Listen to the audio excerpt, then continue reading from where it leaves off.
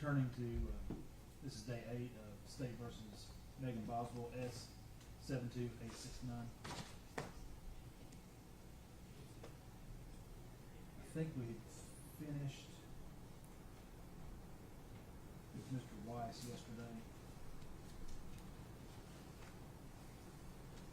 Yes. All right. We'll come back to that issue that was raised. Probably not much time. Did you ever find the case? We did. State versus Yoakum, Yeah. Yes. No. 2011. There's also State versus Barter, Judge, which was 1994. All right. Use of discretion. Yeah. Not much other guidance other than. Correct. Well, Margaret talks about the fact it's rare and We'll, it's like, we'll take that up probably when we get back from lunch. Okay. thank If you all make me copies of the cases or email. Would you prefer an email? oh, That's fine. okay. That's fine. Okay. Is the state ready to proceed? We are, Judge. Defense ready to proceed? Yes, sir. Actually, if you have a copy of that for him, I don't have Barker. I have Yoakum. Oh, do you want? Well, no, for the judge. Oh, I set up the email. No. Judge, may I approach? Yeah.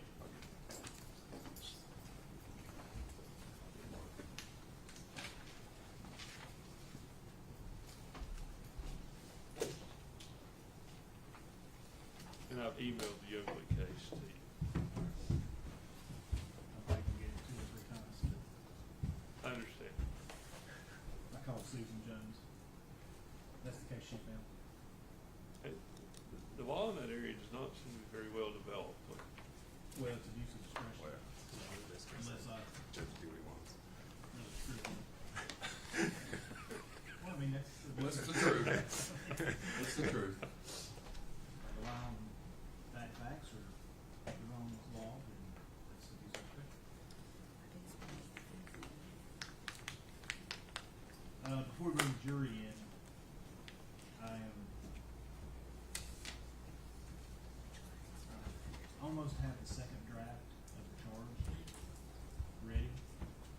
It's been my habit over the last 10 years to define the words that have to be defined in a definition section. And I think that's fine. And again, I was talking to Ms. Jones about this. I think that's fine with regard to like the definition of child or the definition of something. But when it comes to mens rea terms, knowing and intent, for the homicide counts, I have to define those within the count. Because it doesn't make sense that intentional means you formed an intent to kill on a case that's not a homicide count. And then I got to looking at, there's 2 ways that you can form intent or knowing or even reckless. You've got nature of the conduct, and you've got result of the conduct. And additionally, I have put both in the definition section, but I have gone back and so this is the reason you don't have the second draft yet.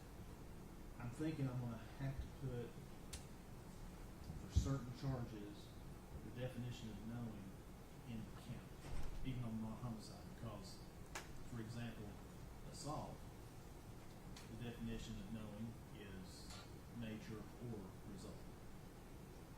But with child abuse, the definition of knowing is nature only, not result. And I want that to be correct in this case. I want to correct in all cases. So it may be this afternoon before we get a copy. I did notice a couple of typos in there. Yeah, I found some. Okay. But we'll go on. I have them marked, but I don't have them in front of me to tell you what they are. I found where on the felony murder, I still have a spare second drop. Yes, it would count that you have the wrong name of the defendant. Yeah, on the verdict. I think it's somewhere else too, because I didn't read the verdict form. We're up to 77 pages.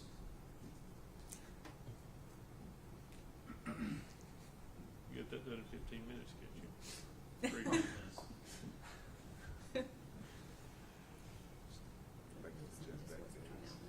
Chad said it took him 2 minutes a page, so that would have been 2.5 hours.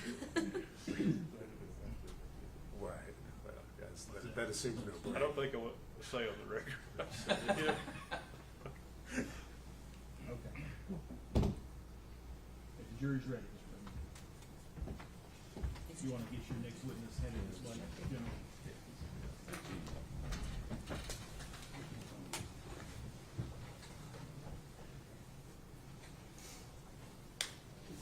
Everyone stand, please.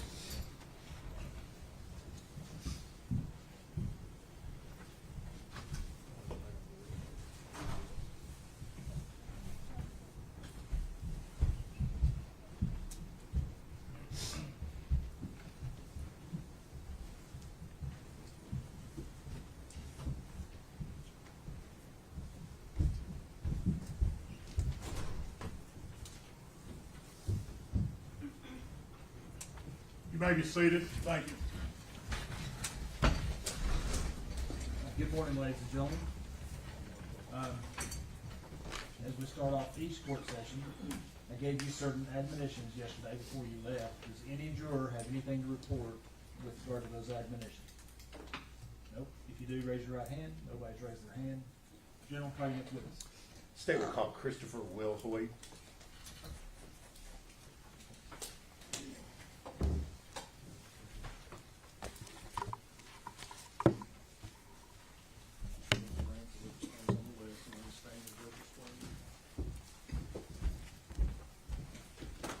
Raise your hand, sir. State your name. Chris Will Hoyt. You solemnly swear or affirm the testimony you're about to give will be the truth, the whole truth, and nothing but the truth. Yes, sir. Good morning. Good morning. You are Christopher Will Hoyt, is that correct? Yes, sir. And where are you employed? I'm employed with the Tennessee Bureau of Investigation. And what is your position there? I'm the Assistant Special Agent in charge of the Johnson City Criminal Investigation Division Okay. And how long have you been employed with the TBI? since 2001. What was your assignment back in February of 2020? Same assignment. I was the Assistant Special Agent in charge of that unit and working on the Evelyn Boswell case. Okay. You anticipated my next question. So you did in fact assist the Sullivan County Sheriff's Office in their investigation into the disappearance of Evelyn Boswell? Yes, sir. All right. And what was your role as far as within the TBI or in that investigation? Just participated in the investigation in any way possible. We also had a case agent that was assigned to the case, a number of agents that also worked on the case, and I was here to, for lack of a better term, lend a hand and help in any way possible.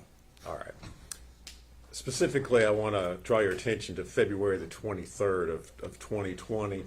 Did you encounter the defendant, Megan Boswell, on that day? Yes, sir. And did you have an opportunity to speak with her? Yes, sir.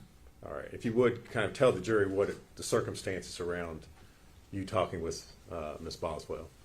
So I was at the Sullivan County Sheriff's Office that day. Miss Boswell had been interviewed that day, and following her interview, she left and went downstairs. I walked downstairs, or I guess I took the elevator downstairs, and went outside where she was located, and merely asked her if she was waiting on a ride. And at that point, she began talking to me about Evelyn, so I asked her if she wouldn't mind coming back inside and if I could take a statement from her. All right. Now, where all this occurred, is this over here at the Sheriff's Office? Yes, sir. Sullivan County Sheriff's Office. And Right as you walk out the front door there, it's kind of a ramp that goes down, and she was standing against those bars there. Okay. That's right around the corner from where we are right now here in Blumpville, Sullivan County, correct? Yes, sir. Okay.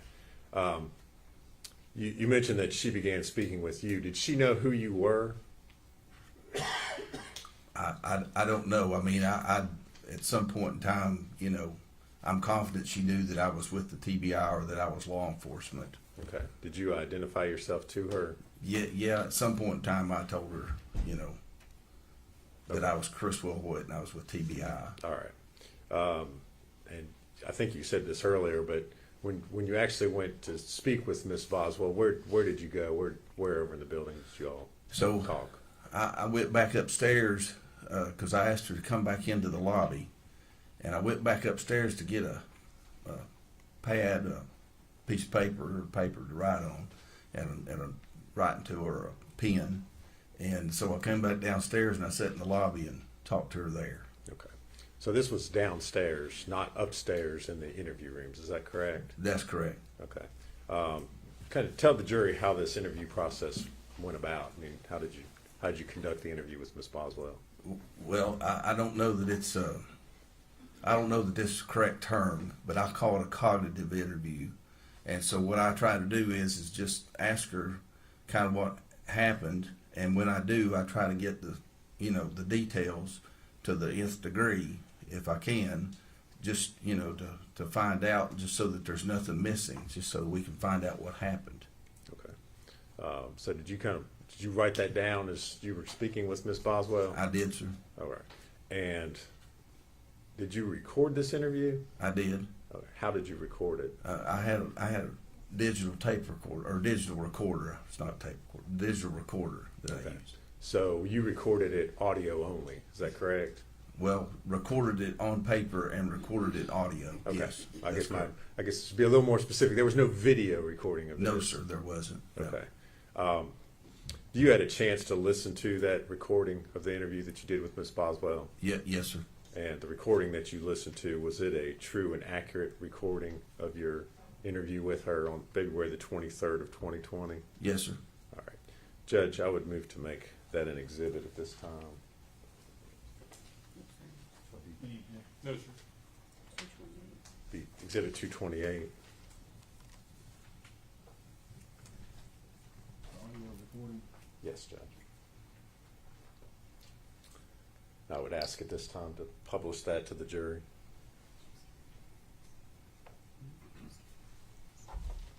Okay.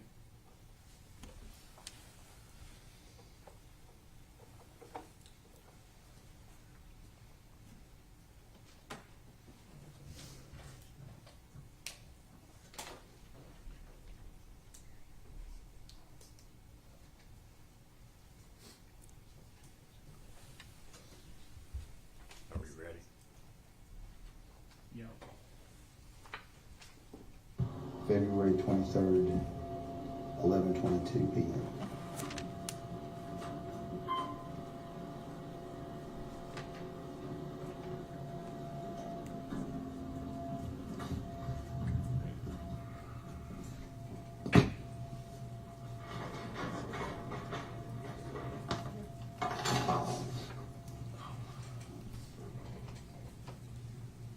I have been sitting down across from you the whole time.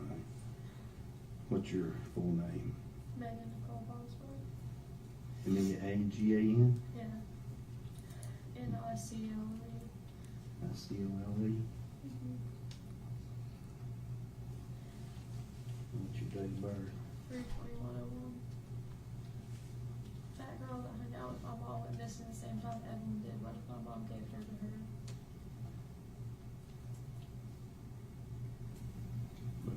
Well, what if you find her and she doesn't give Evelyn back to me?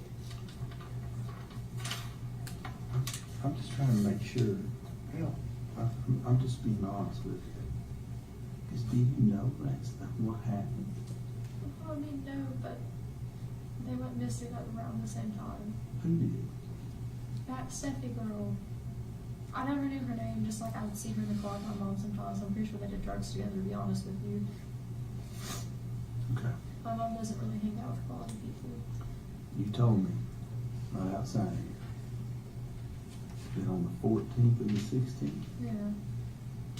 So tell me what happened again. Okay, I just wanted a break. So I kept Evelyn for. So did you call your mom? Mm-hmm. Okay. Do you remember what day it was? Was it I don't, to be honest with Tell me what had happened that day. Why it was that you decided on that day you wanted a break. I was just really tired, going to work every day and coming back. I just wanted a break. So where was your baby at? Had been staying at before while you were going? You were working at the chicken shack. Yeah, either with the mommy or babysitter. See, I don't know. I was working at the chicken shack.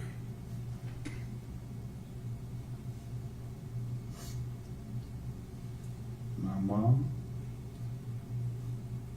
or my Oh, mommy.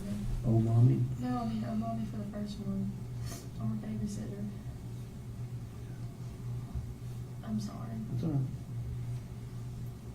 Old mommy or babysitter. I won't lie, there was a couple times my mom did watch Evelyn just because, like, her look and everywhere goes. Child.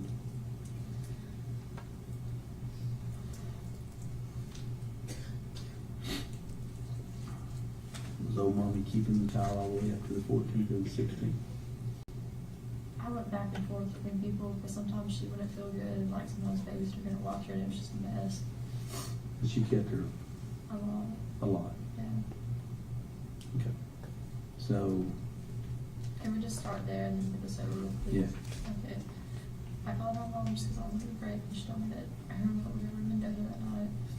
call my mom. Cause I need a break. This was sometime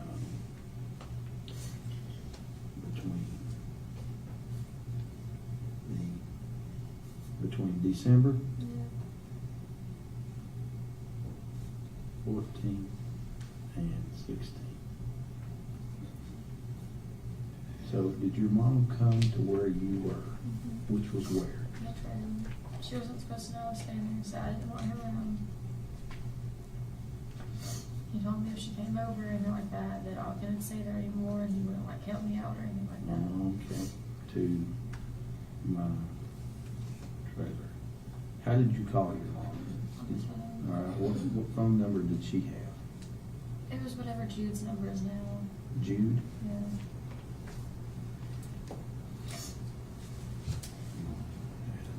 A phone. And the number, I don't remember anymore, to be honest with you. his number, She's had like 10 different phones since then. I just, Jude. Who's Jude? this guy that they live with. Now, you don't remember the number? Okay. I'm sorry, like she's had 10 different numbers since then. I remember 3 of them, the rest of them just kind of, I just don't remember. Okay. So you called her, what time was it she came over? Not Tom. It wasn't too long after I was working, maybe like 7. So you got off work Yeah. and you went over to the trailer? Mm-hmm. So,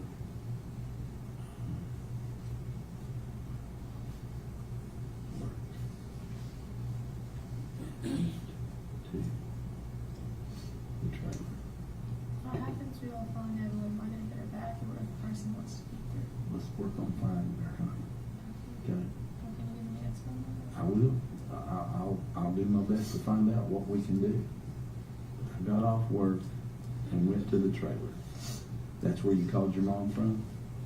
I called her on the way to work. My car, well, the cruise had The way like home Bluetooth. from work?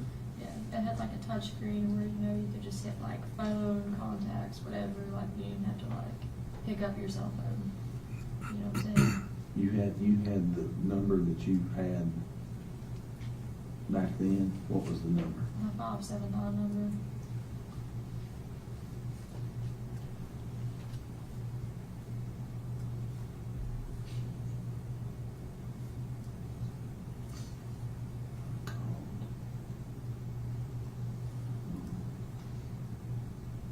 On the way home.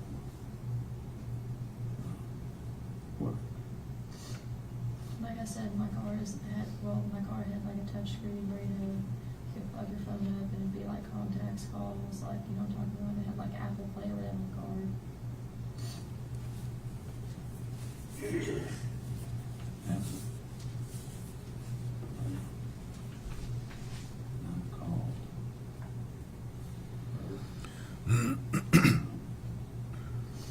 Car. I told her this one would break.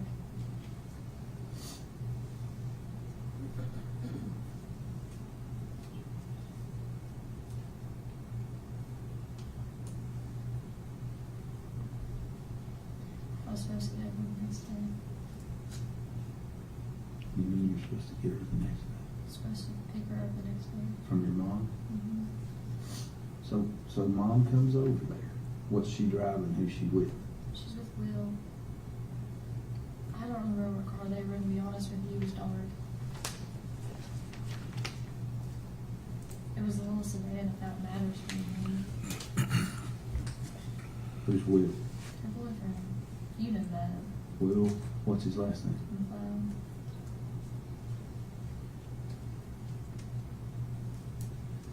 Small sedan. Color, you know anything? What color was it? It was a dark car, and it was nighttime. And unfortunately, I didn't work at the time, so I didn't like him in.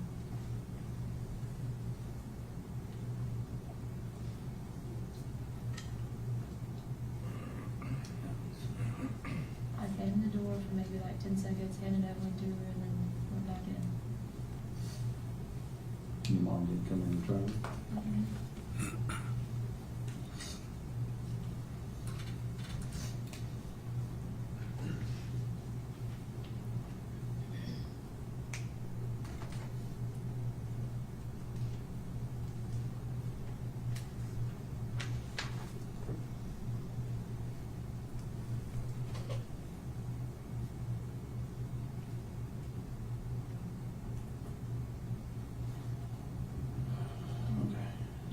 So what was Evelyn wearing when she went with your mom? I already told you what it was, the little Puma. I wasn't in there. It was a little hot pink like tracksuit, the matching boat and shoes. It's a Puma print. Puma tracksuit. Had she been wearing this all day? Oh yeah. I'm just asking. Does that make it bad because she's wearing it? No. No, So she was wearing it all day. Evelyn was wearing She didn't get dirty, so I didn't change her. a small A Puma a Puma tracksuit. It's hot pink. track suit. It's hot pink and she had a bow match.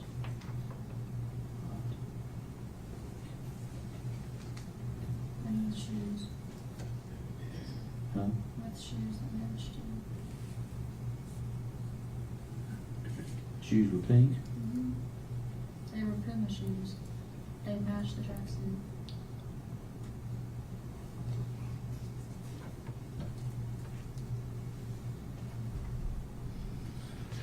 Okay, so she takes her. What time had you picked? So had old mommy had her that day? Mm-hmm.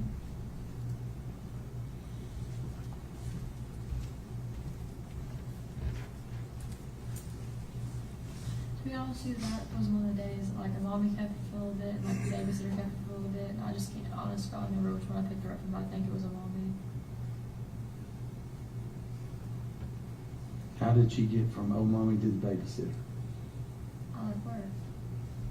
When? I don't remember when, to be honest with you. I'm sorry, it's tired, I'm sleepy. Who was the babysitter? Sue.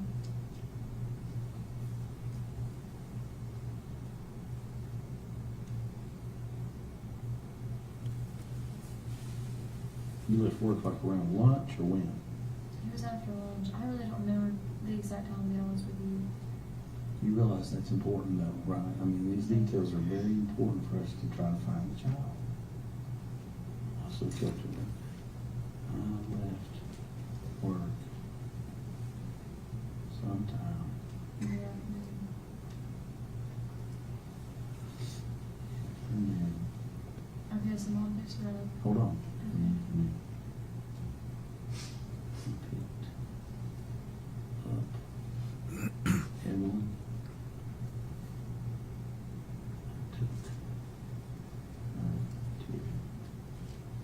Sue's trailer, house, what she live in? I think it's a double wide. I think you consider it a double wide. Home.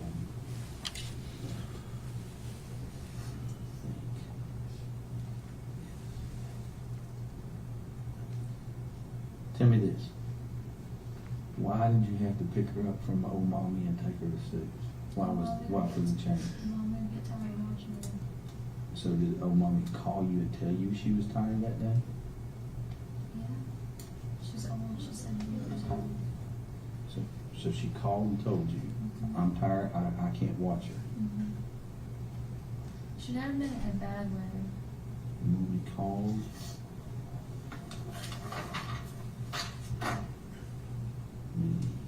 That day. Dad used to do that too, like, if I left somewhere and I was gone longer than I was supposed She to. was tired and could not keep her any longer. That is why I took her to Sue. I left work to do that. Did you call Sue before you took her over there? Mm-hmm. Her name, my phone was literally Sue Babysitter. Huh? Her name, my phone was literally Sue Babysitter.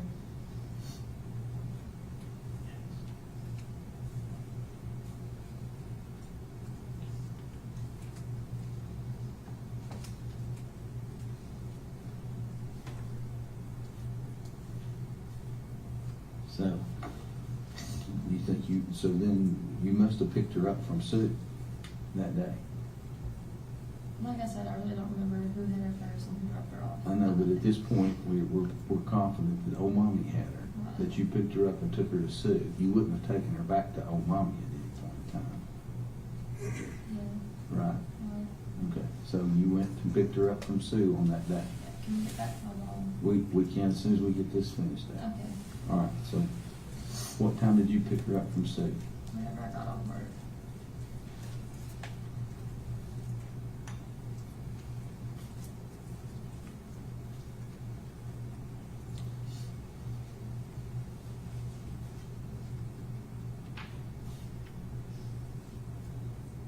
Which was about what time? Probably 6:30.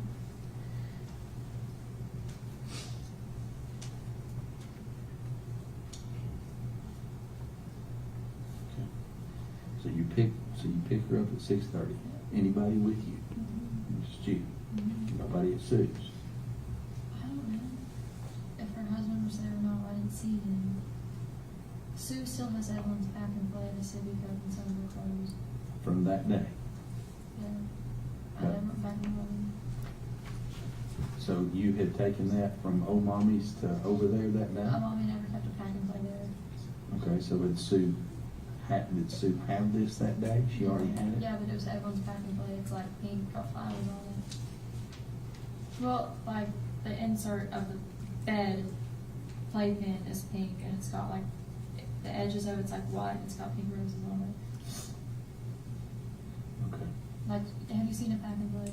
Mm-hmm. I'm assuming you have a kid. Okay, do you know what I'm talking about? Yeah. Like the design or whatever around it. Yeah. On the very top part, that fabric part, it's like a gray coat pack and play. It's Yeah. white with the pink roses. Got it. But Sue, Already had the pack and play. Okay. So I left it there before. yeah, And some clothes. so she had clothes, so. Yeah. But, And she maybe had a but couple you had tools. dressed Evelyn that day, right? Yeah. In this Puma outfit? Yeah. So she didn't change clothes or anything like that? Well, no, Sue still has clothes that I dropped off there forever. No problem. So you pick up Evelyn, Yeah. right, 6:30. Did you call your mom from when you were going from Evelyn's house, or Sue's house, to your trailer? Mm-hmm. Okay. Tell me this. Were you or were you not living with Hunter at the time? On and off. On and off. Mm-hmm. I wasn't necessarily like living there, but I'd stayed a couple nights there.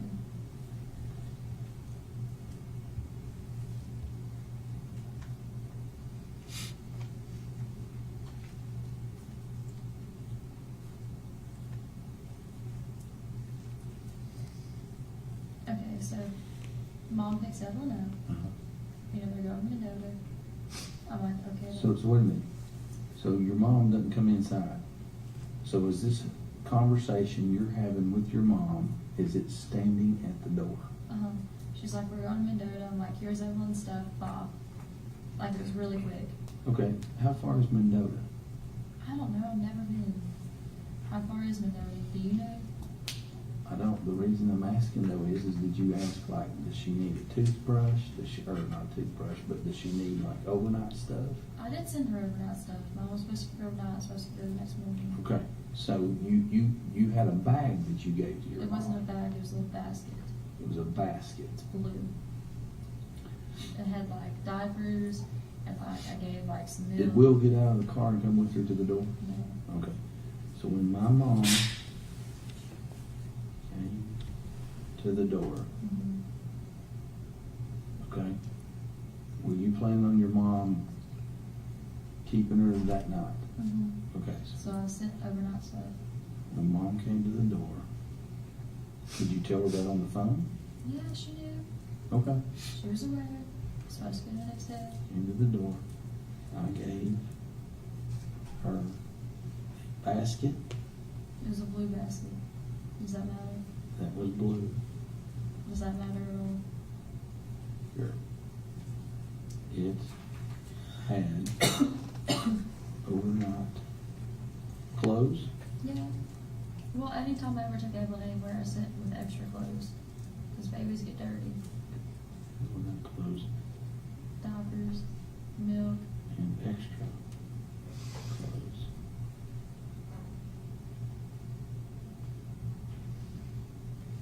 It also had You were really thorough. diapers and milk. Yeah. What kind of milk? All milk. Whole milk, not any kind of formula or anything like that. She just drank whole milk. Yeah, around 9 months old, like, she started spitting formula back up. So I switched her on whole milk. My pediatrician told me not to, but like, she never spit up again and she was fine, so I just kept her on whole milk. Just whole milk. Did you put some kind of cold thing in there to keep the milk cold? I gave it to her like out of the, whatchamacallit, the fridge. I'm sorry, I'm half asleep. Please bear with me. I've got one in the Okay. room. My mom milk right out of the fridge. Should I not have done that? I don't know. I don't know where she was going or what the deal was. So, what did your mom say to you when she left? That I can make her hard to pick her up. Okay. My mom said, I can make her hard to pick her up.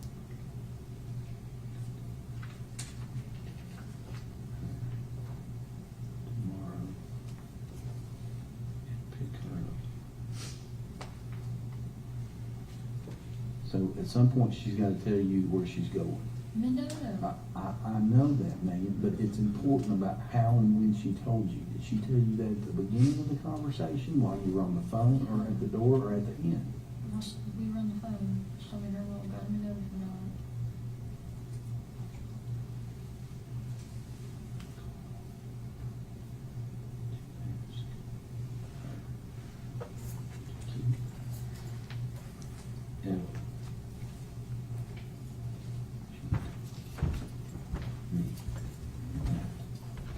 Her and Will, we're going to Mendota.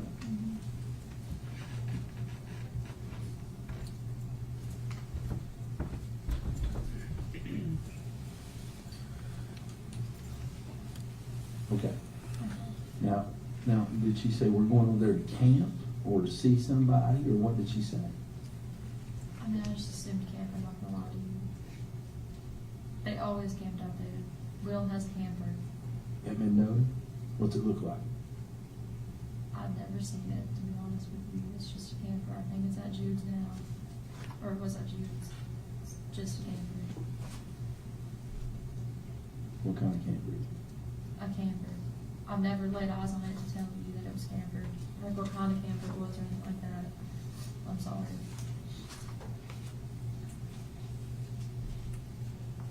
Did your mom say we were going camping? What I don't know anywhere else she could stay in Mendota other than that I camper. understand that, but what else did she say? That was it. I was literally like, here's Evelyn, here's your stuff, see you, Bob. It was a quick exchange.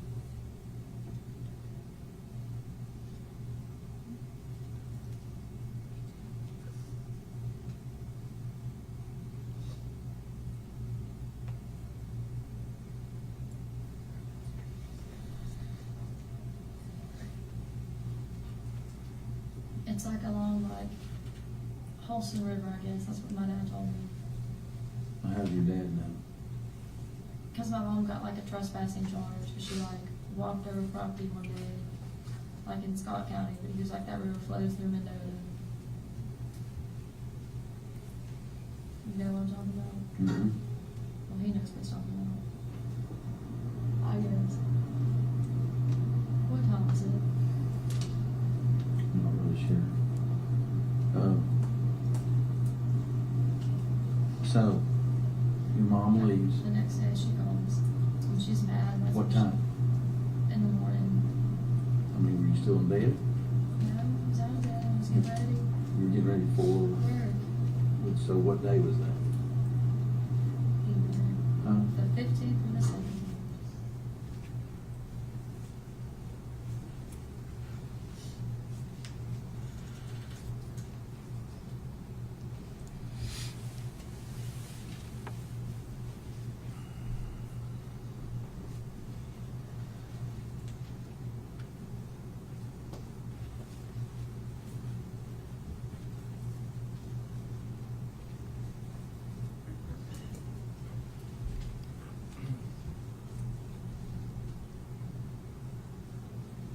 And she's like, oh, well, like, you don't deserve Evelyn, you're a bad mom. Like, she's just money better, it's gonna treat her better, take care of her better.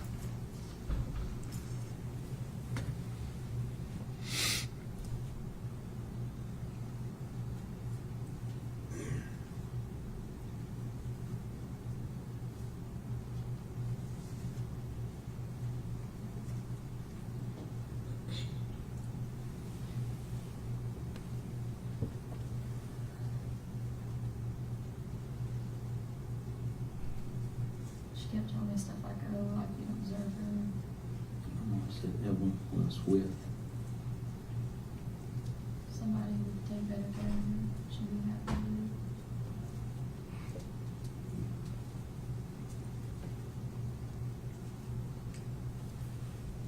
Do you think I was a bad mom? I didn't say that. I don't know that anybody said that. You know why? Because we don't know what happened. And Megan, I'm not sitting here saying this isn't feasible, but I'm confident that you know more than what you're saying to me. That's all. I'm not sitting here saying this isn't. I'm confident that you know I don't know more than what I'm telling you. at the minimum, your mom has told you where this child is. At the minimum, I think it's somewhere in Mendota. would take better care. Somebody who would take better care. Do you know the day that you ordered that press release or whatever? Mm-hmm. She kept trying to take me back up there, and I told her, I was like, look, you just give her to me. I was like, so help me God, I will not bring your name into it. I will walk my ass up there with Evelyn on my hip and be like, I was mad at my dad and don't want him to see the baby, like, you know, think up some bullshit. And I was like, I will let them just see the baby. I was like, you're taking me to her, just tell me. I that's want where you you're to taking listen me. to what you just said. Your mom kept trying to take you back up there. But she wouldn't tell me why. Megan, that is not feasible whatsoever. Why do you think that's not? Why would your mom say, I want to take you up there, but wouldn't say, this is where Well, the she kid wouldn't tell me is? that's where we were going. That's just where the road signs were pointing to. She was taking me somewhere way up in Virginia, and the road signs were like pointing towards Mendota. Okay. And you didn't go? No, because she wouldn't tell me. She just kept telling me that I don't need to talk to you all, that I need to like go with her and just like leave the whole situation and stuff like that. And you and she told you that you needed to know where the child was. No, she never mentioned. Why else would she be taking you? She wouldn't tell me. I kept asking, she wouldn't answer me. That makes no And then I sense. told her that if she didn't take me, drop me off back up here and talk to you, while you were doing a press release, that I was gonna call and get myself and you come get me. She told me that somebody who would take better care, Evelyn was with somebody who would take better care of the child. She told you that next morning that. No, What else? that I didn't deserve Evelyn. That I was a bad mom, not gonna support her.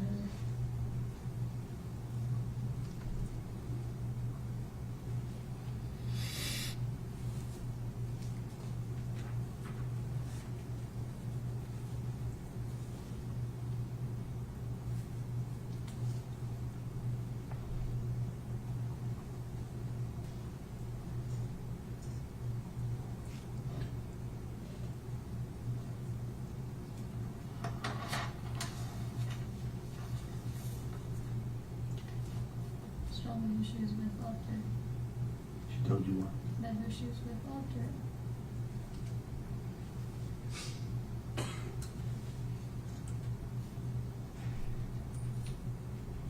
That the person or the people? The person she was with loved her.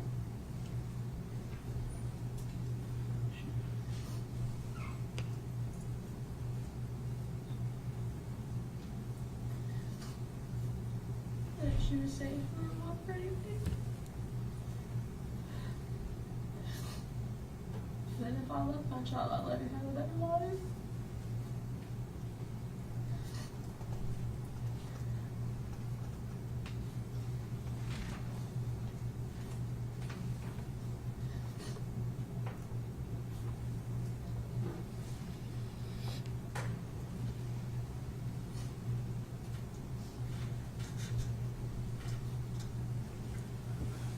I love my child, what? I would let her have the better life. But she didn't have with me.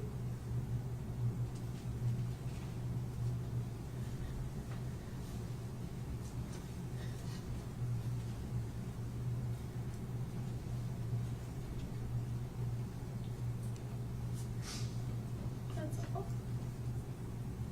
Thinking that your mom bring me any money? Just ask.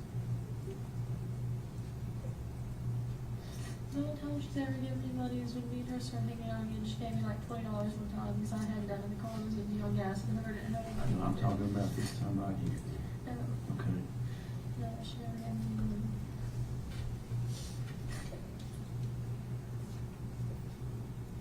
What else did your mom tell you? That's it. She just kept repeating those same like phrases over and over again. Just kept on saying if I wanted Evelyn to have a good life, it wasn't me.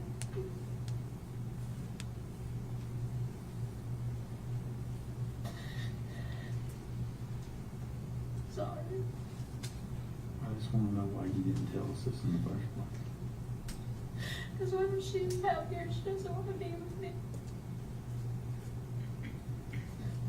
Megan,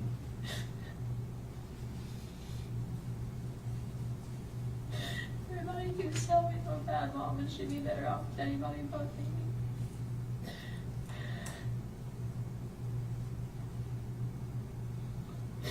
I want to know something. What? Do you think Evelyn is alive? You do. Are you confident of that? You're shaking your head yes. Does that mean yes? Yeah. Megan, Just don't know where. Megan, I want you to know something.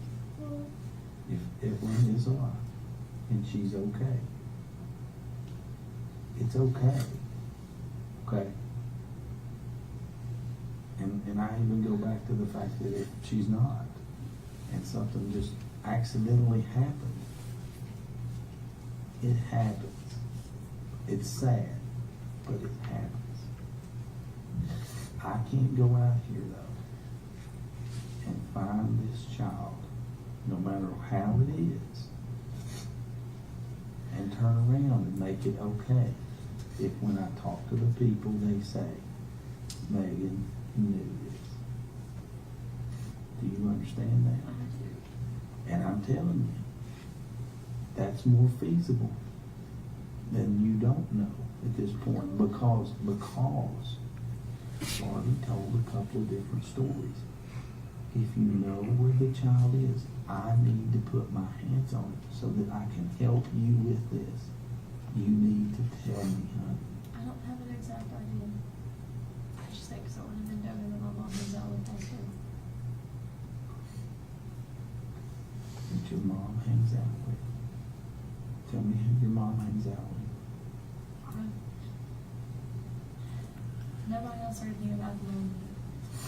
I've already given you. What names do you know?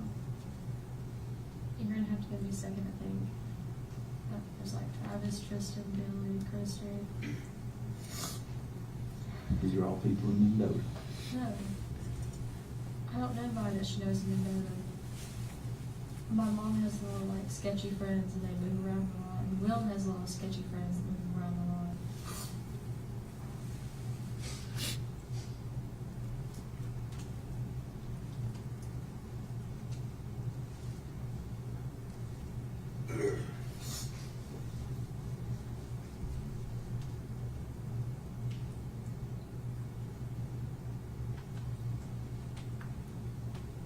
I really am trying to help, honey.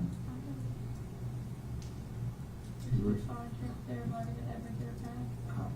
I'm just telling you, this is the problem. The only problem is this is, I know that you want to sit here and say, hey, this first part or whatever, but if that story was true, there's no reason why you wouldn't have told me the whole thing, or told those guys the whole thing the first time. Before I get up from this chair, I need to know every bit of this. I'm telling you every bit that I know. Even when we started hanging out again, that's just all she would tell me. You do realize, Megan, that I know that you sat in that seat up there and you told those guys the last time that was everything you knew. But it wasn't, was it? I'm really taking a lot of testing, so I didn't think you promised you that I would. You scheduled in the morning. You'll have to come get me. I don't have right up to you, but I'll take me.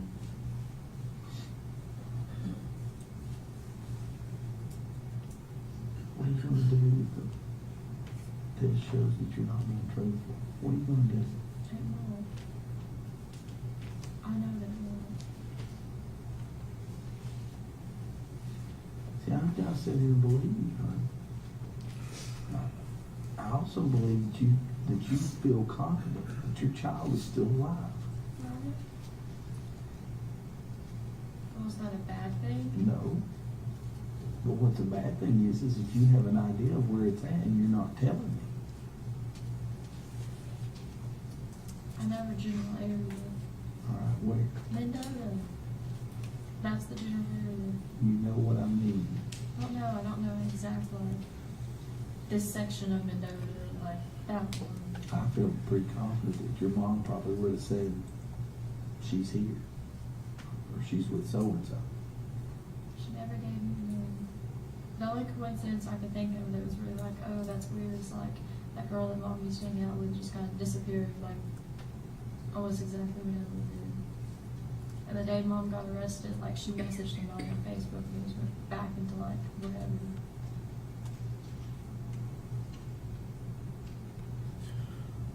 My mom never said people, it was always person. Like singular. Not like. Why is it? Would you have said that if you didn't know? Said what? Person? No, she never said people, it was always person. It was always the person who has it. It wasn't like, oh, the people were like, you know what I mean? It's always like one person. Well, just listen.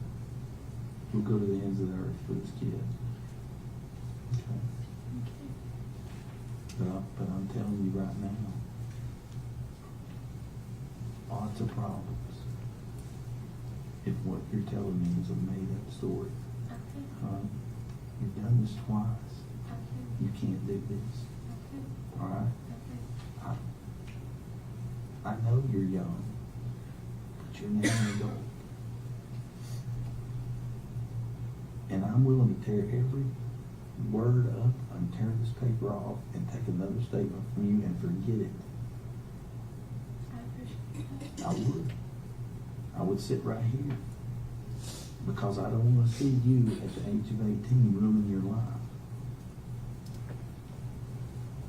If an accident happened to this child, I'm willing to write it down. If you know where your child is, Yeah. I'm willing to write it Accidents down. never happened to Evelyn where she bruised her face or something while she was walking. I'm Like, I willing to know- write down what happened. I told you. And if there's more that you know, I've got to know. There's not. I just have theories, and I told you that. Like And I this said, is it. That one girl that went missing around the same time Evelyn did, like my mom hung out Do with you her. know the child to be with that girl? No, but don't you think it's weird they were missing around the same time? And literally, like, almost down to the moment my mom was arrested, she talked to somebody. What's the girl's name? It's Lucy Staffy.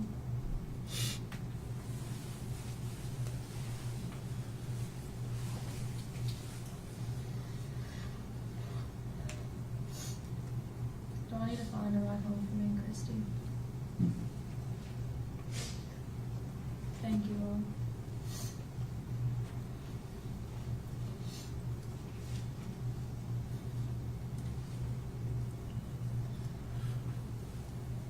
Can I ask you something? I'm listening. What if my mom told this girl that she was adopting Evelyn? Would you get her back? Because somebody there told me no. If they thought that under the pretenses of adoption, you couldn't get her back. I don't think your mom has the right to let her be adopted out. Well, still, like, Her name is what? Lucy Staffy. Spell Steffi. I think it's Stefy, maybe. I'm sorry if I spelled her last name wrong.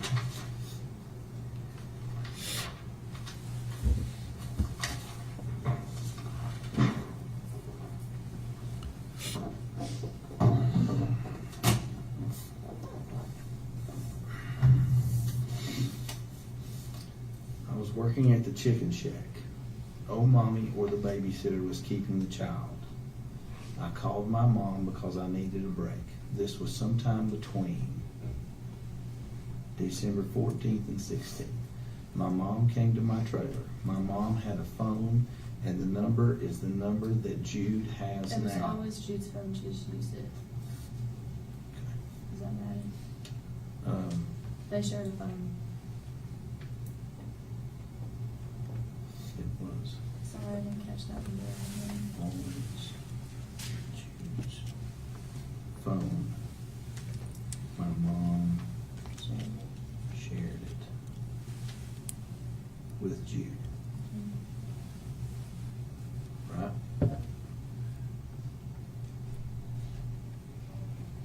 I got off work and went to the trailer. I had the 579 number. I called my mom on the way home from work. My car had Apple Play, and I called her from the car. I told her I just wanted a break. Well, technically I called her from the babysitter's house, but to me that's still on the way from work. So if you get down here and you're like, oh, well, you called her from Sue's house, like, that means the same thing to me. But you called her from the car, right? Right. And on your phone? Right. Okay. I told her I just wanted a break. My mom came to the trailer with Will McLeod in a small sedan. It was a dark car and it was dark outside. My mom did not come in the trailer. I handed Evelyn to her while she was outside. Evelyn was wearing a Puma track suit that was hot pink with a bow to match. The shoes were pink Puma and matched the suit. Oh, mommy had kept the child that day. The babysitter, Sue, also kept her that day. I left work sometime in the afternoon and picked up Evelyn. I took her to Sue's home that I think is a double wide, right? I mean, I don't know what you call it, it just looks like double line. But it's not as long as double line. What do you want me to do with this? Initial right here, so that I don't add anything to your statement. Okay. Right here. Yep. You see where I've marked this out? Yeah. Initial everywhere where I marked that and that out. Above it? Yep. Here's the initial right here where we added this. And then initial right here at the bottom. So I don't add anything to your statement. All right. Oh, mommy called.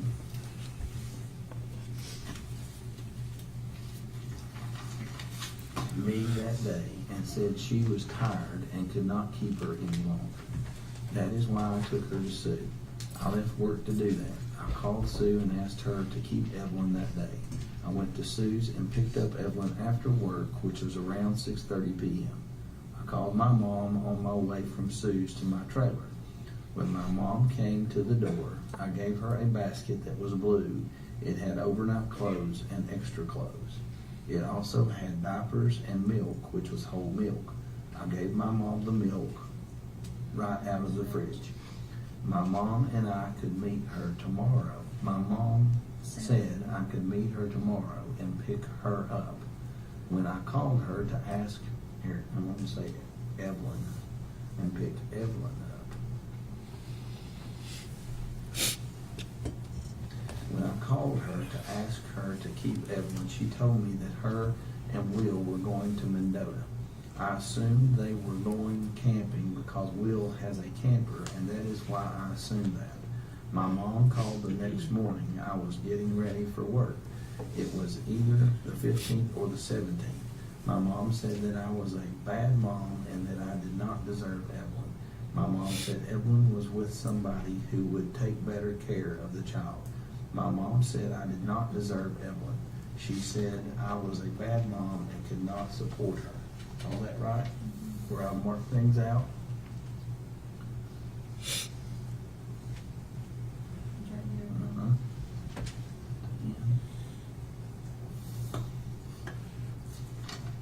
My mom said that the person she, Evelyn, was with loved her. My mom said she was safe and would not want for anything. My mom said that if I loved my child, I would let her have a better life than she would have with me. A friend of my mom's went missing around the same time Evelyn went missing. Her name is Lucy Steffi. Is that right? Initial right there at that. Initial at the very end. Now sign and date, please. What's this? Good question.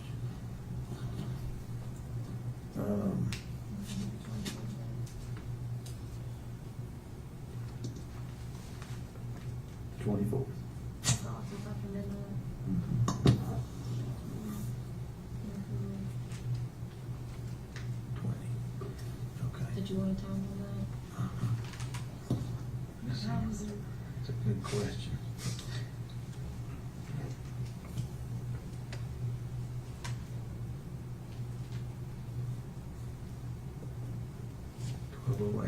a.m.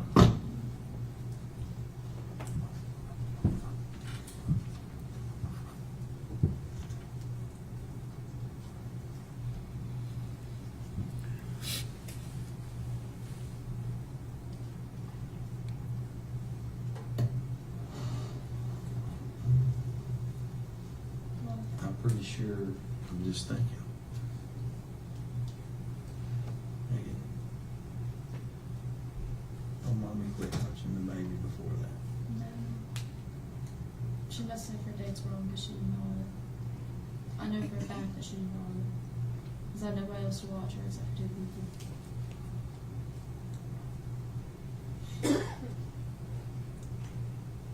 Mom is also 78 years old. And calls me the wrong name almost every time I see her. Oh, yeah, I call my kids the wrong name half the time. That And doesn't my mean dad. there's anything wrong with my And mind. when I was going in and out of there, my dad's like, oh, I didn't see her after Thanksgiving. And like, he literally, like, actually has pictures of her after Thanksgiving. Or she used to forever that one that she had. I don't want us to get up from this chair and miss any opportunity. I've got an 18-year-old daughter.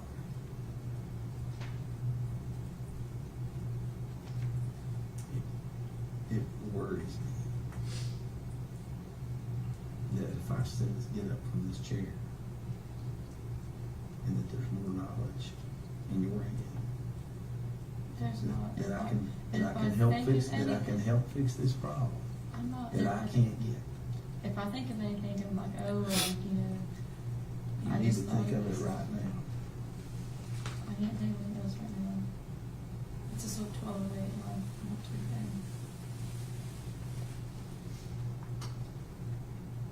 child's missing. I'm worried about you. I'm worried about your child. Okay? Anything else? Sure?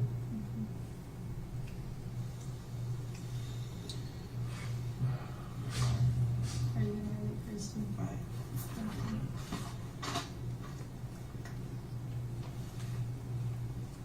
Are you taking this home or somebody else? I'll either take you home or get somebody. Give me just a minute. Is it gonna be like a swap, like taking this home? I don't know. Like getting some pathology? We'll make it a good, safe ride home.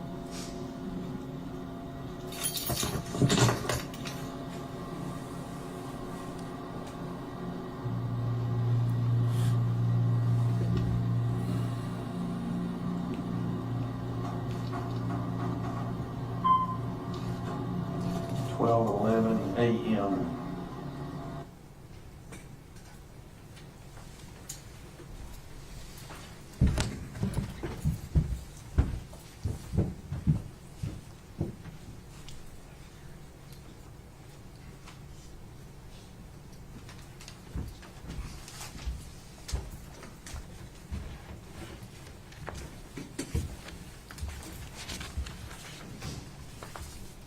Agent Wilhor, we could kind of tell as you were speaking with Ms. Boswell, you writing that statement down Yes, sir. on a pad?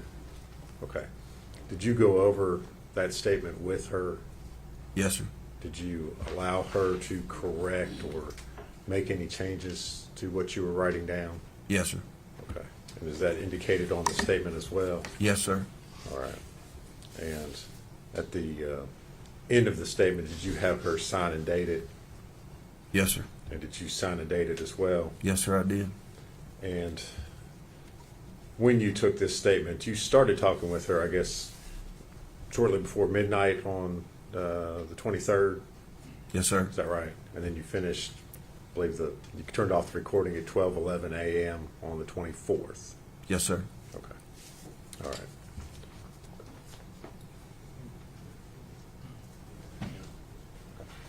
Objection.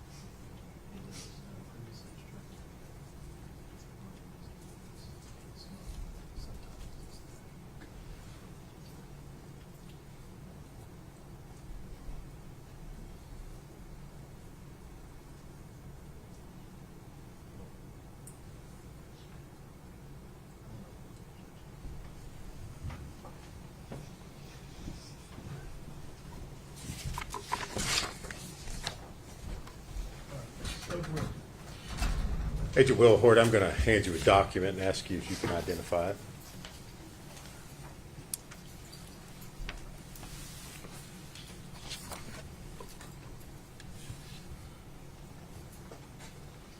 Do you recognize it? Yes, sir. Is that a copy of the statement that you took from Megan Boswell on the February 23rd into February 24th of 2020? Yes, sir. All right. And you recognize her signature at the end of that statement? Yes, sir. And do you sign that as well? Yes, sir. All right. Judge, we'd move to make that Exhibit 229. The full exhibit 229 over the defense's objection.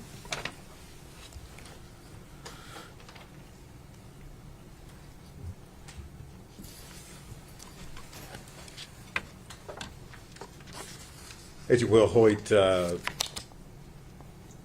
during the course of your all's investigations, you all ever receive or discover any evidence that Evelyn had been given to another person in Mendota, Virginia?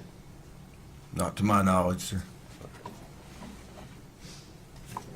If you would answer any questions Mr. Scott has for you.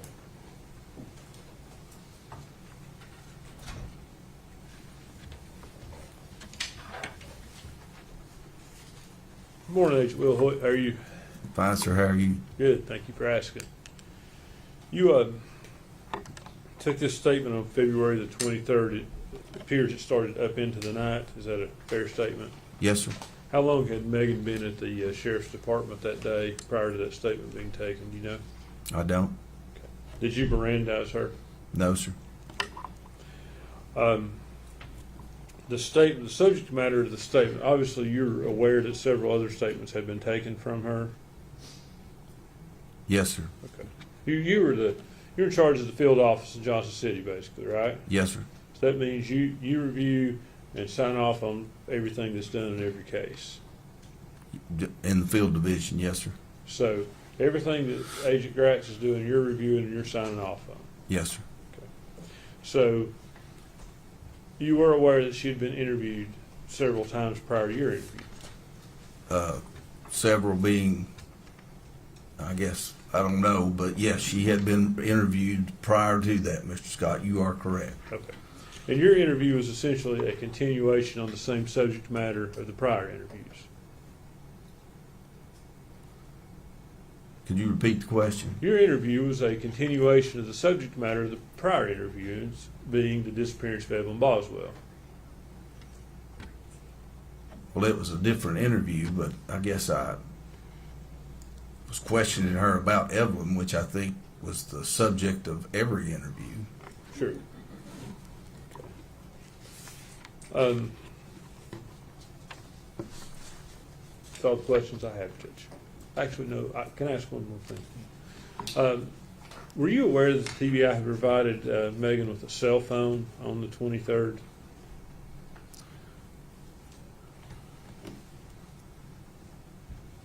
I apologize, Mr. Scott. I can't recall that. I believe that was the case, yes. But I don't know. I don't know the details of that. I'm sorry. So you don't know that cell phone could have been used to track her to see if she'd went to the location after the 23rd where the body was found? If you know. I don't. That's all the questions I have, Judge. Thank you, sir. Redirect, No, Your Honor. is he free to go? For the state, yes. Judge, he is, I would ask that he be subject to recall, but free to leave the courthouse. Agent Woodward, your testimony right now is over. However, you are subject to being recalled. You don't have to stay at the courthouse, just make sure that we can get a hold of him and get you here soon. Yes, sir. Right, next. State would call Special Agent Paul Durant.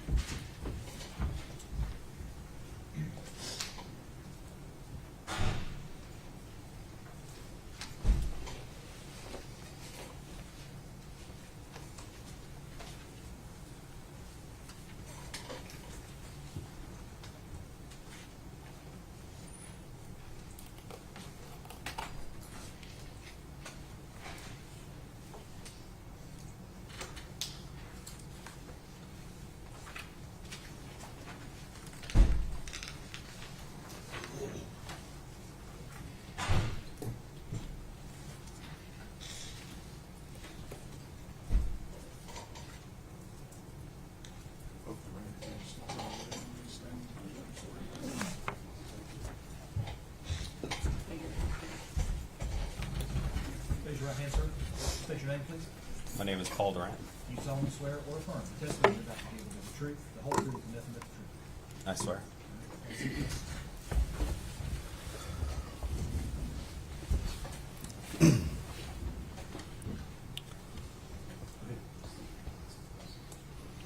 Please tell the jury your name and where you're employed. My name is Paul Durant. I'm a special agent with the FBI assigned to the Johnson City RA. Okay, and is your last name spelled Durant? Yes. Okay.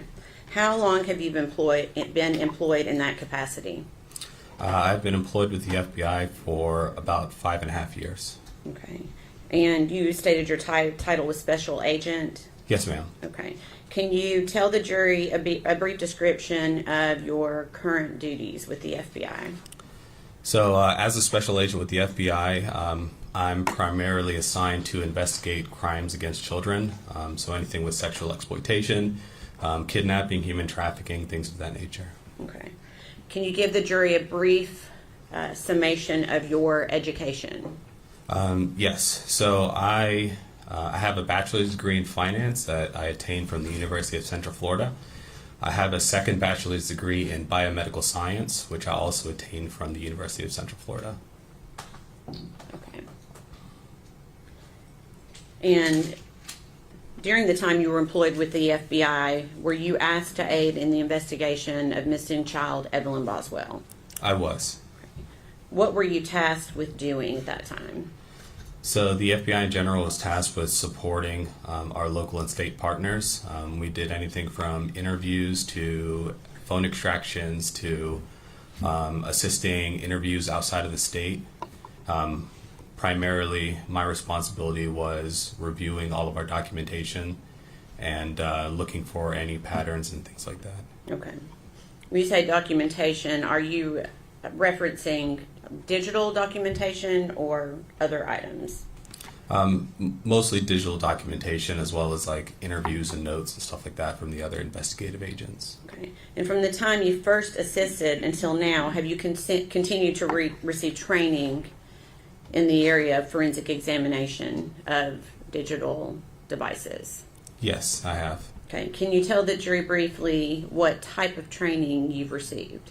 I received training through the FBI as part of the Computer Analyst Response Team technician, as well as the Digital Evidence Examination technician. Okay. When you say response team, what does that mean exactly? Essentially, like any of the response teams, are teams that can be deployed. We can go to search warrants. For example, like we call it CART for short. The CART team would join investigative agents in the field. We would examine any computers that were on and available during the time, as well as cell phones, and then bring those back to our office for further examination and extraction. So CART is short for Computer Analysis Response Team? Yes. Okay. And how long have you been a part of that team? I believe about 3 years now. Okay. And have we sufficiently covered your training regarding digital evidence, or is there anything else you would like the jury to know? So that's the majority of my training with digital evidence. Does the FBI utilize forensic digital evidence equipment to aid you in your investigations? Yes, so we have several different forensic softwares that are FBI approved, as well as specific devices to help us extract and image electronic devices. Okay. And we'll briefly go into what the FBI utilizes. When it comes to cellular devices like telephones, what would a digital analysis entail regarding cell phones? So regarding cell phones, we do what we call extractions of cell phones. So we use a forensic software to extract different data from the cell phones. There's several different extraction methods that you can use. 3 main ones. The first one is kind of a logical extraction. Essentially what that does is we ask the cell phone, what can you provide us? And the cell phone will provide us X data. The next analysis that we can do or extraction that we can do is called a file system extraction. That's kind of where our software goes into the cell phone and then tries to pull as much data as we can from that cell phone. The last extraction that we can perform is called a physical extraction. Essentially, that is a bit-for-bit copy of whatever that electronic device is. Okay. And just so we know, when you say extraction, do you mean taking the information off of that device to be able to utilize what you're looking at? By extraction, yes. We don't take anything physically off of that device, but we make a copy of those items on that device and put it onto another like electronic storage media. Okay. So we're not changing anything on the device. Okay. We have different methods that ensure that we have made a what we call a forensic copy of that Okay. device. So it's essentially a copy of what was on that device. Correct. Okay. Can you, and you've done this a little bit, can you tell the jury how that's done? How does a technician take that copy from a cellular device and put it into another place? Yeah, so we'll connect that electronic device up to like our computers and our forensic extraction software. We use things like write blockers to ensure that no information from our devices or our computer is transferred over to the cell phone. Once the data is extracted from that device, we'll go ahead and ensure that a copy has been made, a forensic copy. We do that through hash verification. There's two different ones that we use. One is MD5 hash, and the other one is SHA-256 hash. Essentially, what a hash is like a fingerprint of that electronic device. It just shows that we made a exact forensic copy of that content. Okay. Once that content is created, we transfer that to another electronic storage medium, whether that's a USB drive, whether that's just any kind of external media drive. And then we run a hash verification to ensure that that copy was not altered during that transfer process. Okay. That is typically what is done best practice. Okay. Can you tell the jury what types of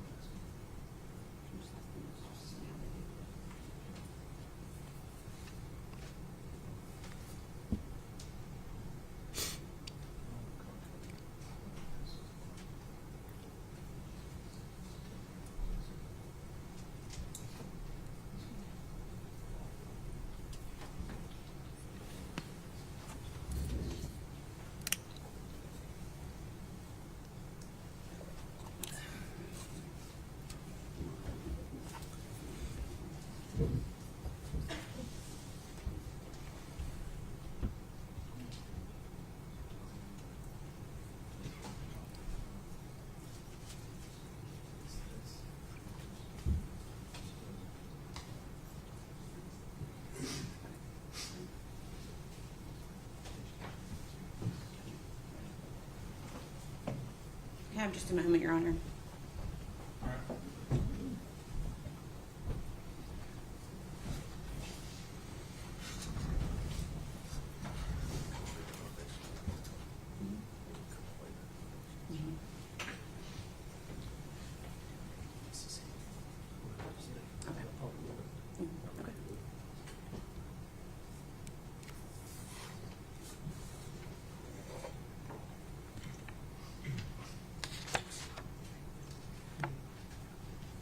Okay.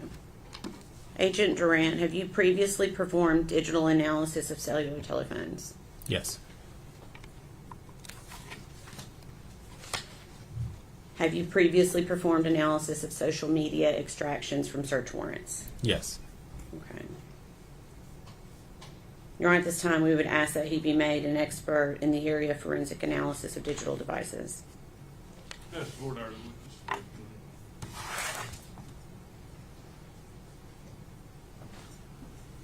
Sir, how long have you been employed by the FBI? I've been employed by the FBI for about 5.5 years, since September of 2019. And in that time, how many times have you been qualified as an expert in court? Or have you? I don't believe I've been qualified as one as per a digital evidence extraction. So I've been qualified in the areas of child investigation, like child crime investigations. But as far as digital forensics, you have not been qualified previously? No, I don't believe so. And if we could go back to your training, if you would go over that again with me, specifically as it relates to digital forensics, what training do you have? In terms of digital forensics, so I have two trainings that I attended to. One was the computer analyst response team technician. Essentially, that is the one that I explained, that you kind of go out there and you're able to collect the electronic devices and then kind of take them back, prepare to do like the digital extraction portion. Okay. And how long was that course? So that course was 2 weeks. Okay. What other training do you have? So I also am authorized as a digital evidence examination technician. Essentially what that one is that's the actual like extraction process of being able to extract the data and search through the data for information, evidence of crime. Did you go to a course for that? Yes. How long was that course? It was about 2 weeks. About 2 weeks. Yeah, so both courses were 2 weeks long. You have specialized training in the software you're using? In the software? Yes. Yeah, we were shown how to use the software, and we use that software in our cases. Okay. When you say you were shown how to use the software, what type of training do you actually have with the software? That was part of that training program where we actually get the software, we review what the software can do, and then we use that in order to extract digital evidence. And your formal education background is a degree in finance and a degree in biomedical science? Yes. Do you have any formal education as far as college or anything like that as it relates to digital forensics, downloading phones, so forth? No college experience with that, no. Thank you. We approach.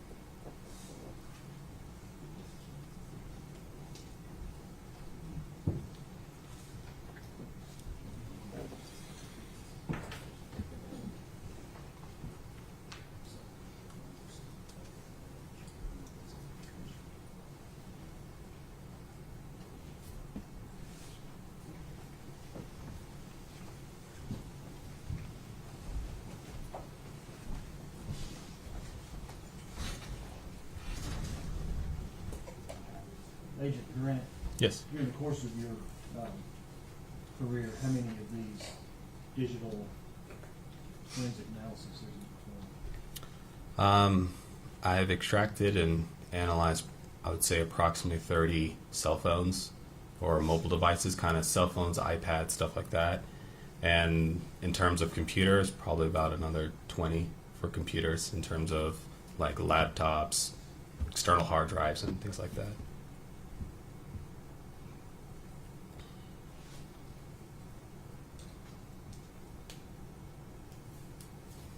General, what field were you asking if you have him qualified in? Specifically? And forensic analysis of digital devices.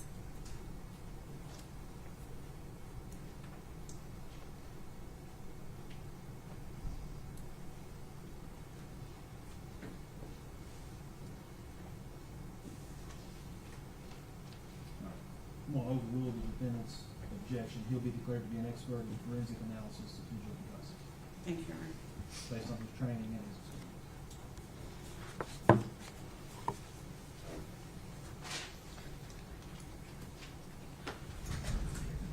Okay. So we're going to back up just a few questions back to the cellular. I believe you were testifying as to the cellular phone analysis and software that the FBI used. I believe we talked about the types of data that can be, and I think that was actually my next question. When we're talking about cellular phones or cellular devices, can you tell the jury what types of data can be obtained from an extraction of a cellular device? Yes, so extractions of cellular devices can provide a lot of different data, such as images, videos, text messages. You could do web searches, GPS, pretty much anything that could be stored on a cell phone can be found through an extraction of the cell phone. Okay. And is every cell phone the same, or are you able to obtain duplicate copies of, like, say, two individuals have Facebook on their phones? Do you always get full records on each device, or can that be different depending on the device itself?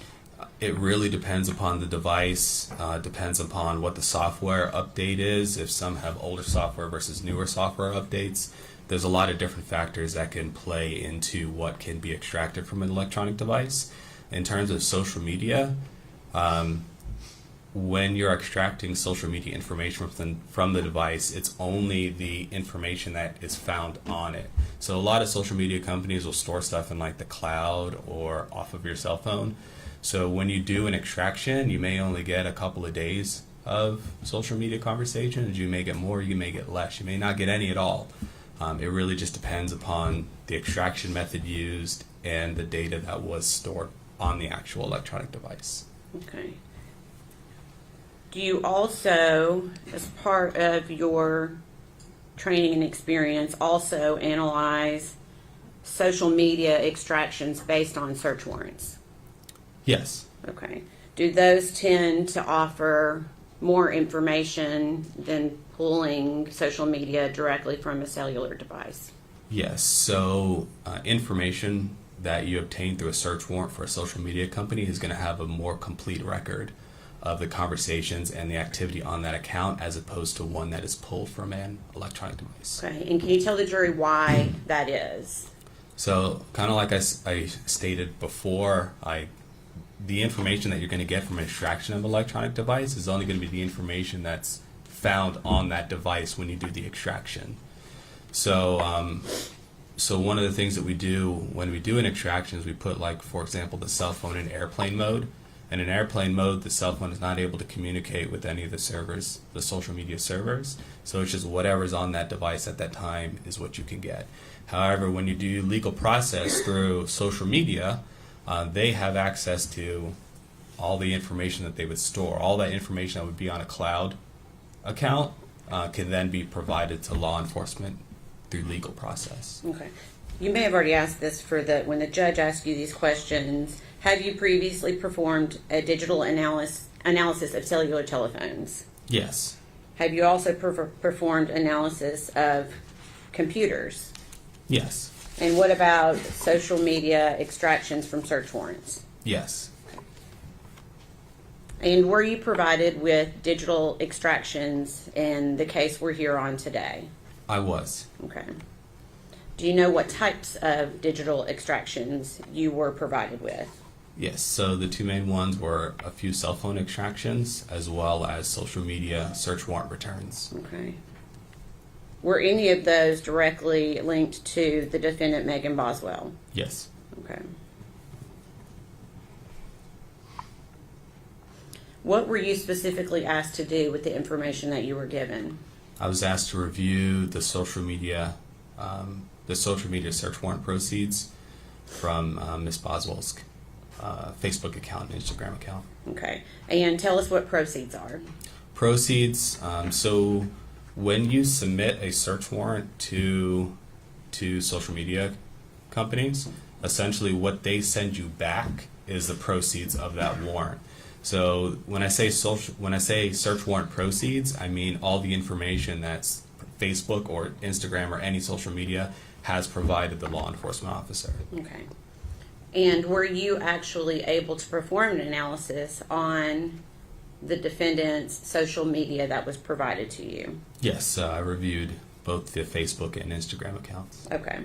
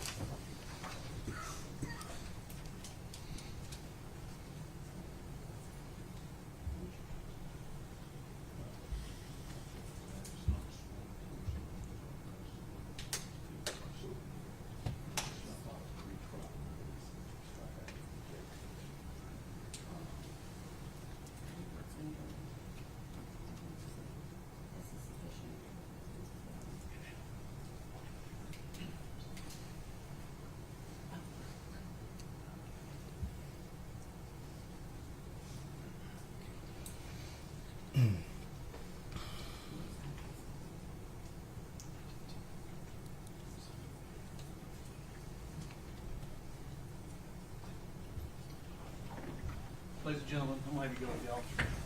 Everyone stand, please.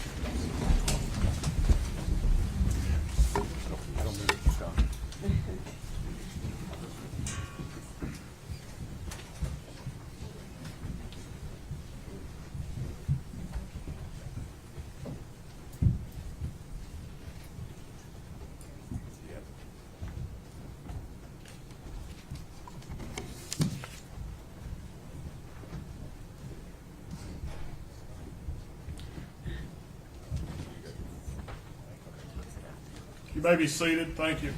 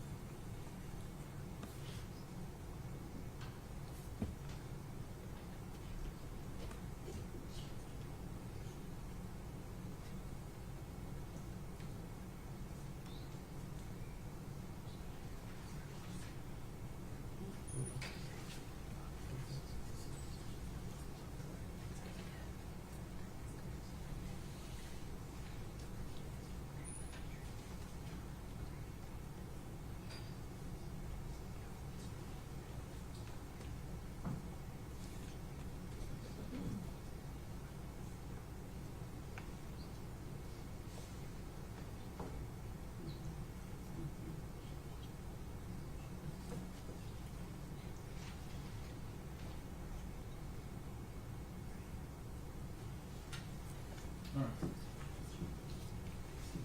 right. Yes, I want to be heard, brother. Your Honor, if I could speak briefly. Go ahead.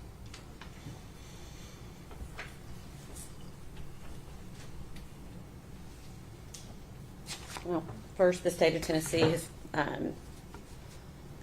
fulfilled the notice requirement by filing a written notice of intent to introduce these documents, and we were not at any time notified by the defense that they were going to be opposing these. But also under Rule 902, it falls under a self-authenticating document because it is records of regularly conducted activity, and the case law is clear that a self-authenticating affidavit is sufficient on being able to bring these records in.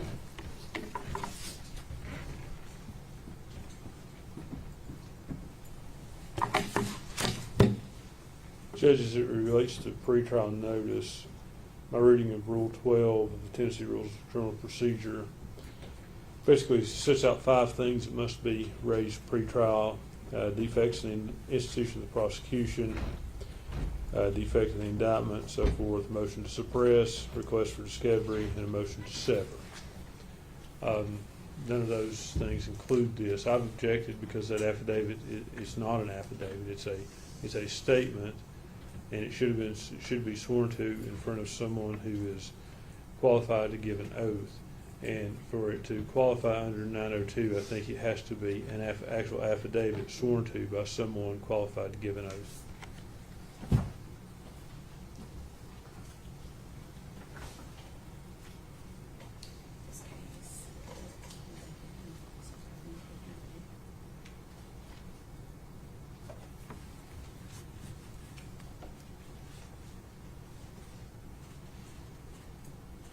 Your Honor, if you would like, we would be happy to provide you with a case that allows for this document to be sufficient.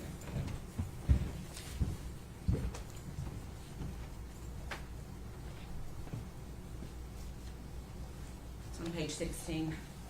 Can I see it? Yeah. So you got me a copy. You have a copy for the defense? I'm trying to find it. Yep.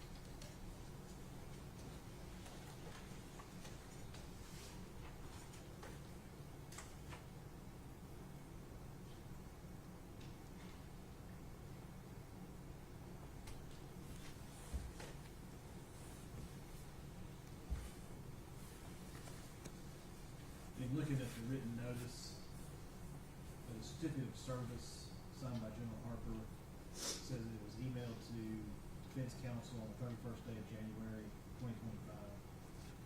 It was filed February 3rd at the clerk's office.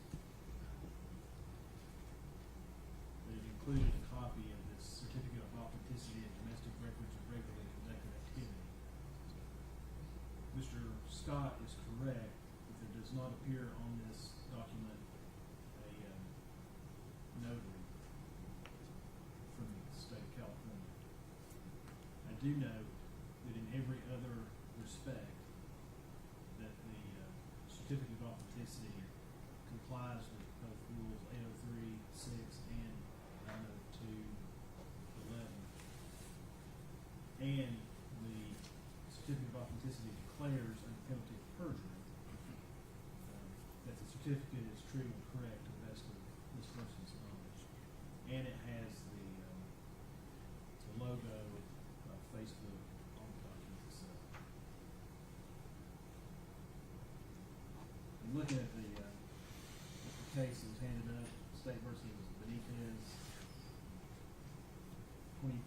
2022 Westlaw 123-1075.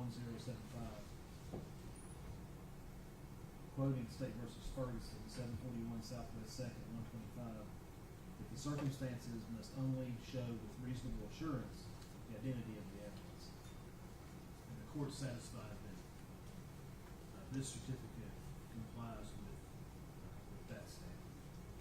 So I'm going to overrule the objection and the state of the evidence continue. We'll take about 10 more minutes of break, so. Thank you.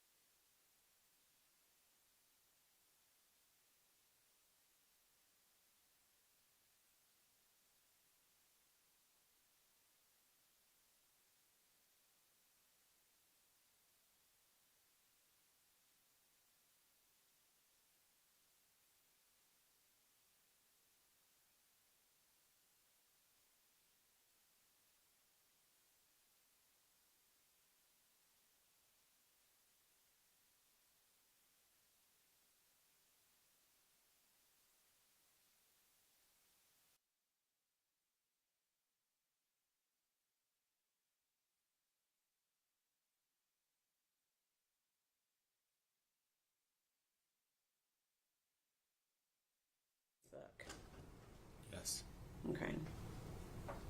And can you tell the jury why something like this is important pursuant to an investigation? Essentially, why this is important is it shows that the records that we received for the specific count we received them from are accurate. Okay. All right, that can be passed back down. Thank you. To your knowledge, do you know who owns Instagram? Yes, Instagram and Facebook are both owned by Meta. Okay.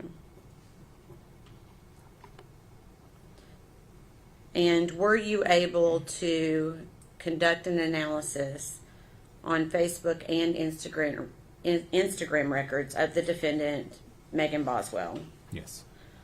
And were these records obtained via a valid search warrant for those records? Yes. Okay.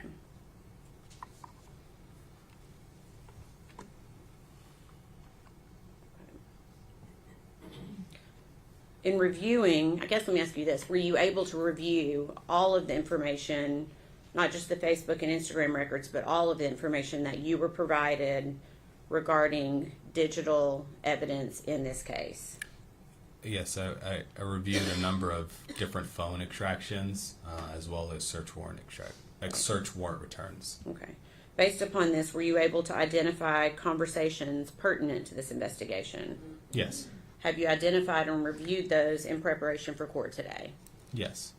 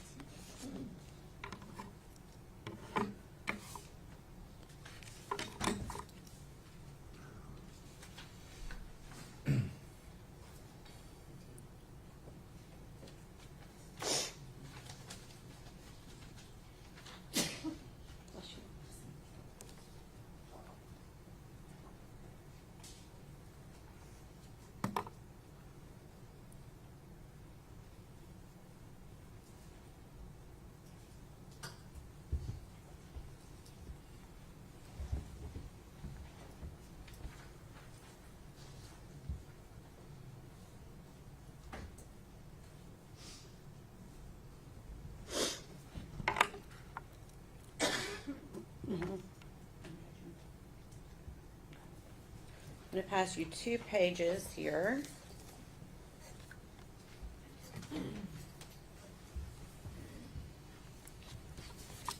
Take a look and see if you recognize that. I do. Okay. And what is it? So there are conversations that were located on Miss Boswell's Facebook account. Okay. And is it a conversation between the defendant and someone else? Yes. And who is the other person? It is Haley Spiro. Okay.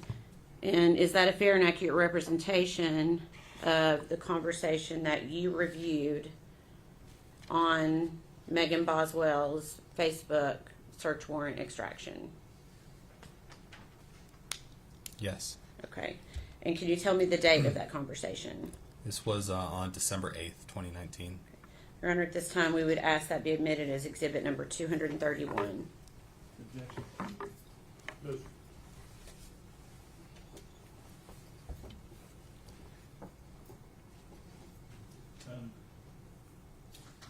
Approach up here for just a second.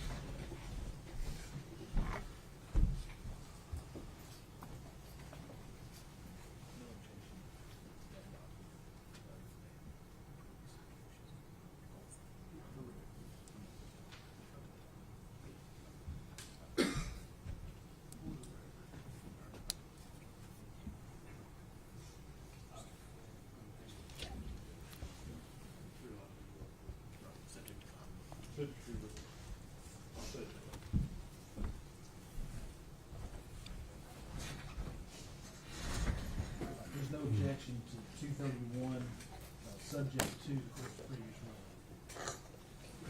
ruling. And permission to publish, Your Honor? Go ahead.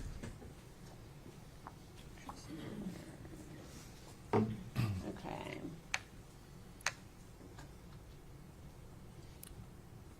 Agent Durant, is this the conversation we were just discussing? Yes. Okay.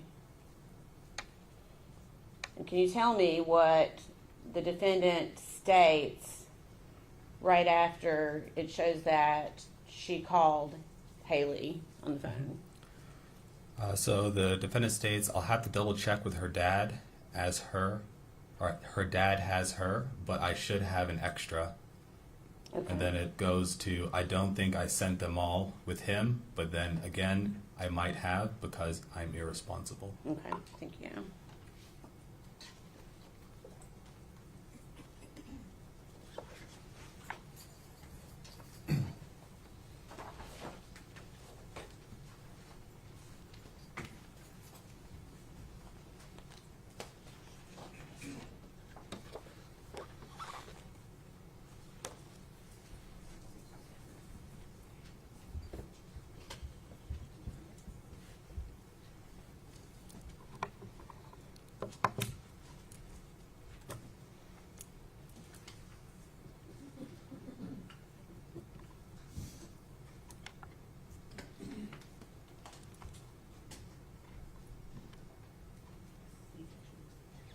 Judge, this will be subject to my prior objection before it's overruled.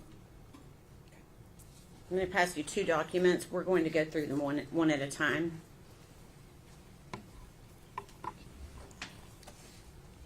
You could look first at the one with the earliest date on it, please. Okay. And do you recognize that document? I do. And can you tell me what it is? So it's a conversation between the defendant, I believe it was Alexia Roop. Okay. And what's the date of that conversation? December 18th, 2019. Okay. And then for the second page that I handed you, who was the conversation with on that second page? So this one was, and also a conversation from that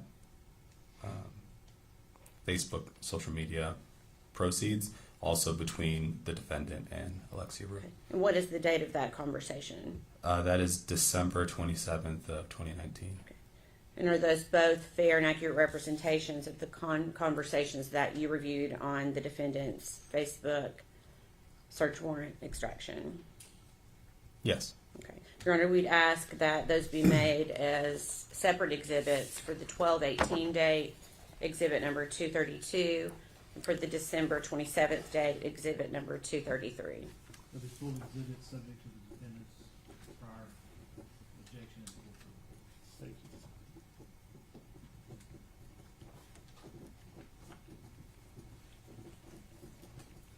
you. Thank you. Permission to publish.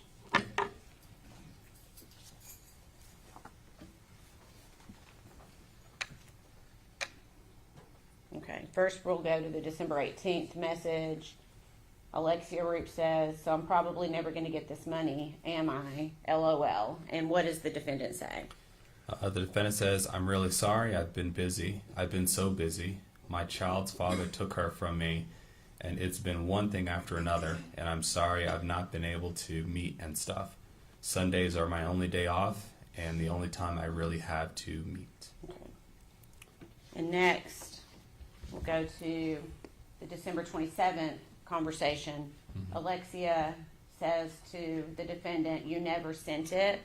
And what does the defendant say? Defendant says, I honestly have to get a new one.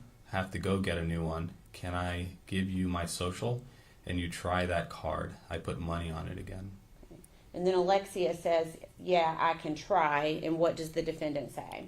I'm sorry. I'm just so busy and like in a custody fight with Evelyn's dad right now.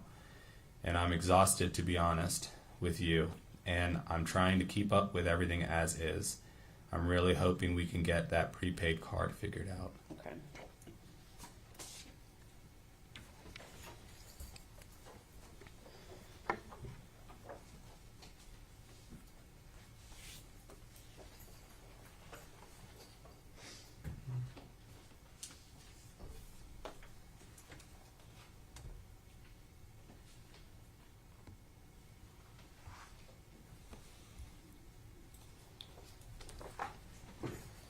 pass you one page and ask if you recognize it. I do. Okay, can you tell us what it is? It's another conversation from the Facebook warrant between Miss Boswell and Jesse Rosenbaum. Okay, and is that a fair and accurate, let me ask you, what is the date of that conversation? It's January 13th, 2020. Okay, is that a fair and accurate representation of the conversation as you saw it on that social media extraction? Yes. Okay, we'd ask that be made exhibit number 234. 234.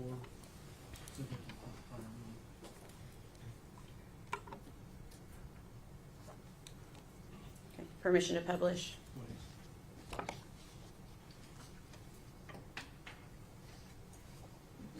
Okay. If you could tell us what the defendant says on January 13th of 2020. So the defendant says, I lost custody of Evelyn to Ethan, and I've been in a mood. I really don't want to deal with their shit right now. I've not told anyone but you that. He told me our court date was a different date than what it was, and I didn't know, so I was late to it. Okay.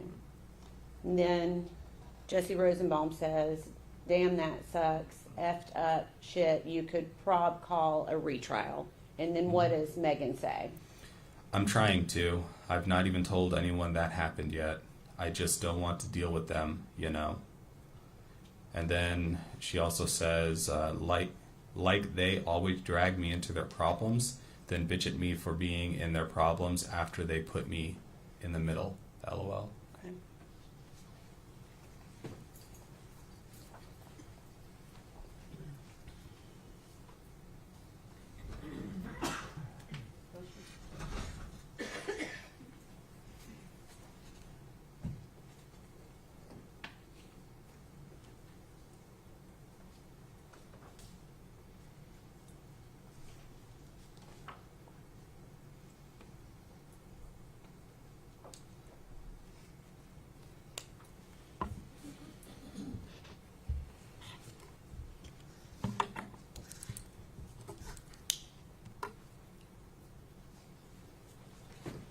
And you 2 pages. I'm ask you the same thing if you can recognize them.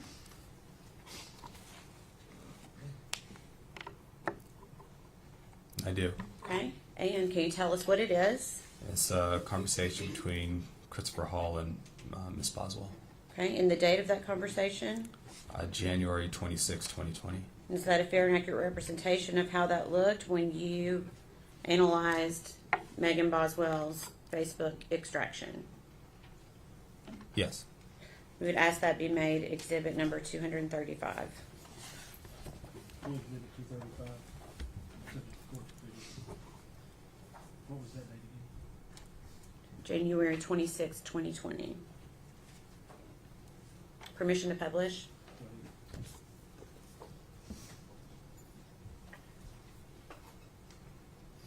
Okay. So Christopher Hall asks, how's Evelyn? And what does the defendant say? Defendant says, good, mean as fuck. And he says, aw, and what does Megan Boswell say? She says, she hates me. Okay.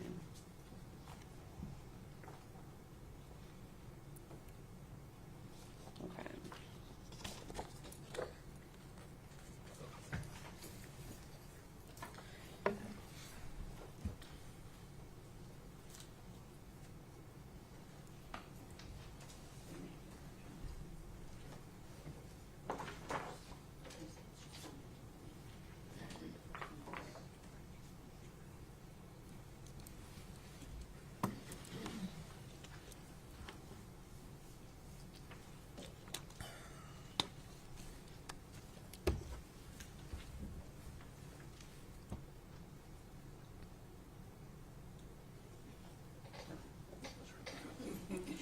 May we approach, Your Honor?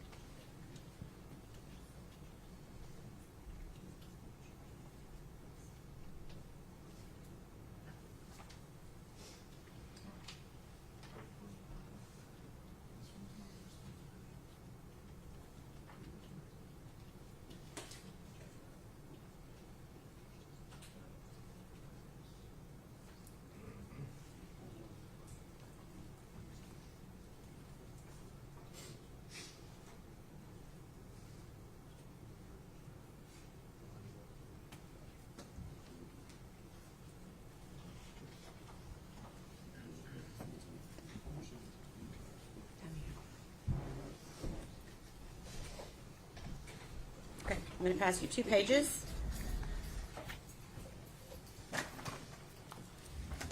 And ask if you can identify that. Yes. Okay, can you tell us what it is? So it's this was a conversation on Facebook between the defendant and Miss Shirley Lowry. Okay. And what was the date of that conversation? This was February 18th, 2020. Okay, is that a fair and accurate representation of the conversation from the defendant's Facebook extraction? Yes. We'd ask that be made exhibit number 236. Be full exhibit 236. This is the court's order. Permission to publish. Go ahead. Okay.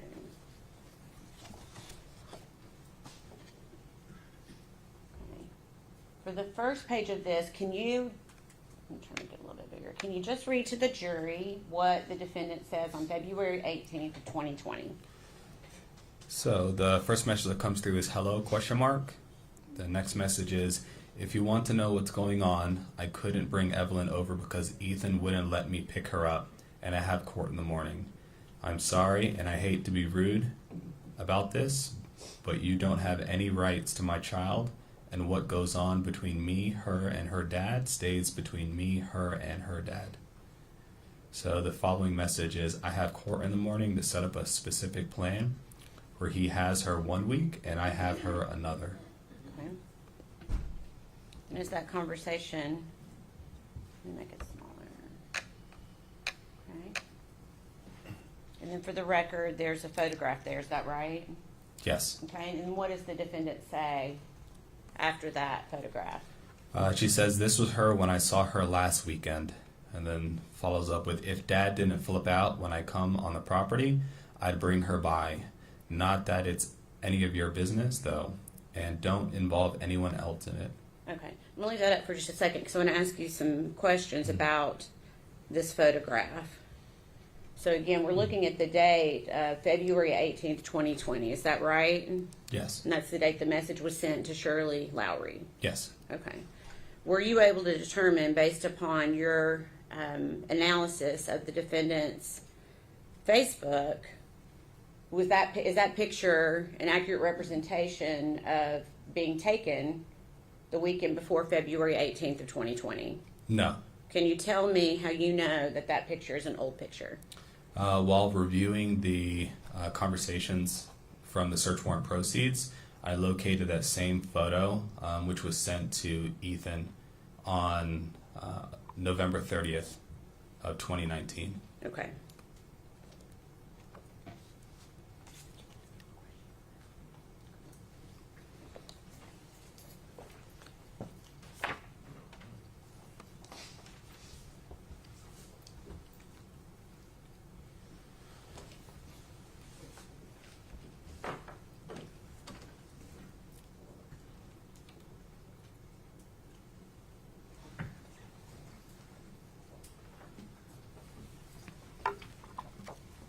Okay. Same thing. I'm going to ask if you're able to identify that. Yes. Okay. Can you tell me what it is? It's a conversation between Kristen Arnett and the defendant. Okay. And is there a date on that conversation? February 22nd, 2020. Okay. Is that a fair and accurate representation of the conversation between the defendant and Kristen Arnett on that date from her Facebook proceeds? Yes. We'd ask that be made exhibit number 237. 237.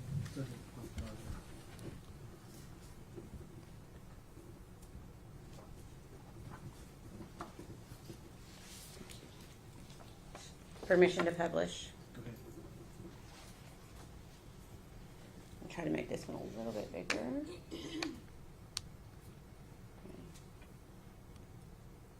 Christian Arnett says, honey, I pray that you come out of this. I pray you and that baby are both safe. All you got to do is be honest, honey. I'm praying so hard for you. And what does the defendant say in response? I am being 100% honest and trying to help find my baby. I was scared of the person who took her. Thank you. Okay.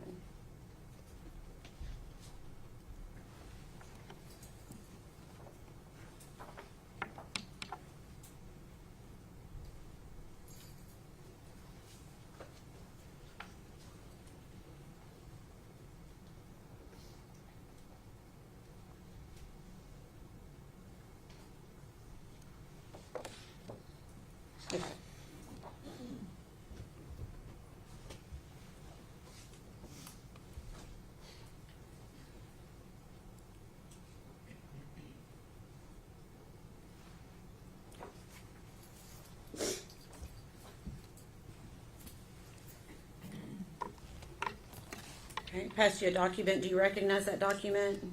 I do. Okay, what is it? This was a conversation between the defendant and Hunter. Hunter Wood? Hunter Wood, yes. Okay, and is there a date for that conversation? There is. It's December 27th of 2019. Okay, and is that a fair and accurate representation of the conversation as you viewed it during your analysis? Yes. We'd ask that be made exhibit number 238. What was it, 238, something, what trial was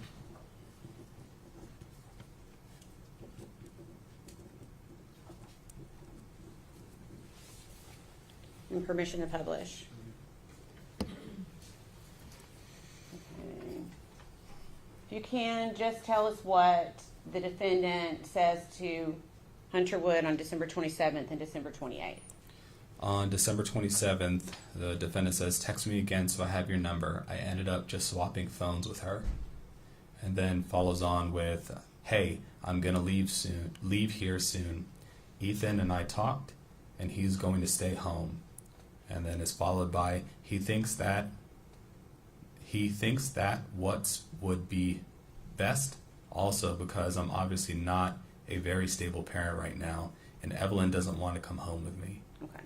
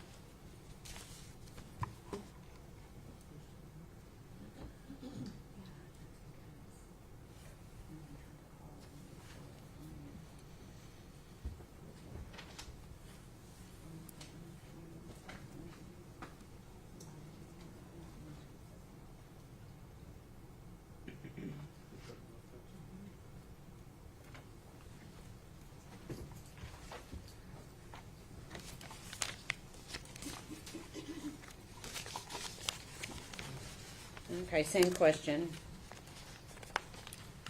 Yes, I recognize this. Can you tell me what it is? So it's a conversation between the defendant and Hunter. Okay, and what is the date of that? The date of this one is February the 19th of 2020. Okay, and is that a fair and accurate representation of the conversation that you viewed pursuant to your analysis of the defendant's social media? Yes. Okay, we'd ask that be made exhibit number 239. What was it, 239, subject is.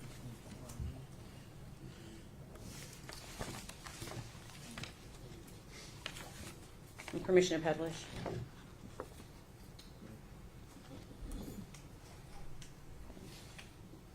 If you could read to the jury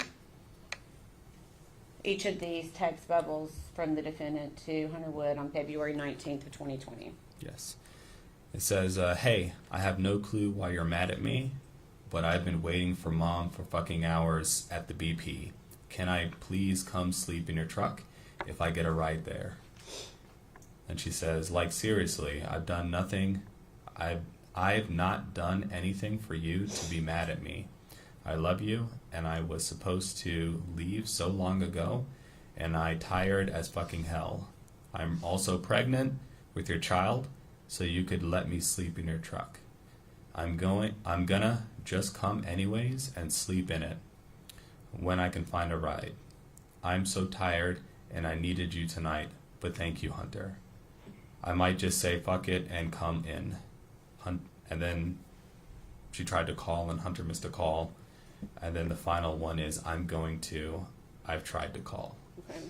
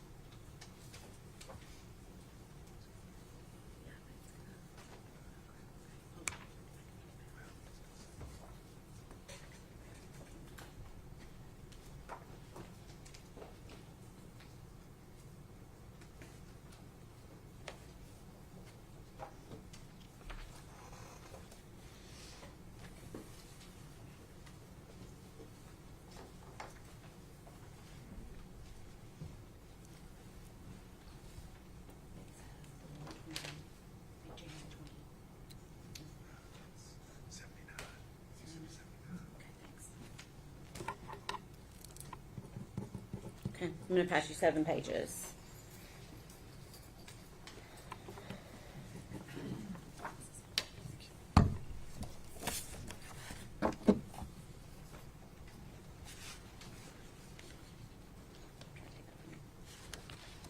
Take a moment to look through that.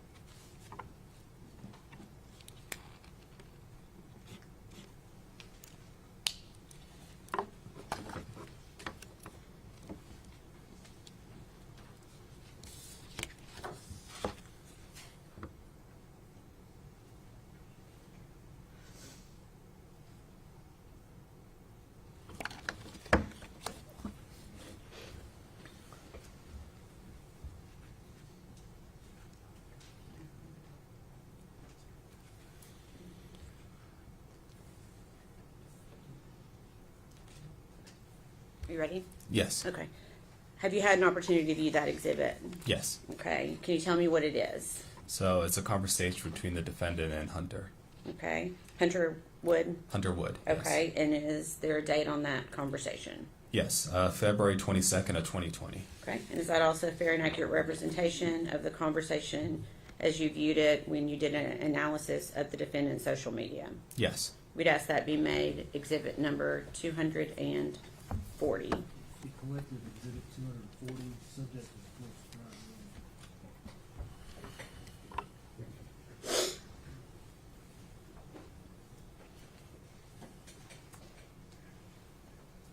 Permission to publish.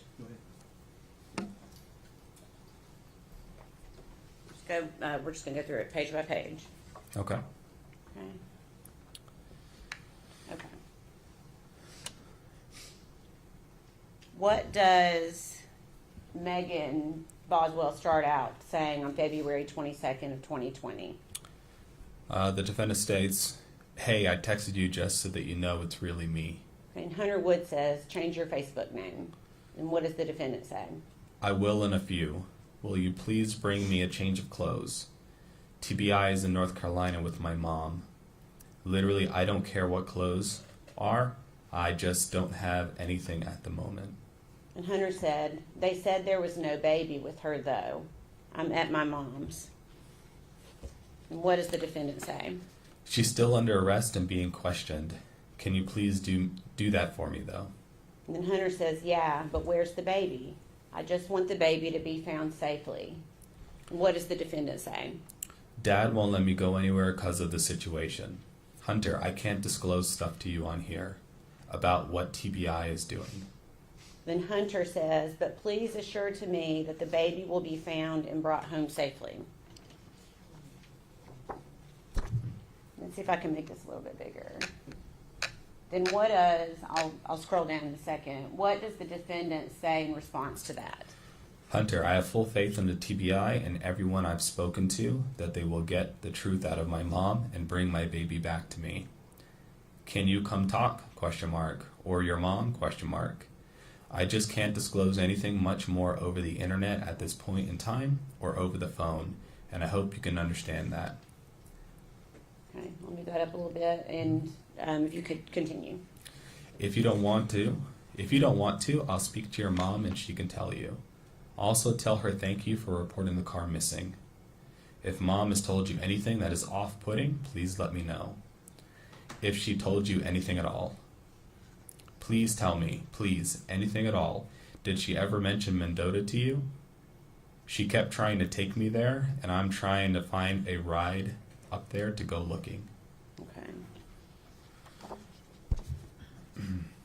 Oh, make this one smaller. Okay. And what does the defendant, I guess it's a continuation from the last page, what is she saying? So please let me know if you know anything about Mendota. I know it's late, but can you take me somewhere in Mendota, along a river? Mom used to talk about it.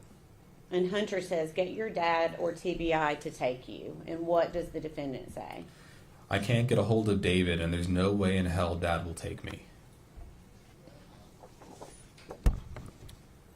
Okay. And then what does the defendant say? David's not replying to me, probably because they're down in North Carolina dealing with my mother. And then Hunter Wood says, I'll contact Chris Wilhoit and see what he says to do. And what does the defendant say? Who is that? I don't know exactly where it is. And Hunter says, the leading TBI agent. What does the defendant say? I just know a river in Mendota. Someone told Dad they wanted to talk to him. Okay. And then what does the defendant say? Same place Mom got arrested for trespassing in Scott County, Holston River. And then Hunter says, what does that have to do with the baby? And what does the defendant say? Only place I know she might be connected with in Mendota. Dad is on the phone with someone right now. Something about who reported the car she saw. She says she would only talk to Dad and that she had important information. Okay. And what does she say on that last message? Dad's on the phone with her recording the call. I think this is the last page. I might have to make this one a little bit bigger. And then Hunter says, what did they say? And what does the defendant say back to Hunter? She said my mom dropped the baby off behind a church 3 days ago. They're looking into the church thing right now. She said a church off 394. I think she said Feathers Chapel. Dad talked to her. Not sire, but I'm losing my shit right now and have no one. I have to find Evelyn now. It's been 3 days already. What if she's cold and hungry? Okay, and then what does she say? Let me go up a little bit, with where it starts, Hunter, please. Hunter, please, no one will take me to look for her mom. Had to have dropped her off somewhere. Please help me find my baby. And she continues, says, if you won't take me, I'm literally going to steal a car. I don't care. I'm sitting at Food City with the cops. Hunter, if she dropped her off 3 days ago, time is ticking fast. And she says, hey, TBI has some sort of update. I'm about to head up there now. I'll let you know. I'll let you and Melissa know. And then she ends with, are you up? ? Okay, thank you.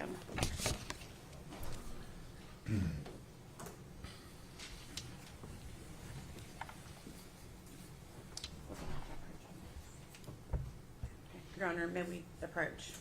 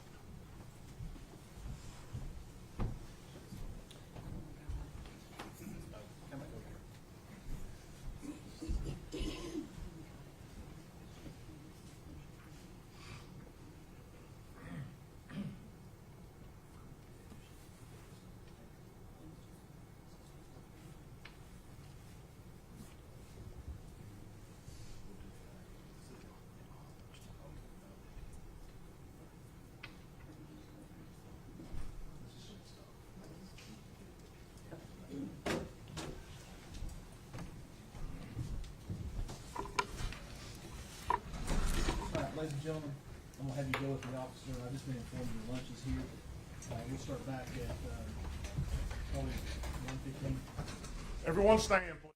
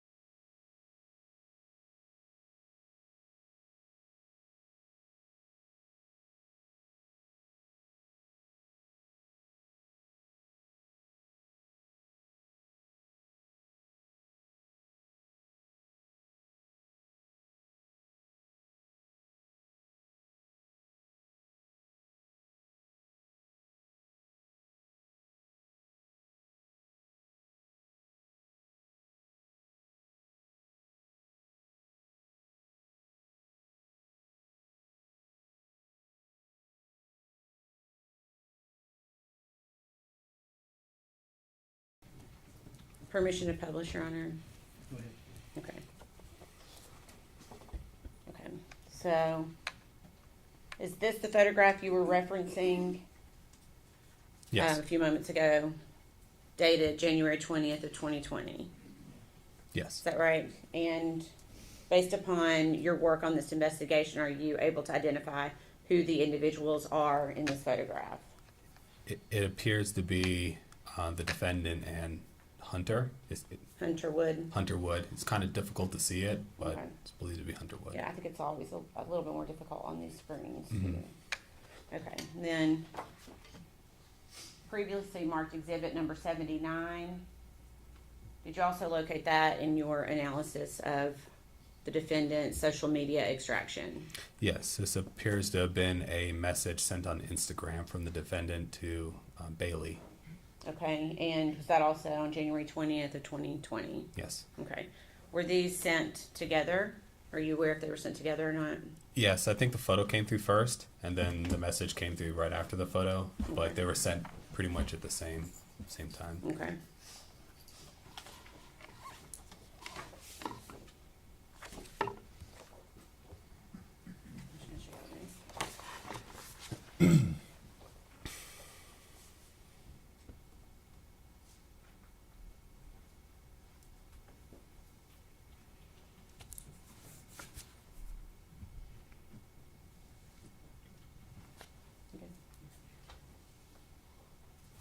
I'm going to pass all three up to you, but go through one at a time. Okay.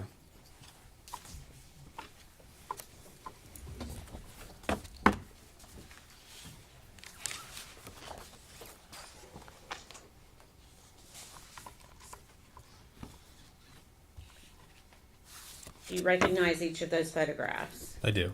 Okay. And we'll go through them one at a time. The first photograph, what is that photograph of? The first one I have is of essentially an image of a house Okay. with the text, "So excited for our new home." It appears that Hunter is in that photo. Okay. And were you able to determine the date that that photo was taken? Yeah, so this one was taken on or about February the 16th. Okay. Your Honor, we would ask that be made exhibit number 242. Exhibit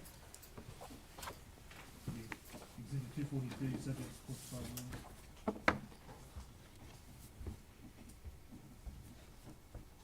And again, that came from the defendant's social media extraction? Yes. Okay. So on Instagram. Okay. On Instagram. Okay. Permission to publish, Your Honor? Go ahead. Okay. And is this the photo that you were referencing from February 16th of 2020? Yes. Okay. Okay. If you can tell me the next photograph that you have in your hand. The next one I have appears to be Hunter laying on a bed with the caption, "Picking out furniture for our new house," heart emoji. Okay. And were you able to determine a date of that photograph? Yes, so this appeared to be posted on Instagram on Okay. or about February the 17th. Okay. So for both of the one before and this one, they were actually posted on the dates that you gave? They appeared to be posted Okay. according to the proceeds. And posted by whom? The defendant. Okay. Your Honor, we'd ask that be made exhibit number 243. 243.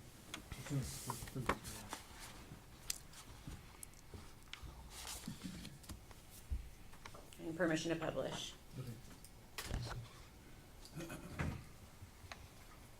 This one. Okay. So the photo you're referencing is being posted on February 17th of 2020 Yes. on the defendant's Instagram. Yes. Okay. And then you've got one more photograph, I believe.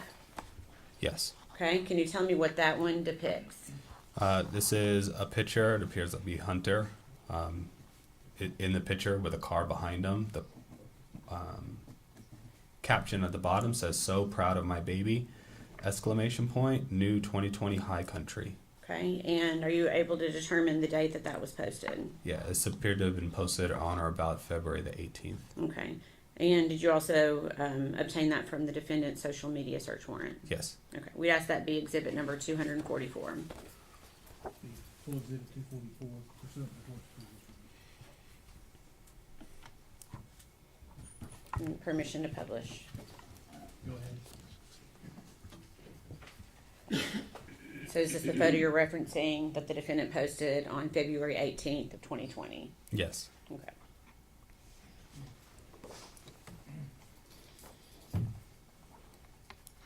One second.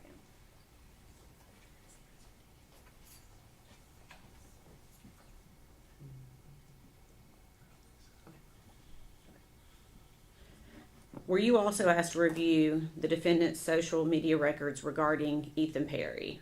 Yes. And were you aware, pursuant to this investigation, of who Ethan Perry was? I was. Okay. And did you actually review communications between the defendant and Ethan Perry? I did. Can you tell the jury a summation of what you noticed regarding their communications? Objection.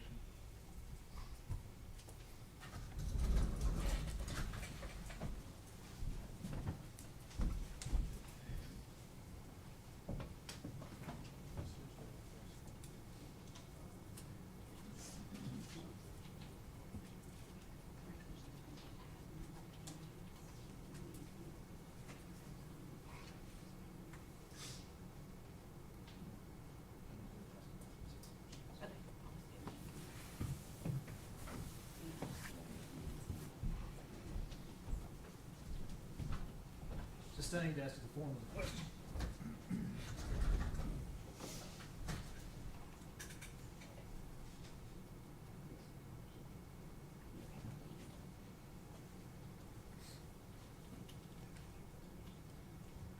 Okay, let me ask it a different way. Can you please give us, based upon your review of their communications, a pattern of behavior by the defendant to Ethan Perry? Yes. So in the communication between the defendant and Ethan Perry, the defendant sent Perry a lot of messages, and probably at least a dozen messages every day from November 1st and onwards. So there were regular updates about Evelyn throughout those communications, and there were photos posted of Evelyn during those communications as well. And the communications went until about December 3rd. As soon as December 3rd hit, the amount of communications between Ethan and Megan went down quite a bit, and no unique images of Evelyn were seen afterwards. So she did send more pictures of Evelyn, but they were old pictures of like Evelyn and Ethan together. So I didn't observe any new photos after approximately December the 3rd. Okay, all right, thank you. Please answer any questions the defense has for you. Yes. Grab just a minute, Judge. You may.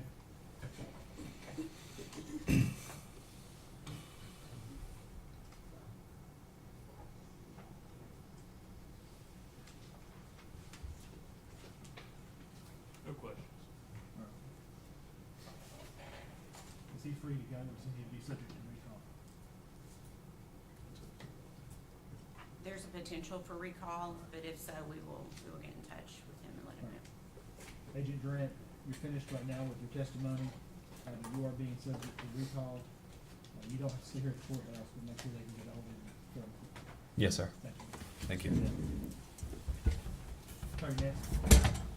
State call Marlon Gray.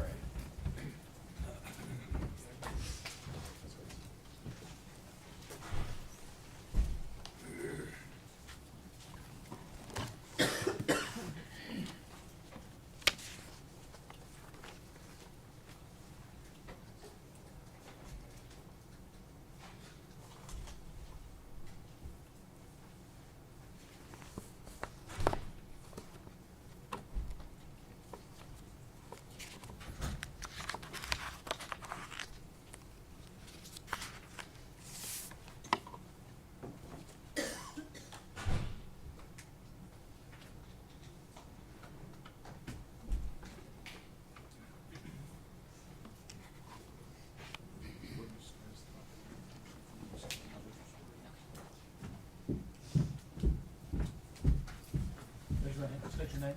Marla Gray. You solemnly swear or affirm the testimony you're about to give will be the truth, the whole truth, and nothing but the truth. I do.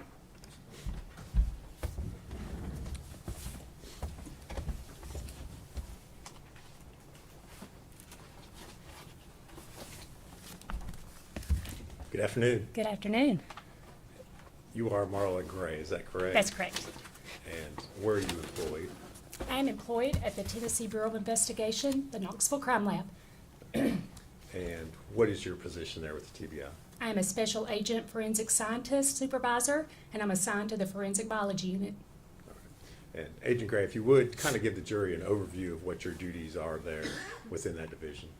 So we analyze evidence for the presence of bodily fluids and skin cells, and then we determine who those fluids or skin cells belong to, doing DNA analysis. Okay. And what sort of educational background do you have that allows you to perform these duties? I have a Bachelor's of Science degree in biology from the University of Tennessee in Knoxville. I have also completed the in-house training program that is set forth by the TBI. And have you had specific training relating to serology and DNA analysis? Yes, during that 18-month training program, we cover serology, all the testings that we do, DNA analysis, and interpretation.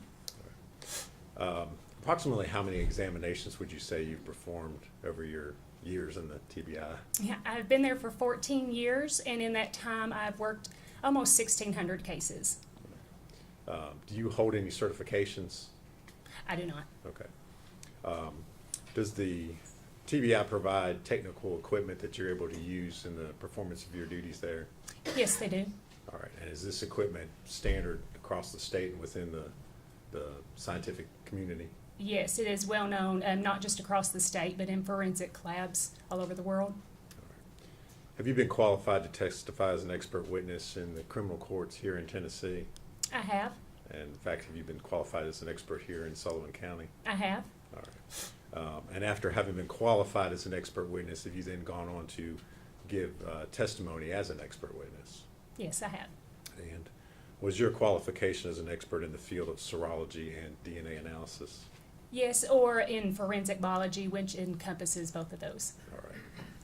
Judge, we would tender Agent Gray as an expert in the field of serology and DNA analysis.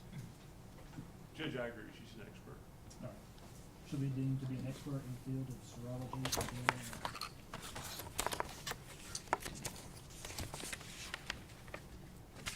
Agent Gray, you touched on this a little bit, but if you would kind of tell us a little bit about the differences between serology and DNA and what they are.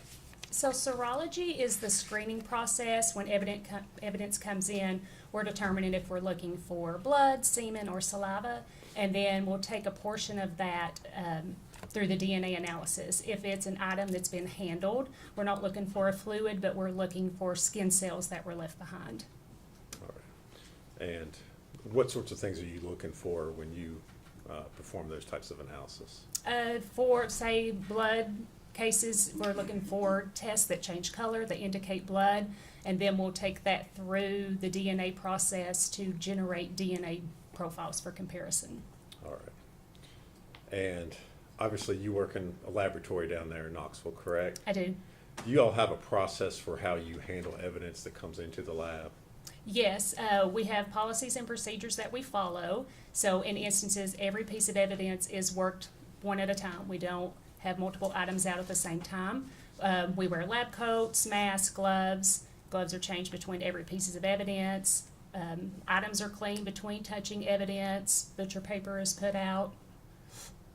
Okay. And each case, is that assigned a specific case number within the lab? Yes, so when evidence comes in, the evidence receiving unit will give it a unique laboratory case number. All the evidence that is associated with this case will have that number, and all the requests for exams that come in. That way we make sure they match. All right. And I assume that you make sure that evidence, before you perform any testing, is secured and has not been tampered with in any way. Yes, before it is accepted into the lab, the evidence receiving unit will make sure that it is in a sealed condition. And then when we get it to analyze it, we also double check that it is in a sealed condition before we begin our testing. All right. Agent Gray, you were asked to perform numerous tests on evidence in connection with the Evelyn Boswell case. Is that correct? Yes, that's correct. All right. And you received items in the lab on several different occasions. That be correct? Yes, that's correct. Okay. So I'm going to start with the first batch of items that you received on March the 4th of 2020, which resulted in your first report that was issued on March the 10th of 2020. When you received those first items, what were you attempting to do or to find within the evidence that it was sent to you? For this first batch of items, the Evelyn had not been found yet, so these were items that said that they belonged to her. So I was trying to generate a DNA profile that could be put in the missing persons database. Okay. So at this point in time, you had no profile with which to compare because the body had not been found, correct? Yes, that's correct. Okay. And if you would, kind of describe for the jury the process that you went in trying to develop a profile from those items. So this was a box of clothing that said belonged to Evelyn, bracelets, a baby book, stuffed animals. There was also items that were submitted from different areas that had been collected from previous investigations. So with looking for something I could generate a profile from, I was looking at the neck area because babies drool, so I thought that would be a good source of DNA. For the first batch, I didn't get anything. The items could have been washed, so her profile wasn't generated until the next report with the next batch of items. Okay.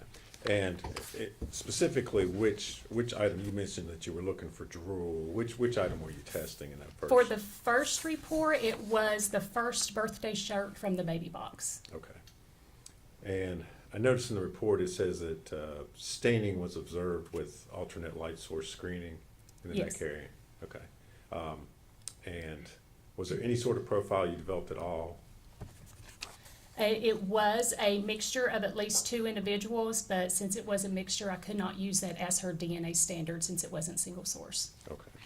So essentially, and also in looking at your report, it looks like there was a silver clip that you also, I guess, attempted to Yes, develop hair a profile clips and a diaper. I believe these were found in Mendota, Virginia. Okay. And again, were you able to develop a profile from those? No, there was no DNA on any of those items. All right.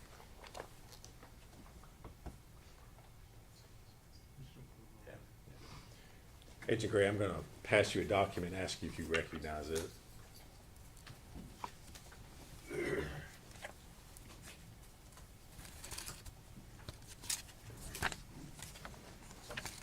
Yes, this is a copy of my forensic biology report dated March 10th, 2020. Okay. And does that reflect your findings or lack thereof Yes. on the first batch of testing that you did? Yes. Judge, we'd move to make that exhibit number 245. No objection. Exhibit 245.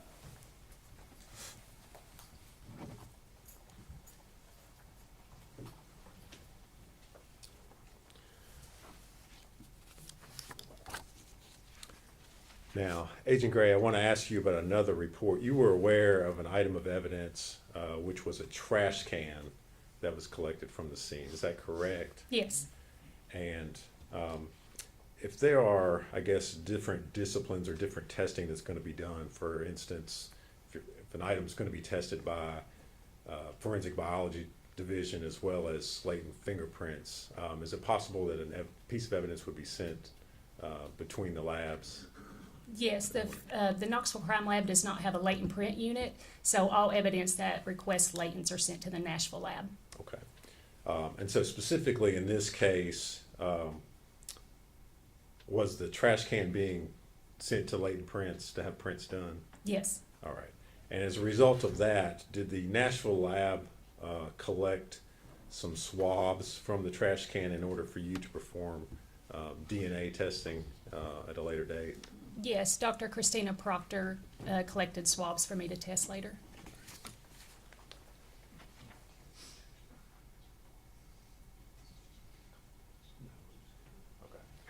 And Agent Gray, I'm going to hand you another document, ask if you recognize that.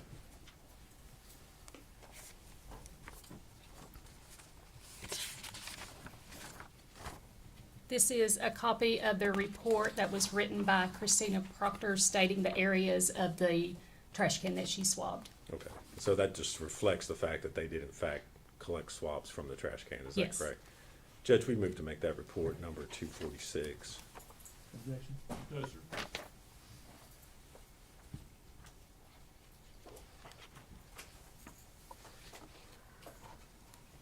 Page 246. All right. Agent Gray, the next batch of items that you tested, those were items that had been taken from the trash can and from trash bags that were found in the area where the victim was located. At the point in time which you began your testing on these items, had you received additional information as far as the profile of the victim was concerned? Yes, I received a call from Special Agent Brian Fraley the night that Evelyn was found regarding her condition, and they were just making sure that a body could generate a DNA profile after it had decomposed that badly. Okay. And did you subsequently receive items from the Forensic Pathology Department at ETSU after the autopsy had been performed? Yes, I received a blanket that she was found wrapped in, her diaper, clothing, and an FTA card, which is a DNA standard from blood of the victim. And so after you received the FTA card, were you able to generate a profile of the victim? Yes, I went back and worked the pants belonging to Evelyn Boswell and a shirt that belonged to Evelyn Boswell. I compared that to the FTA card that was submitted, and it matched. Okay. So you were able to perform testing on those items that you've previously been unable to? Yes. Is that correct? All right. And if you would kind of walk us through the items, the first item, was that the pants? Are you looking at the report March 11th? Yes, Okay. I am, sorry. Yes, yes. Item 1D, sorry. Yeah, that was the one. pants. Okay. What were your findings in regards to the pants that have been submitted? So I tested the inside waistband, looking for skin cells that had rubbed off her waist area, and it matched. The DNA profile was consistent with a mixture of at least 3 individuals, but the major contributor matched Exhibit 14A, the FTA card from the unidentified female, and then Exhibit 13A, Megan Boswell, was excluded. Okay. Is that unusual to see mixtures of 3 individuals on a piece of clothing? No, it is not. And why is that? Just because of co-mingling in the laundry. When they get washed, of course, DNA is getting mixed together. Even with articles of clothing, if they hadn't have been washed prior to her wearing them, you're looking at people that might have picked up the clothing at the store or people that manufactured the clothing. We could still get their DNA on clothing items. All right. And again, you identified the major contributor as being the victim in this case, correct? Yes, there was enough major DNA profile to do a comparison. And on item 1F, which was the shirt, what were your findings in regards to that item? So the neck area was swabbed for that item, and the DNA profile was consistent with a mixture of at least 2 individuals, including at least 1 male.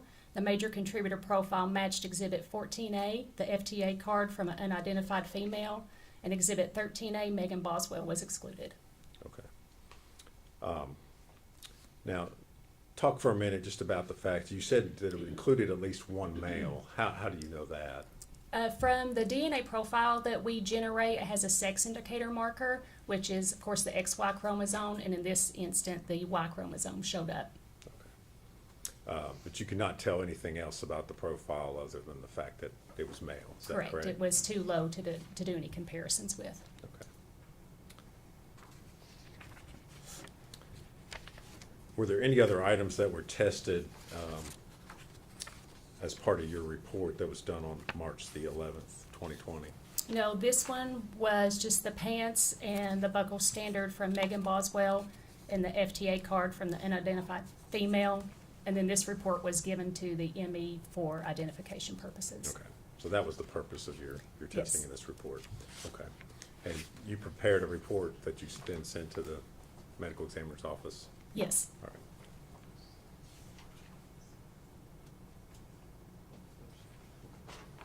I'm going to hand you a document, Agent Gray, and ask you if you can recognize that.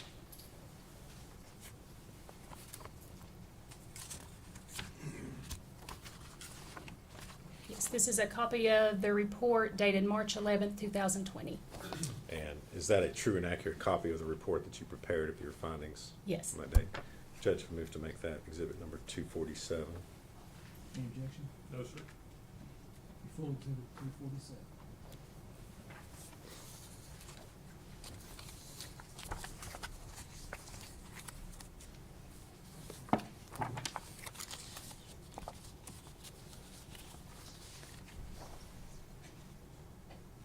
The next results that you reported, those would be on your report from March the 25th of 2020.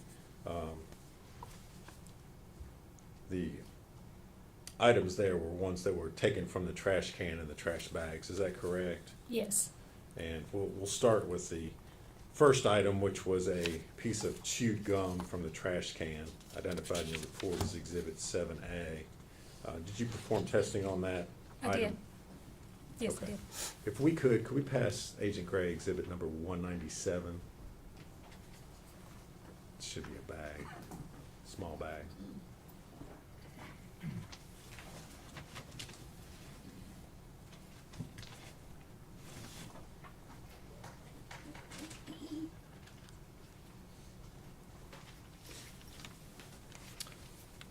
Agent Gray, will you take a look at that and see if you recognize it? Yes, this is my exhibit 7A, which is the chewed gum. This is the seal, has my initials on it. This barcode, this is what is generated by the evidence receiving unit that has that unique laboratory case number. And this is how the internal chain of custody is maintained throughout the lab. And these are, of course, my initials. Okay. You recognize your initials there on that item? Yes, All right. Did you perform analysis on that particular item? I did. And if you would, tell us what the results were that you obtained. The DNA profile matched Exhibit 13A, Megan Boswell. The probability of randomly selecting an unrelated individual who would be included as a contributor of the DNA profile is 1 in a number greater than the current world population. Any other profiles besides that? No, that was a single source profile. Okay. And, thank you. If we could hand her exhibit number 217. Again, should be a bag.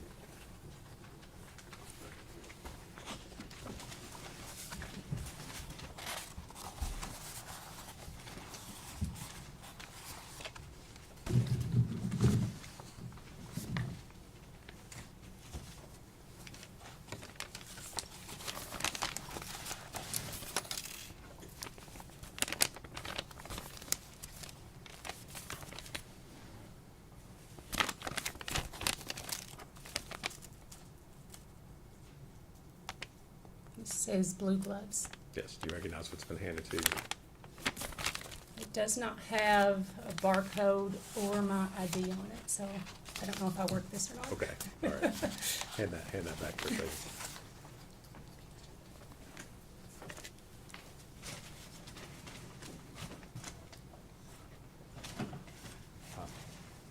I'm gonna come back to that.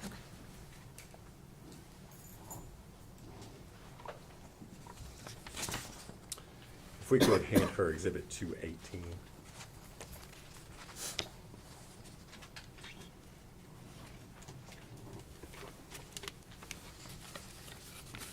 You recognize that item? Yes. And what is it? This is my Exhibit 18A, which was a cold and cough medicine bottle. There's the barcode that is generated by the TBI and the seal that I placed on it after I was done with the evidence. Okay. And did you perform analysis on that particular item? I did. And if you would, tell us what the results were of your analysis. The outside of the bottle was swabbed. A limited DNA profile was obtained and is consistent with a mixture of at least 2 individuals, including at least 1 male. Due to the limited profile obtained and the unknown number of potential contributors, interpretation is inconclusive. All right.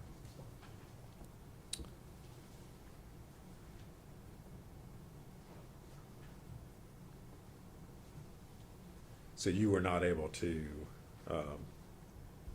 form any kind of profile at all, is that correct? That's correct. So regardless of whose DNA, other profiles you would have had, there would have been no way for you to match that with anyone, is that?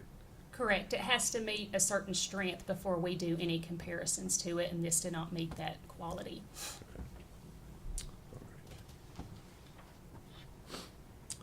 And can we next hand her exhibit number 200?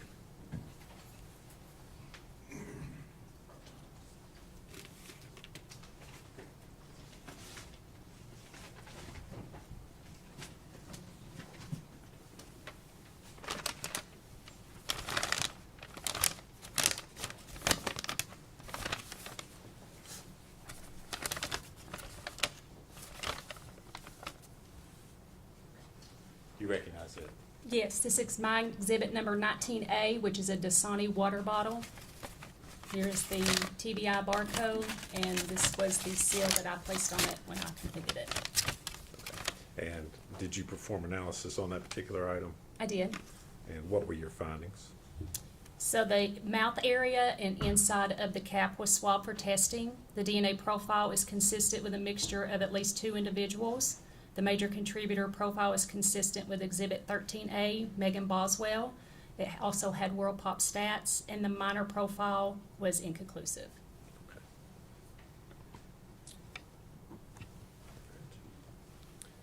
And if we could next hand her exhibit 211.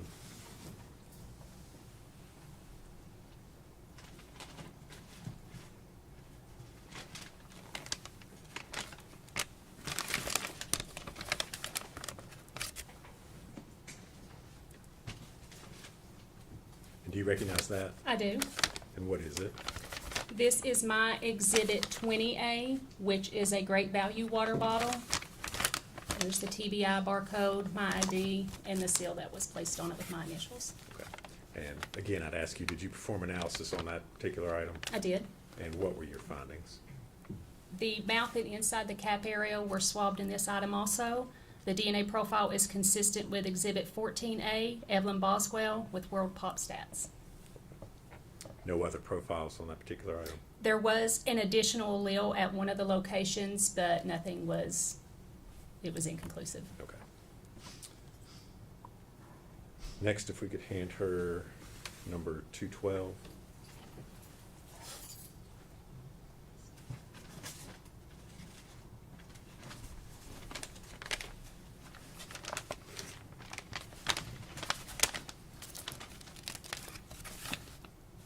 Do you recognize that item? I do. This is my Exhibit 22A, which is a Misty water bottle. The TBI barcode with my ID and the seal that was placed on it when I was finished. And did you perform analysis on that piece of evidence? I did. And what were your findings? So once again, the mouth area and the inside of the cap was swabbed for testing, and the DNA profile matched Exhibit 13A, Megan Boswell, with World Pop stats.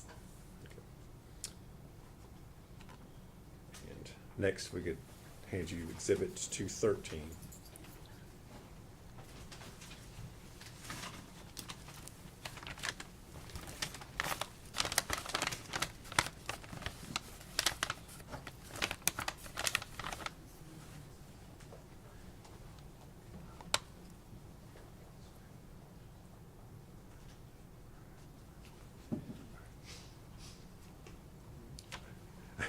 I'm sorry. Let me pick up what were you just handed 213? Yes. Do you recognize that? I'm sorry. That's okay. Yes, it is my exhibit 24A. It is a Food Club water bottle. Here's the TBI barcode label and my seal that I put on it when I was complete. Okay. And did you perform analysis on that particular item? I did. And what were your findings? So once again, the mouth area and inside the cap was tested. Quantification results did not indicate a sufficient amount of human DNA for analysis, so no further testing was performed. All right. And next, if we could enter 223, which should be one of the pillows.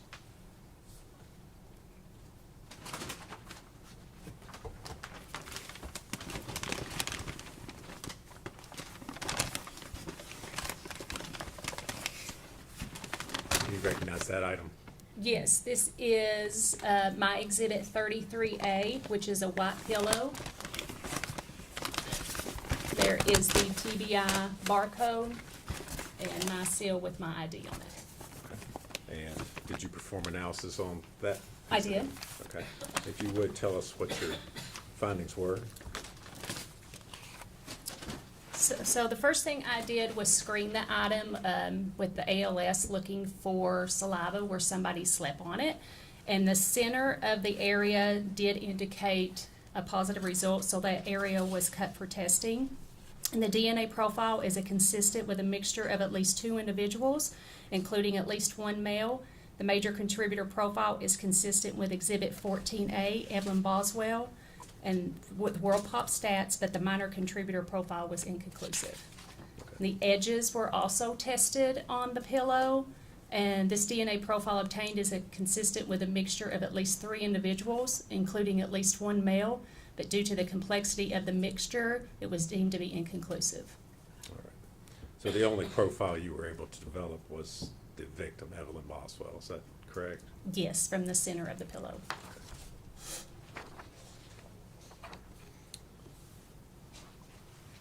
We could hand her exhibit number 224 next. It also should be a pillow.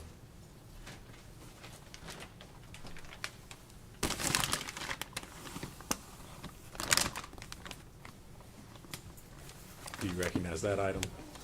Yes, this is a white pillow with yellow staining.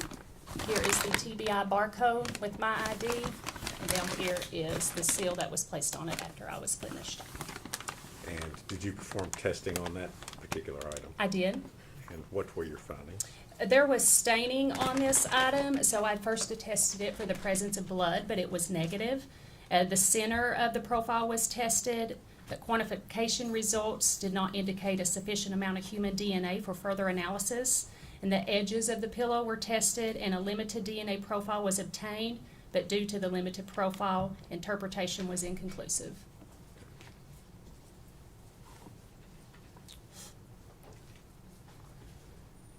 If we could hand her at 215 next.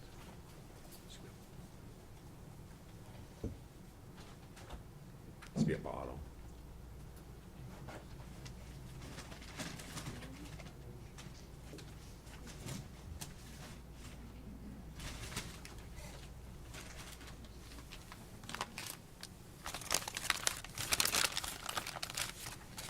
You recognize what's been handed to you?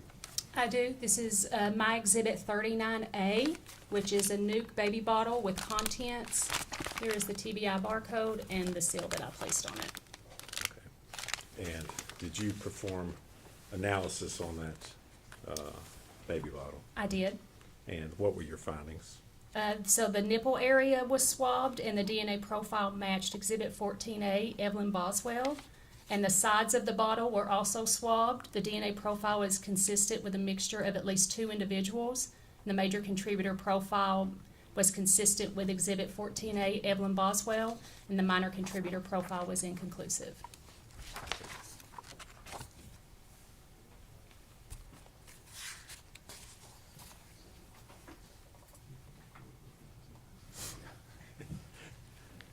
Agent Gray, I'm going to hand you an item, ask you if you can recognize that.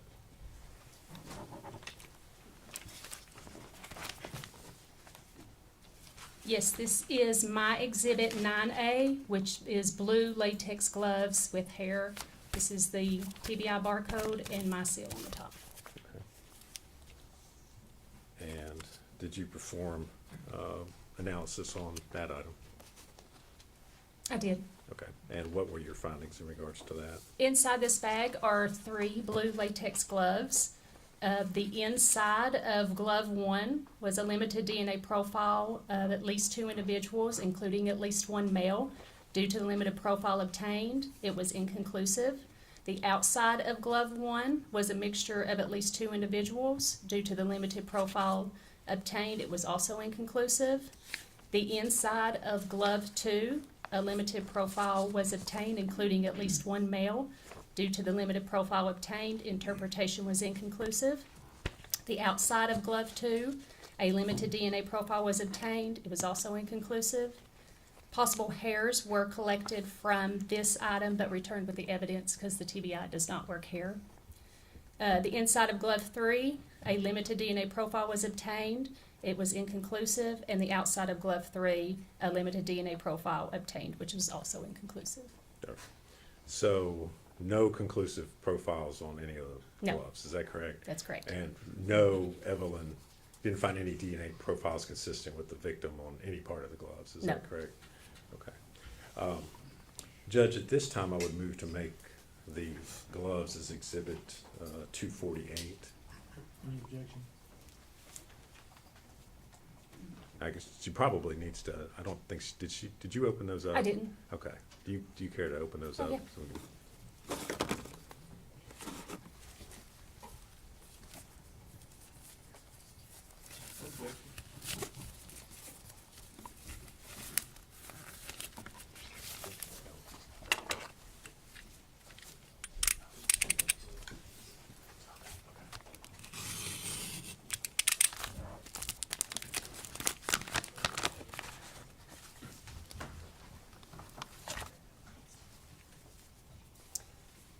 This is the first glove, glove 1. It has a 1 on it.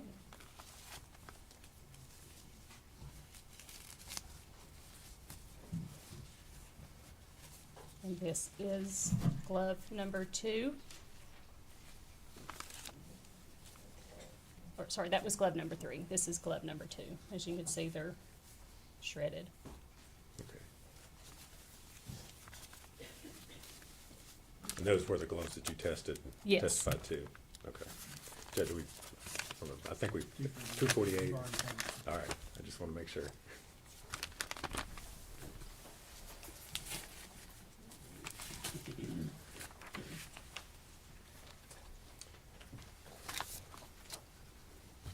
Agent Gray, did you prepare a report of your findings in regards to those items? I did. And I'm going to hand you a document.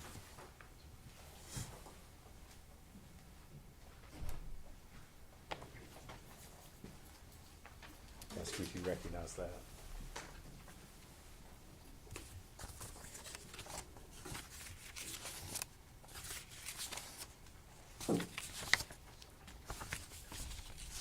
Yes, this is a copy of my forensic biology report dated March 25th, 2020. Is that a true and accurate copy of your report that Yes. you issued on that date? Judge, we move to make that exhibit number 249. Any objection? No, sir. Be full exhibit 249.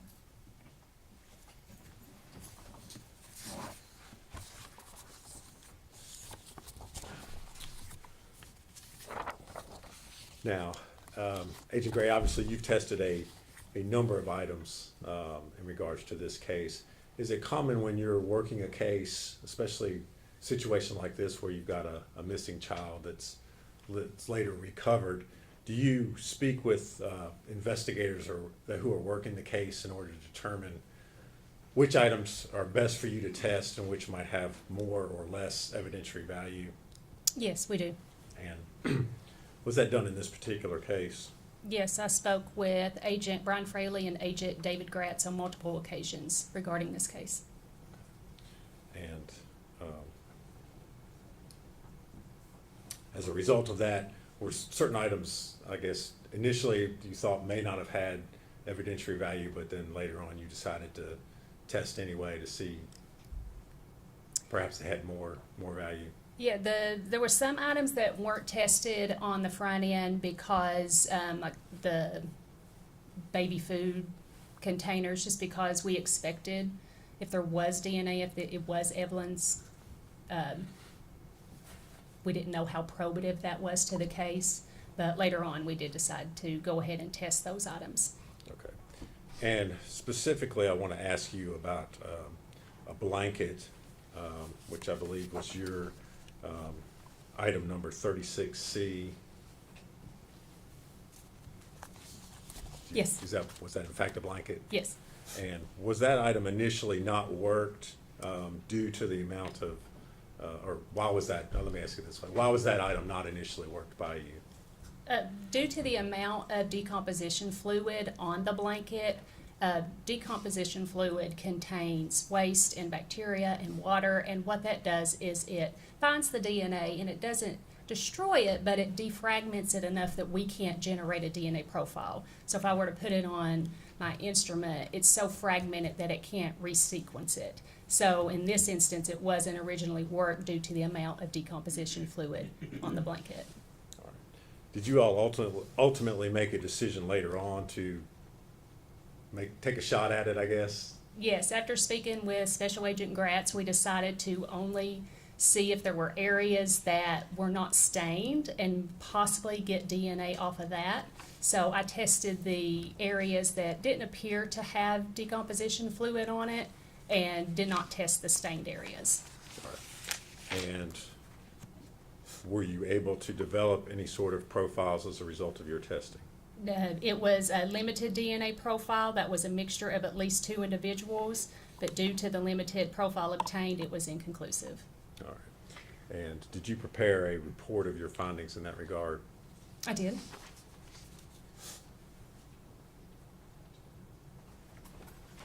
I'm going to hand you a document, Agent Gray, and ask you if you can identify it.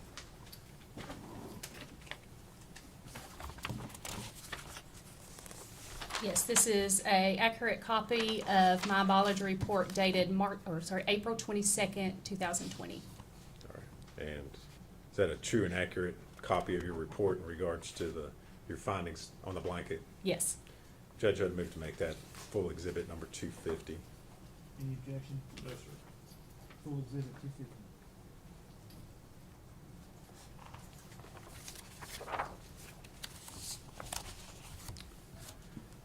Agent Gray, the next item I want to talk about is the foil sheeting. Talk a little bit about the condition of the foil as you received it there in the lab. We received it. It was heavily stained with orangish brown fluids or staining. There wasn't a lot of staining or areas that were not stained. And there were pieces that were wadded up together, but I think there were 5 pieces in total. Okay. If we could hand Agent Gray exhibits 201 and 203. One is that white box sitting right there. Yep.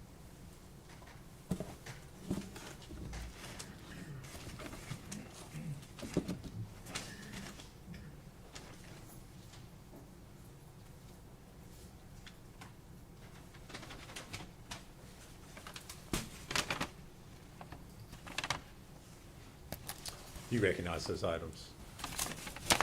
Yes, this is my exhibit 15A.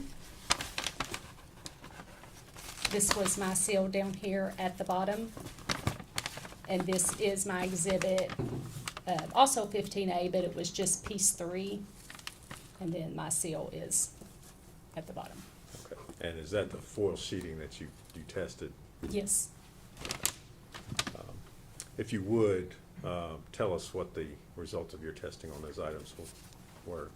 So for all of the foil sheeting, presumptive testing, chemical testing indicated the presence of blood, but presumptive immunological testing did not indicate the presence of human hemoglobin, which is a component of human blood. And for all of the stained and non-stained areas, which were 10 areas total that were tested, The quantification results did not indicate the presence of human DNA, so these items were sent to the latent print laboratory. All right.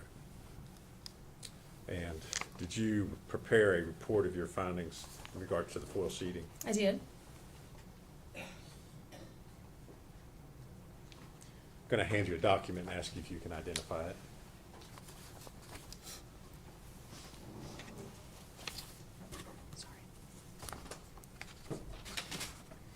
So this is a copy of my report dated March 12th, 2021. All right.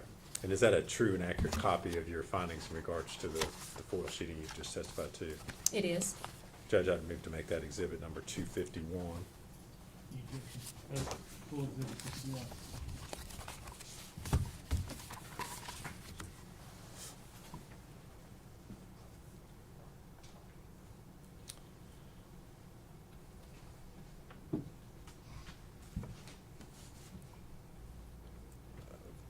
Finally, Agent Gray, I'm going to, again, we mentioned the fact earlier that sometimes through communications you were asked to test additional items. Is that correct? Yes. And this last batch of testing that you did, was also some additional material that was found in the trash bag, where the victim's body was recovered. Is that correct? Yes, there was a black spoon, some Gerber baby food. One was a apple mango strawberry flavor, the other was a banana blueberry flavor, and then there was a tissue. Kind of walk through these one at a time. You mentioned a black spoon. What were your results in regards to that item? So the mouth area was swabbed for testing, and quantification did not indicate the presence of human DNA, so it was not taken any further. Okay. And what about the Gerber apple mango strawberry baby food? The sides of the pouch was swabbed. There was still food on the mouth area of the swab, so I stayed away from it just due to bacteria and focused on the sides of the swab, the sides of the pouch. And quantification was inconclusive for the presence of human DNA, so no further testing was performed. And what about the Gerber banana blueberry baby food? So once again, the sides of the pouch were swabbed, and quantification did not indicate the presence of human DNA. All right. Could I see Exhibit 164?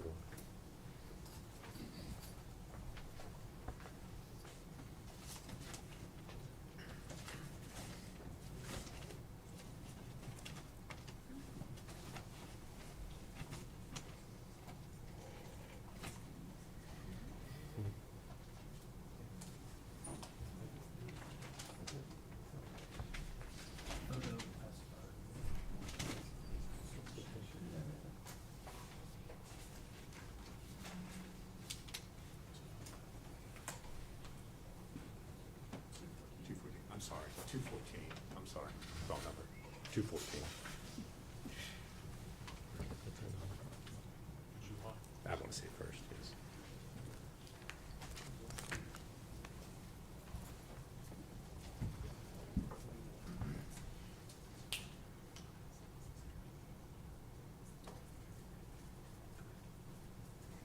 Yeah, that's it. Okay. Agent Gray, I'm going to hand you what's been previously introduced as Exhibit 214. Ask you if you recognize that. Yes, this is my Exhibit 37A, which is a tissue. Here's a barcode. Okay. And did you perform analysis on that particular item? I did. Okay. And what were your findings in regards to the tissue? So this tissue was heavily saturated in a reddish-brown stain, so I initially tested for the presence of blood, and presumptive chemical testing indicated the presence of blood, and presumptive immunological testing indicated the presence of human hemoglobin, which is a component of human blood, and the DNA profile matched Exhibit 13A, Megan Boswell, with World Pop Stats. Okay. Using the expression world pop stats, what does that mean? So right now the current world population is over 8 billion people, and out of 8 billion people, no one in the world has the same DNA profile as the one that generated. Okay. So you can say with pretty certain confidence that this was Megan Boswell's profile that you found. Is that Yes, correct? yes.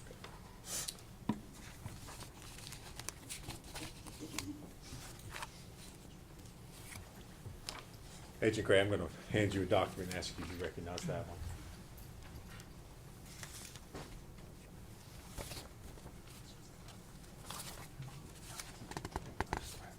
This is a copy of my forensic biology report dated October 22nd, 2021. Okay. And is that a true and accurate copy of your findings? It is. That was issued. Judge, I would move to introduce that as exhibits 52, 252. before exhibit 252.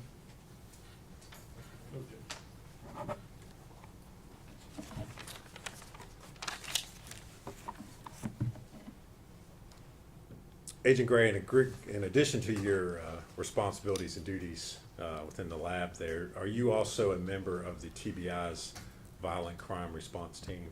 Currently, I am not. When I became a supervisor, they took me off the VCRT, so that was 2022. But in 2020, I was a team leader and a forensic biologist for VCRT. Okay, so back in February of 2020, you were a member of that team. Yes. And specifically in regards to this case, were you asked as a member of the Violent Crime Response Team to perform a couple of searches? Yes, I was.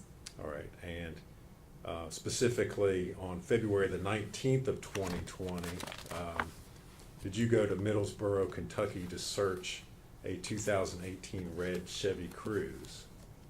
We received the request on February 19th. We went to Middlesboro on February 20th. Okay, and did you in fact perform a search on a 2018 red Chevy Cruze? I did. And what were y'all looking for? In this instance, we were just asked to process for the presence of blood to see if maybe, since the victim had not been located, if there might have been blood in the car.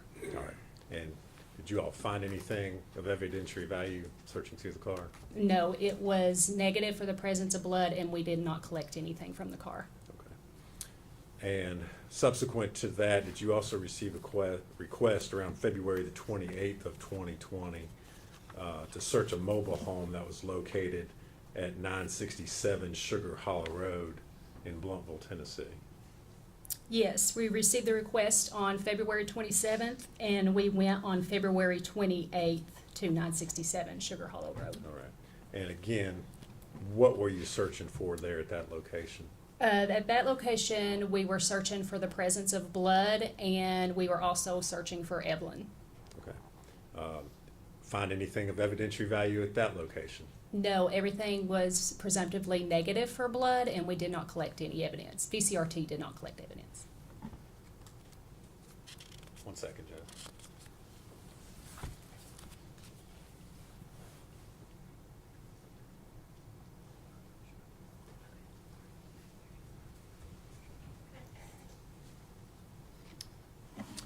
Thank you, Agent Gray. If you would answer any questions Mr. Scott has for you.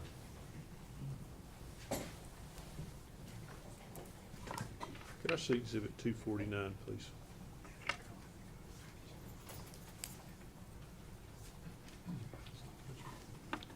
No, it's the report.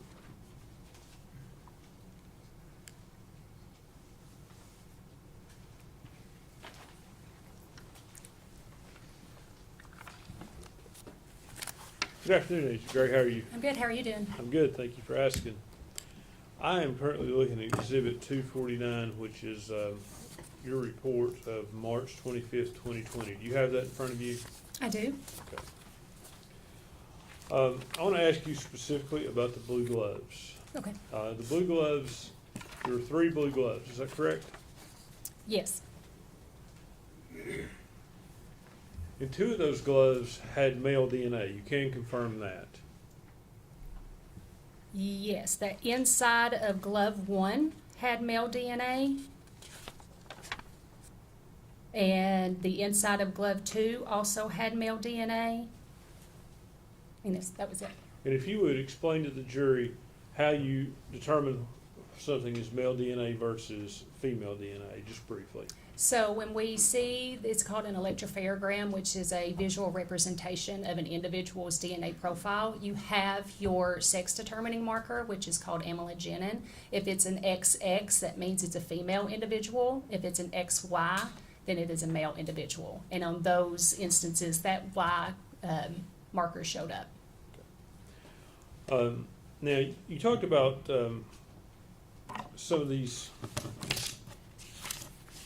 DNA profiles not being able to be tested further. Is that correct? Yes. Is that because of the TBI standards for testing, or it's just impossible to do? No, we could do it, but we've done multiple testing, and there is a quantitation limit that we know we're going to generate a DNA profile versus we're not going to get anything. So in this instance, I do believe that all of these were taken through all the way through the DNA analysis, and just it was too limited to say anything about. But mostly across the nation, we follow the same QAS guidelines, which are set forth by the FBI, so it's not just TBI specific, and they are specific into the quality of DNA before we can interpret it. Would other labs have greater capabilities? Not to my knowledge, is if they are accredited by the same accrediting body. They have to follow the same QAS guidelines. Okay. So it's your testimony that no lab in the world would be able to perform more specific testing than the TBI lab? There's probably labs out there that might do a different type of DNA that we do, but that we follow like STR DNA. Okay. So, to your knowledge, these profiles were not tested by anyone after you got finished with them. Is that correct? That is correct. Okay. What about the glove, outside of glove 2's mentioned hairs were collected from that exhibit? Yes. Did you photograph the hairs?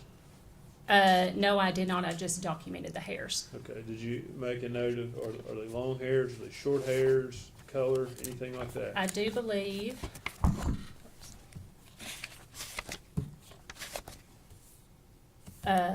The palm was shredded with white residue and hair on the fingers, and the hair is dark. Okay, the hair is dark. Yes. But you didn't make any issue, nothing about length or anything else? No, it was just that it was dark in color. Okay.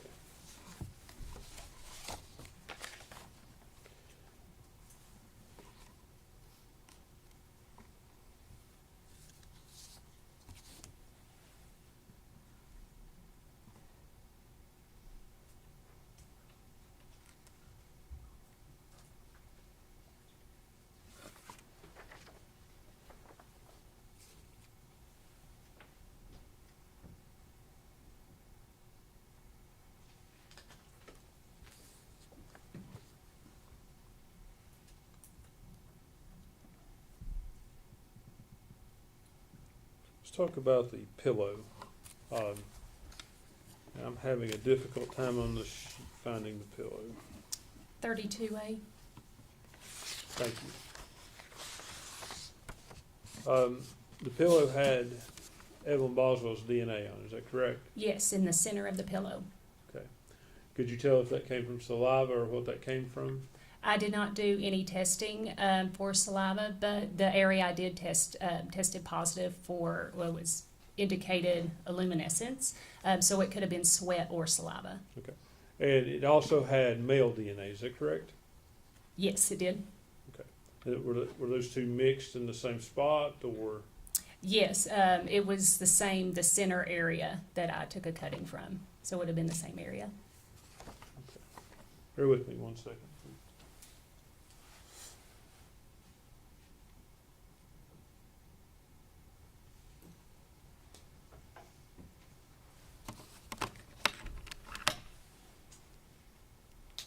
And finally, there was a bottle, like a medicine bottle, Yes. found in the trash can. What number was it? Do you have that? It was Exhibit 18A. Yes, ma'am, 18A, that's what I'm looking for. And that item, it was tested, and were you able to determine if it had male DNA? I was able to determine that it had male DNA, but it was inconclusive for any comparison purposes. Okay. And as far as other DNA, were you able to determine if you could link anyone else to the bottle with DNA? No, not, but once it's deemed inconclusive, no comparisons are performed. If I could have just 1 minute, Judge.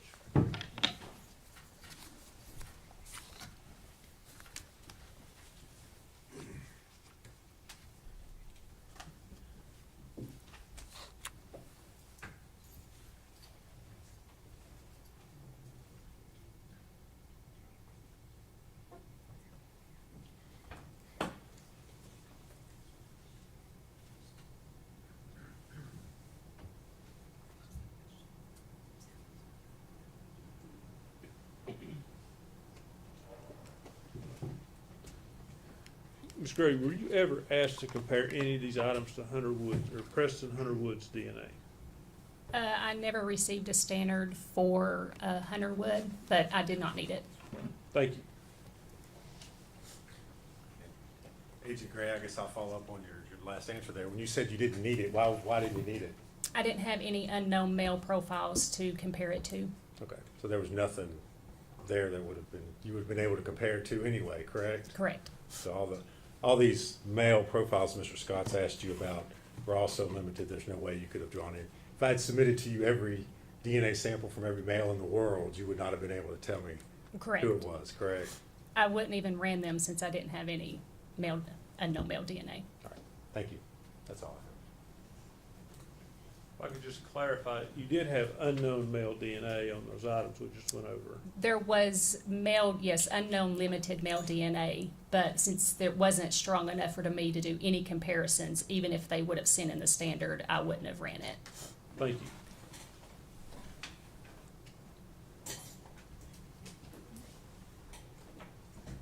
That's all. Is she free to go? She is.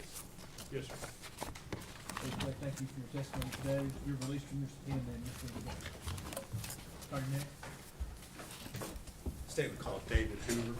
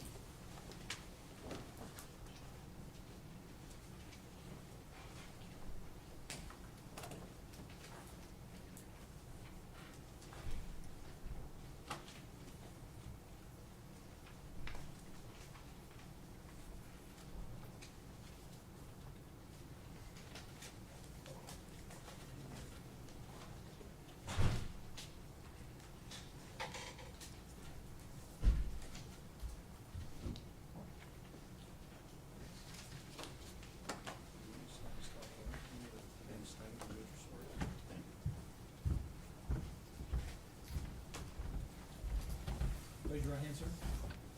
State your name. David Hoover. You solemnly swear or affirm the testimony you're about to give will be the truth, the whole truth, and nothing but the truth. I do. Seek it.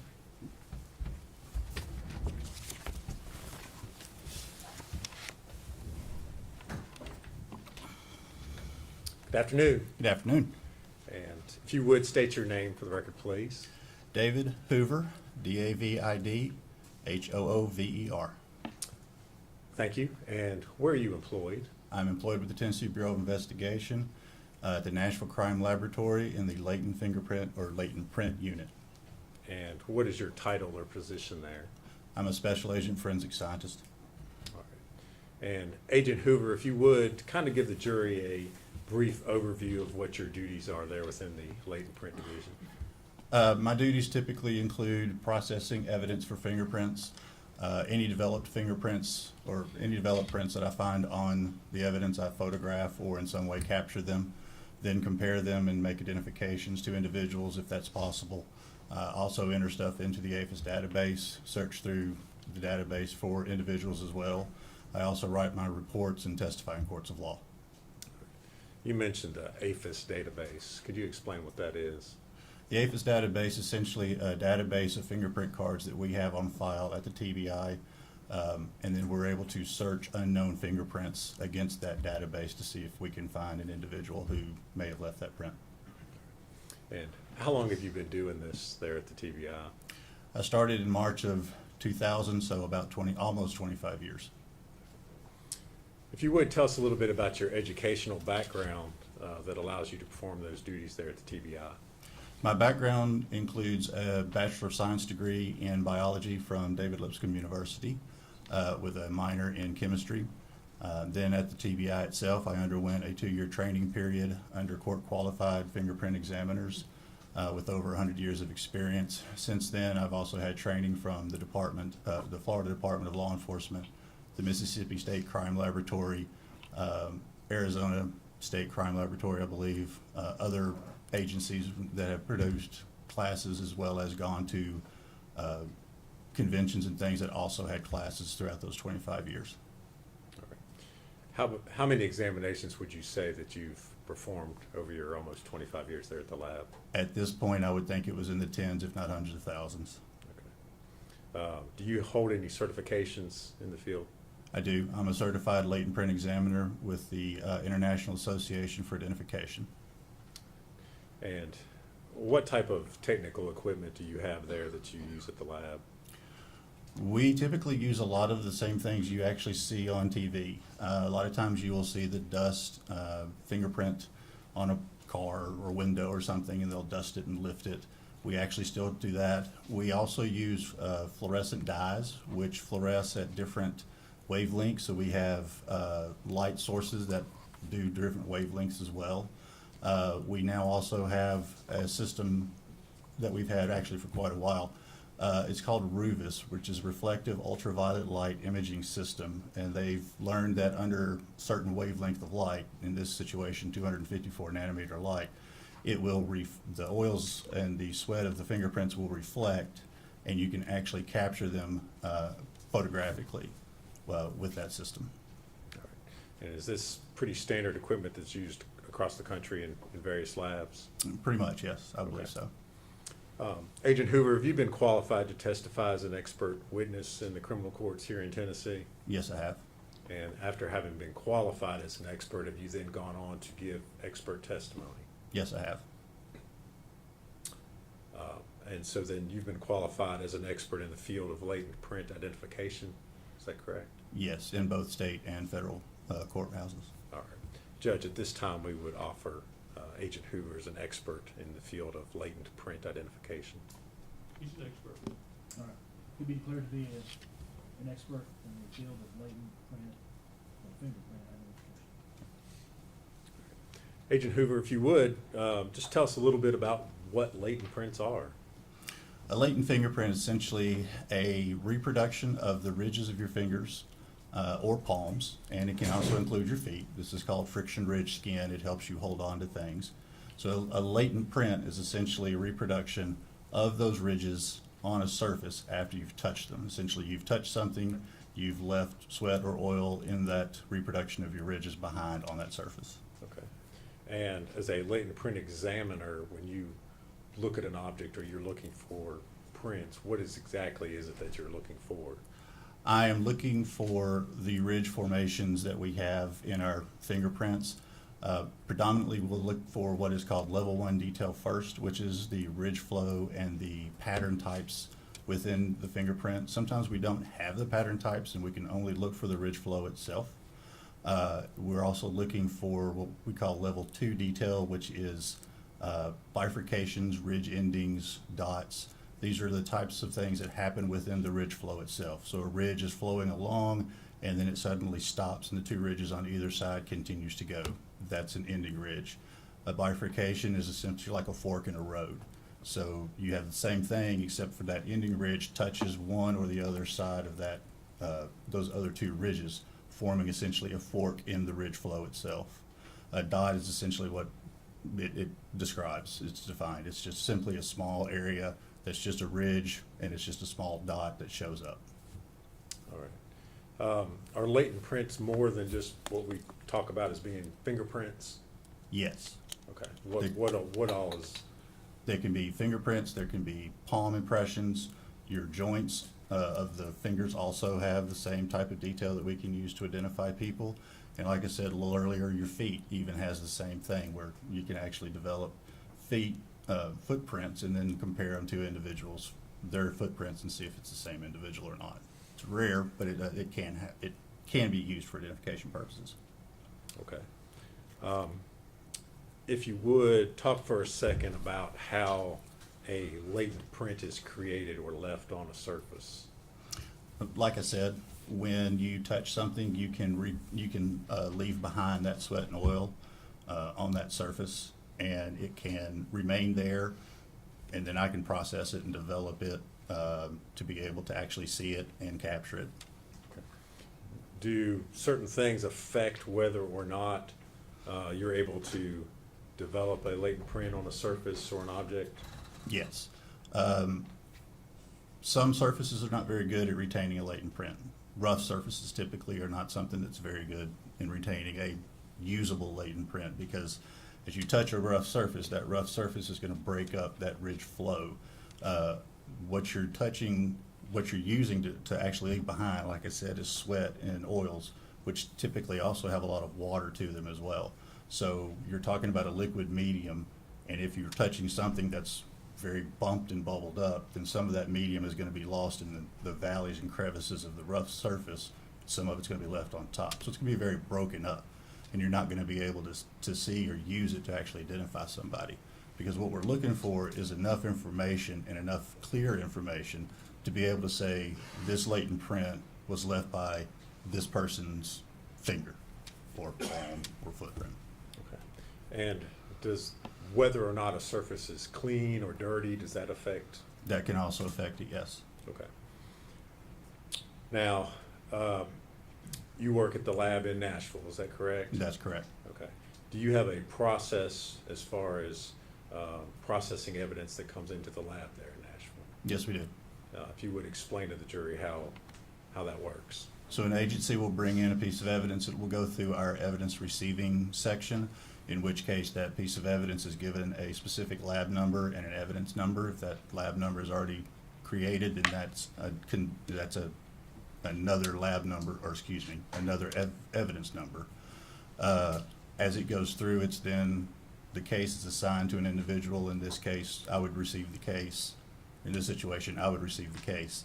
And then I would go pick up that evidence from evidence receiving to then do my testing. All right. And prior to testing any items, do you make sure that they have been secured and not tampered with in any way? The evidence receiving unit is involved in that, and they have a vault in which it is stored in, and that only they have the opportunity to get to. Once I get the evidence, I make sure that the evidence is in a sealed condition in some way, and then I go from there and then open it, process it from there. All right. If we could at this time, I'd like to hand Agent Hoover exhibit number 196, trash can.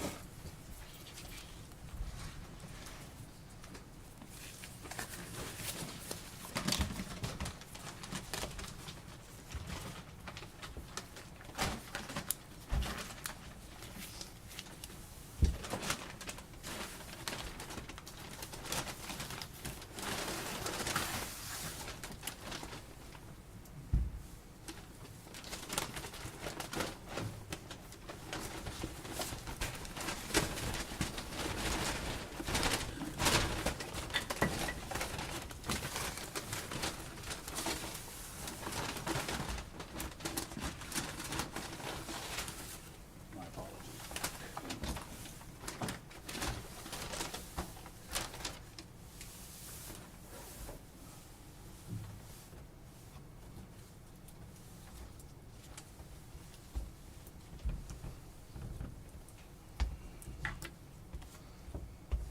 So this is the trash can that I received. It has our laboratory number, it has our exhibit number, as well as my initials. This is the sticker that was on the side of the trash can. It also contains the exhibit number and my initials. And these are pieces of the rim of the trash can that I removed to be able to process better. Okay. So at the time that you received the trash can there at the lab, the pieces that you just held up, they were They were attached actually as a attached. full Yes, it was a full trash can with those pieces of the rim attached to it. Okay, you removed them, they were not broken or anything like that? Is that No, correct? they were not. And you mentioned you held up a sticker, is that, I was a little, is that like a sticker that would come from the manufacturer? Yes, That was on there? yes, it was on the side of the trash can. It's a Sterilite sticker, manufacturer of the trash can. Okay, and you removed that as well? I did. Okay. All right, Agent Hoover, did you attempt to develop any latent prints off of that particular item, the trash can? I did. And if you would kind of walk us through what your approach to analyzing that piece of evidence was? May I refer to my notes, Your Honor? Is that all right? Yes. Thank you.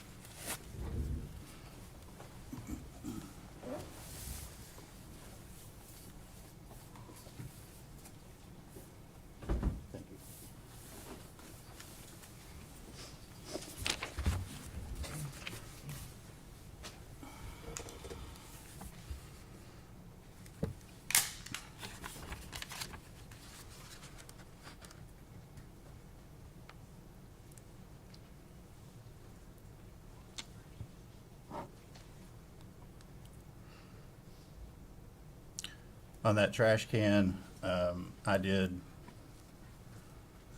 pretty much a full process of just about everything that we can do at the laboratory, or that we normally do for fingerprints at the laboratory, including super glue, dust, the Ruvis system that I mentioned, the ALS, the fluorescent dyes that I mentioned as well.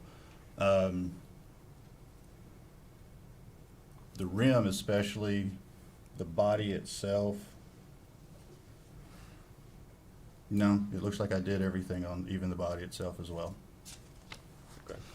And what were you able to determine, or what were you able to find as far as the prints were concerned? On the sticker, I found a palm print, and up underneath the rim, which is the reason why I removed the rim, I found the very far tip of a fingerprint. And when I mean a far tip of the fingerprint, I'm talking about the areas up here at the very tip top of your print, right as it goes into the nail. Okay. Talk about the palm print that you found for a second. The palm print that I found was very small.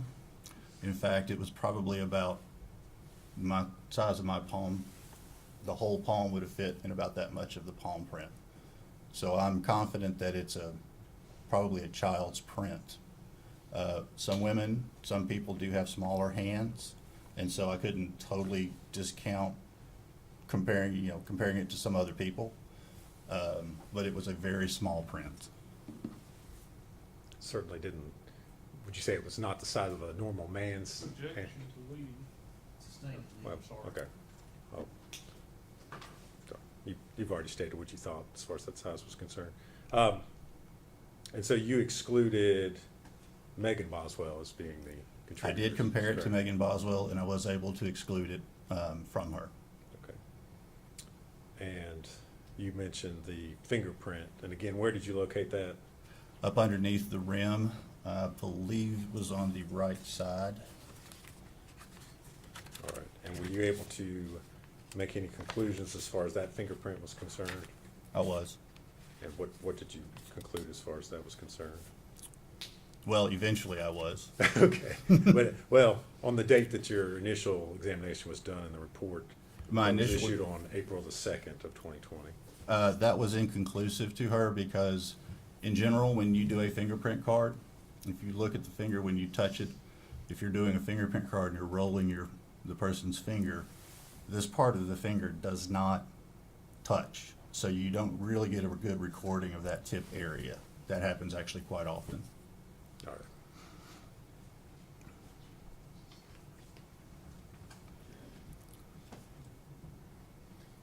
Agent Hoover, I'm going to hand you a document and ask you if you recognize that. Thank you.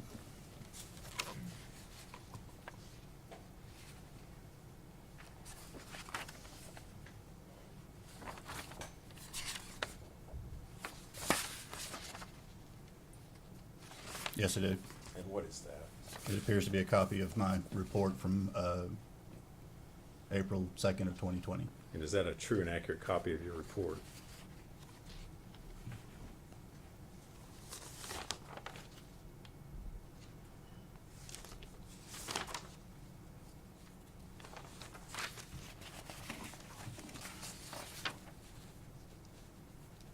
Yes, sir. Judge, I move to make that exhibit 253. 253. Full exhibit 253.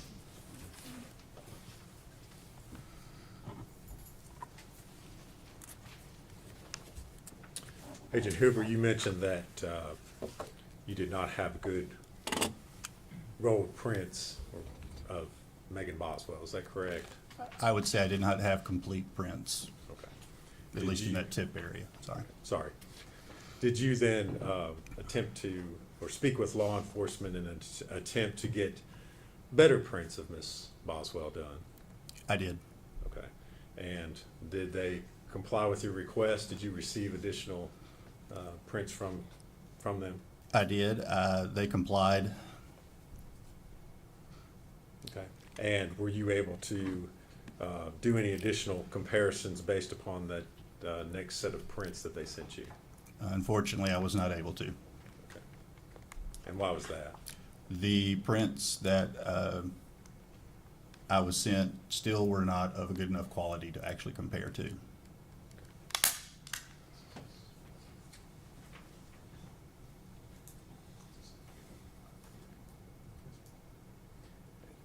And did you, Agent Hoover, did you prepare a finding in that regards? In the I official did. report? I'm going to hand you a document and ask you if you recognize that.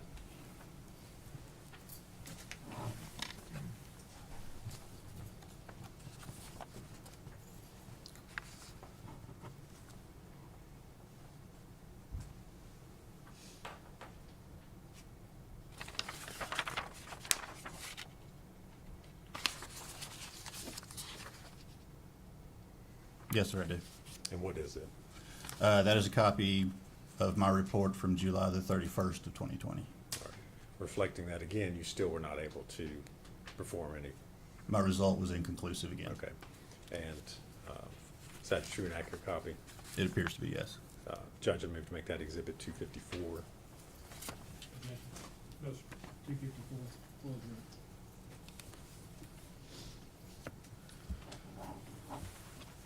And so, Agent Hoover, did you then again speak with law enforcement? Yes, it did. And what was the nature of your conversation at that point? That I still needed better prints, especially those around the tip area. All right. And did they try yet again to get you a good copy of prints from Miss Boswell? Yes, they did. All right. Did they use a different technique this time? Slightly different. Okay. If you would tell the jury what type of technique they used. They tried to use what is called hinge lifters. These are a product that some forensic warehouses produce, and that essentially is a small plastic, can be a square, can be a rectangle piece with tape over it, so that what happens is when you lift the tape, you're able to then lift it or put the tape over the print and then lift it, and it has its own backing already. And they attempted to do that and use, again, the same type of material to try to lift that print, or to try to lift that area of her finger, and send it to me. All right. And any success this time on being able to do a comparison? Unfortunately, no. Okay. And did you, again, prepare a report to reflect that you were unsuccessful? I did.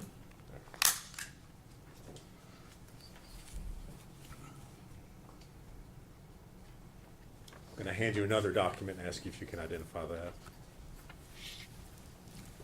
Thank you.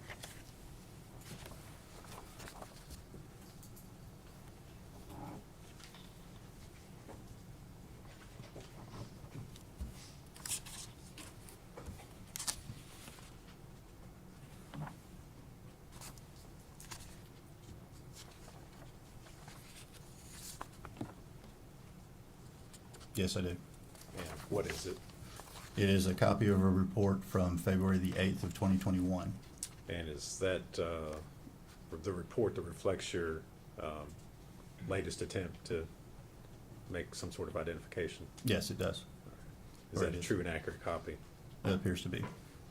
Judge, I'd move to make that exhibit number 255. Objection.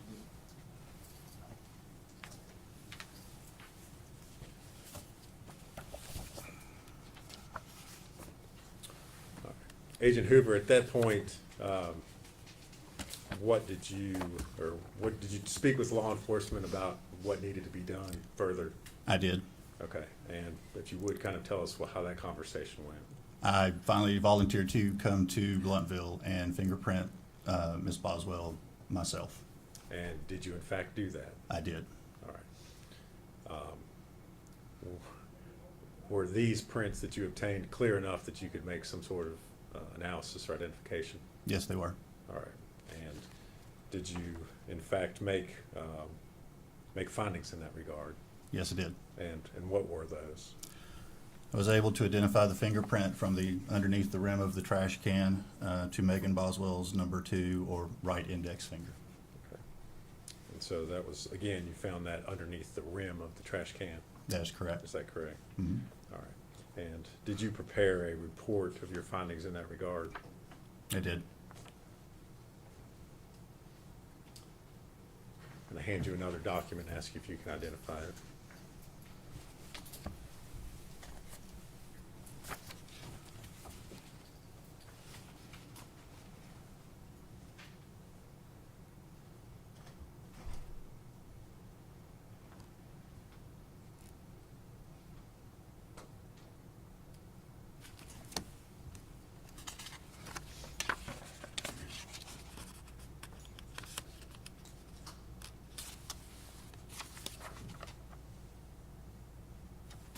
Yes, I do. And what is it? It appears to be a copy of my report dated July the 8th of 2021. Is that a true and accurate copy of your report? Appears to be. Judge, that would move to make that exhibit 256. Okay.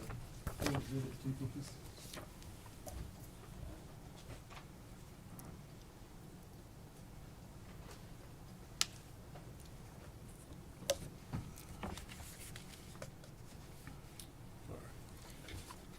Agent Hoover, I'm going to ask that you be handed exhibits 201 and 203.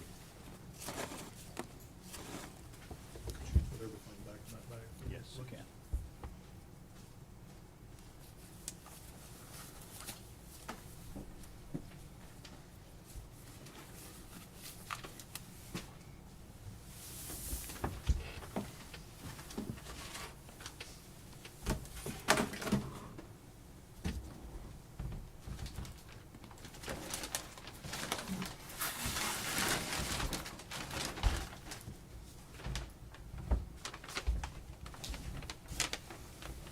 Thank you.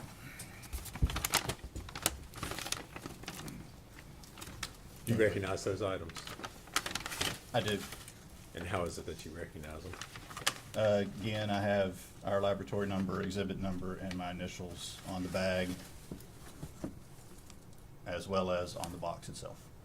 Okay. And these items, were they the foil sheeting that you were requested to develop latent prints from?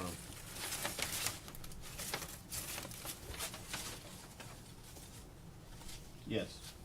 Okay. And did you in fact perform an examination on those items? I did.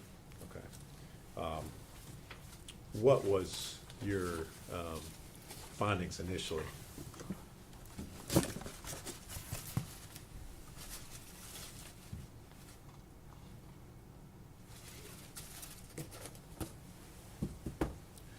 My initial findings Yes. from the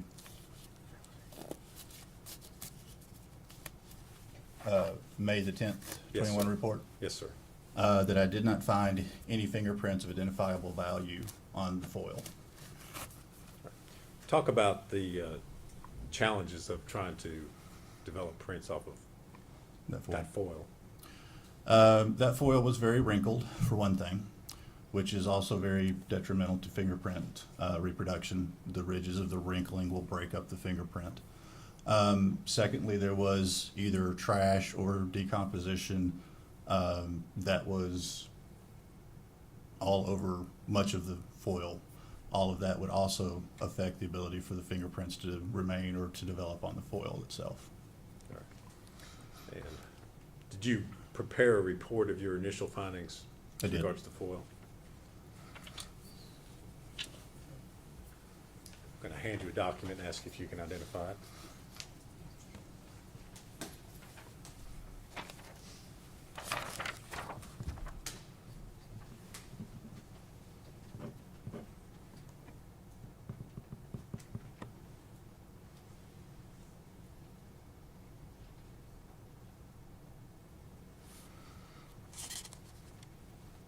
Yes, I recognize it.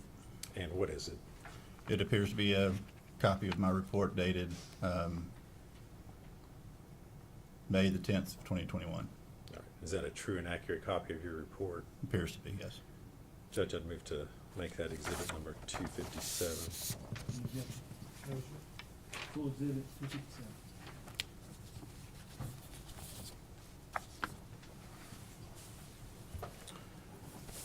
Now, Agent Hoover, in regards to the foil, were you later contacted by scientists within the lab about performing additional testing on the foil?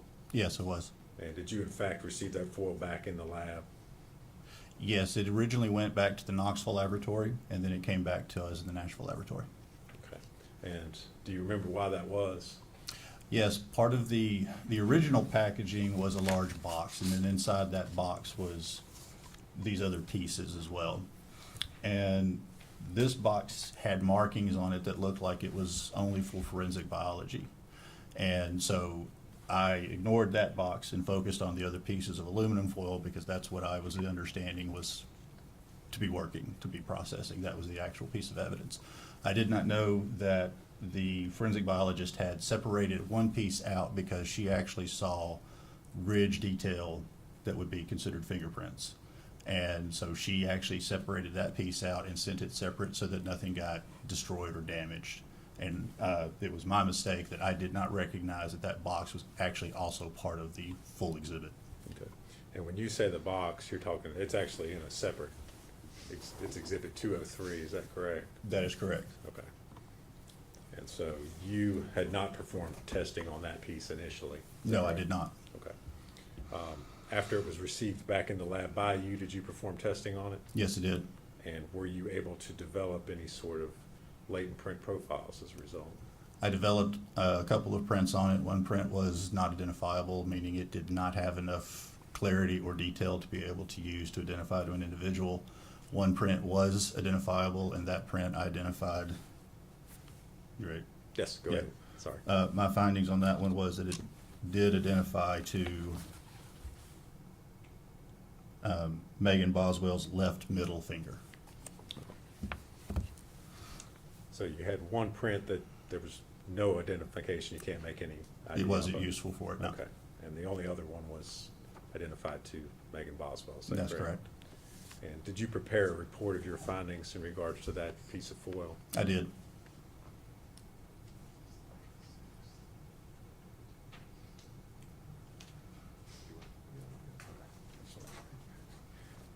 Agent Hoover, I'm going to hand you a report or document and ask you if you can identify that.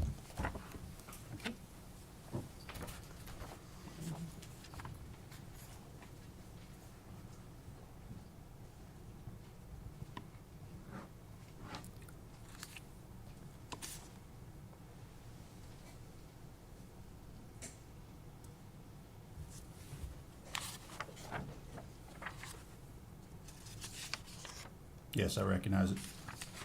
And what is it? It's another copy of my report from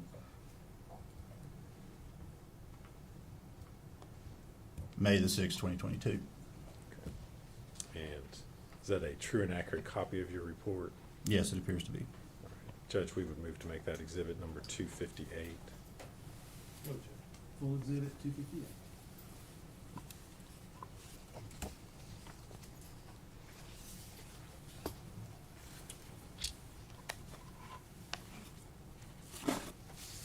And Agent Hoover, you also received several other items that you were asked to work, and those included a candy wrapper and a bed sheet. Is that correct? Yes, that's correct.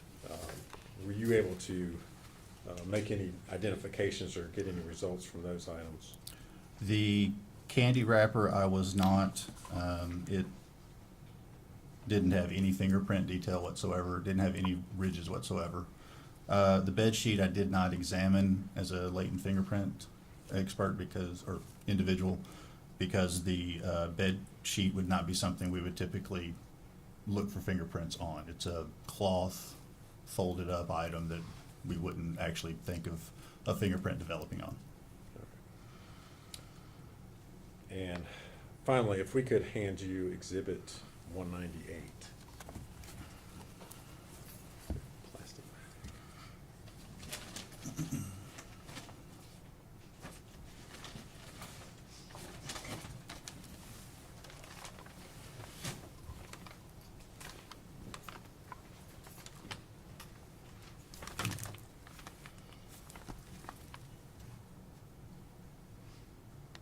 You recognize that item? I do. And how is it that you recognize it? Again, this one happens to be a sticker, but we have our laboratory number as well as the exhibit number and my initials. And that item is a black, if you could remove it, is that a black plastic bag?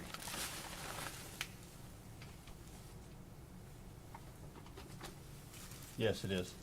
All right.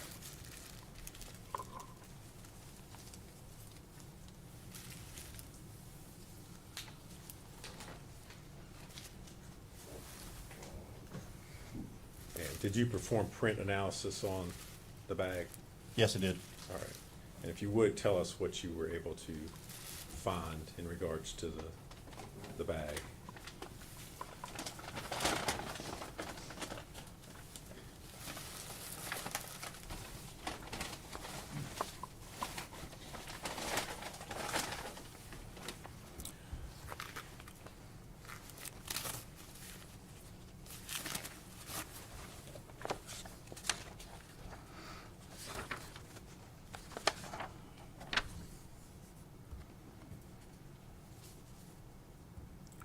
On 17A, I originally developed 2 identifiable latent fingerprints and 1 identifiable impression. And what I mean by an impression is I can't determine if it's a finger, a palm, a joint.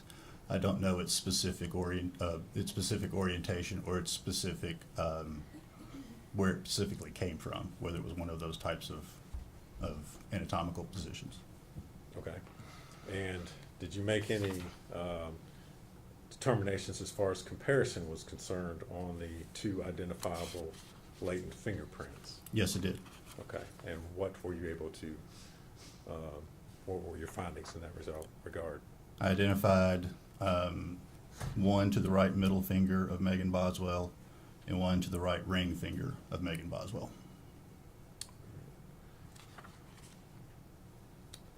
And what about the latent impression? At that time, I reported that it was inconclusive with Megan Boswell. And did you prepare a report of your findings I did. on that date? I'm going to hand you another document, Agent Hoover, and ask if you can identify that.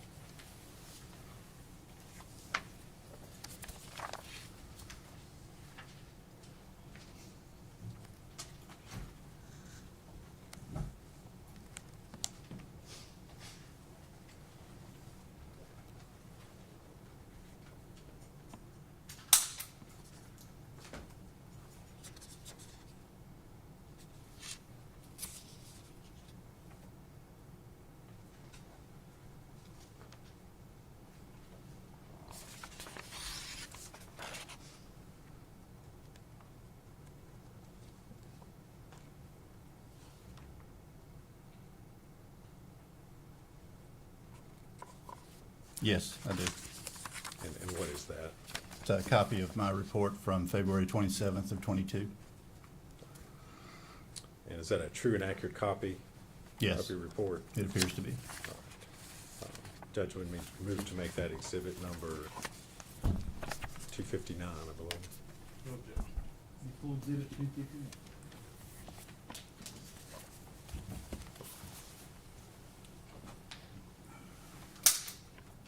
Agent Hoover, did you develop any other prints or any other, make any other findings in regards to evidence that was sent to you on in this particular case?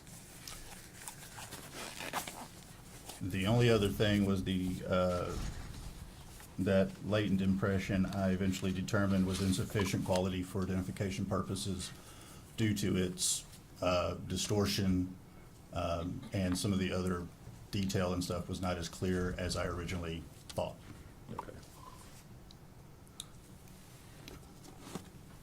And that was from the black Plastic bag. trash bag. Is that correct? That's Okay. correct. And did you make a report of that particular finding as well? I did. Okay. And was that on your report issued on May the 6th of 2022? That's correct.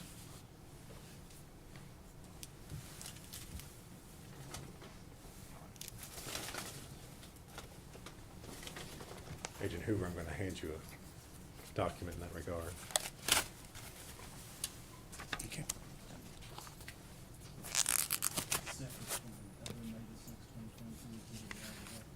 Did you already have that one? Did I? Looks to me like, look at 258. I wrote down it was May 6, 2022. If I could. I mean, that may be.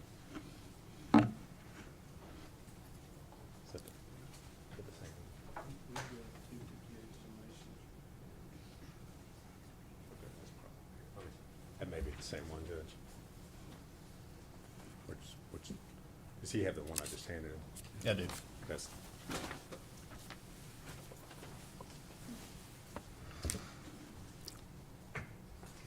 That's the same one. Okay. It's the same.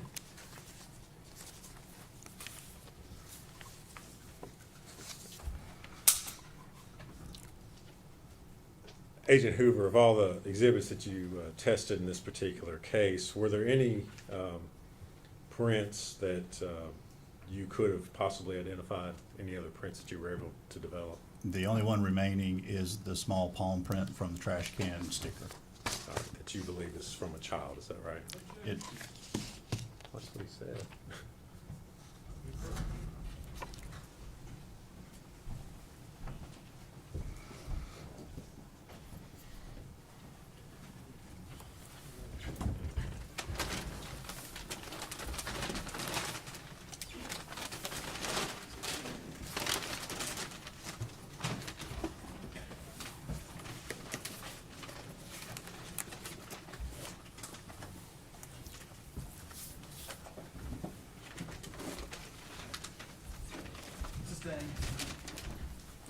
So, again, Agent Hoover, the only print that you developed that you were not able to identify was the small print from the side of the trash can, is that correct? on the sticker, correct. And based on your training and experience, did you have an opinion as to whether that was from an adult or a child? My opinion would be that it would be from a child. However, I can't discount a small individual. But I do not believe it's from a normal-sized adult. All right. Thank you, Agent Hoover. If you would answer any questions. Yeah. Ladies and gentlemen, we'll take about 15-minute break. Everyone stand, please. During the break, please do not.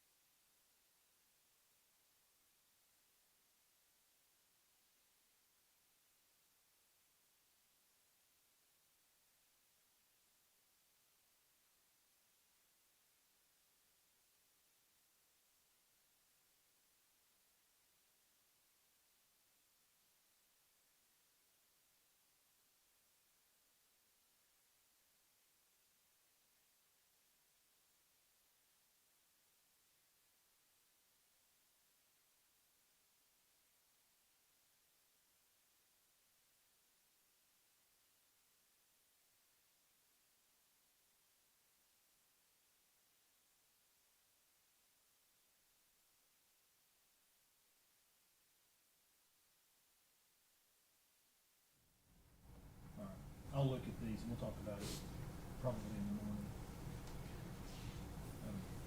Just so you know, there are 2 resources that I use when in addition to the Burns test. There's a lesser included offense list on the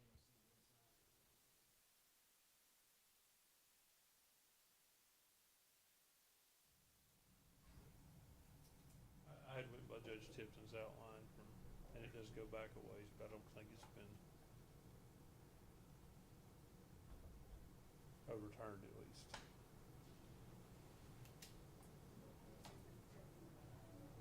I'll look at those. And as it relates to child abuse and child neglect, they're not necessarily lessers under the Burns test. They are lessers by statute, and I cited the subsection of the statute that makes them lessers.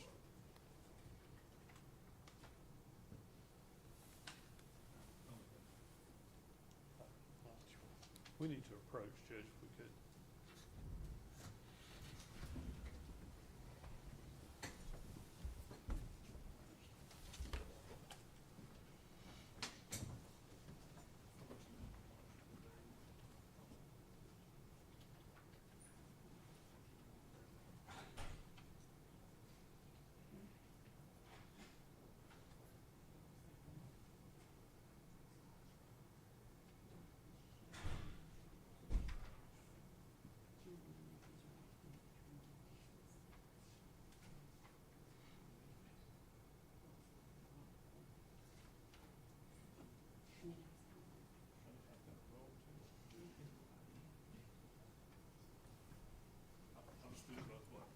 I mean, I don't know if it matters. I don't know which what you're using it for exactly.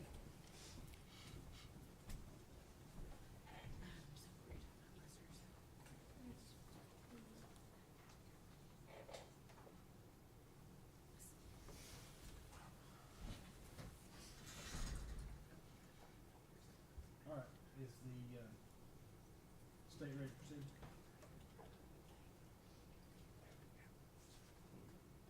State's ready, yes, Judge. Sorry.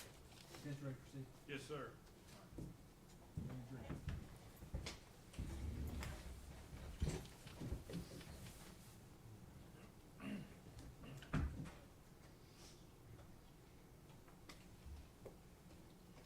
Everyone stand, please.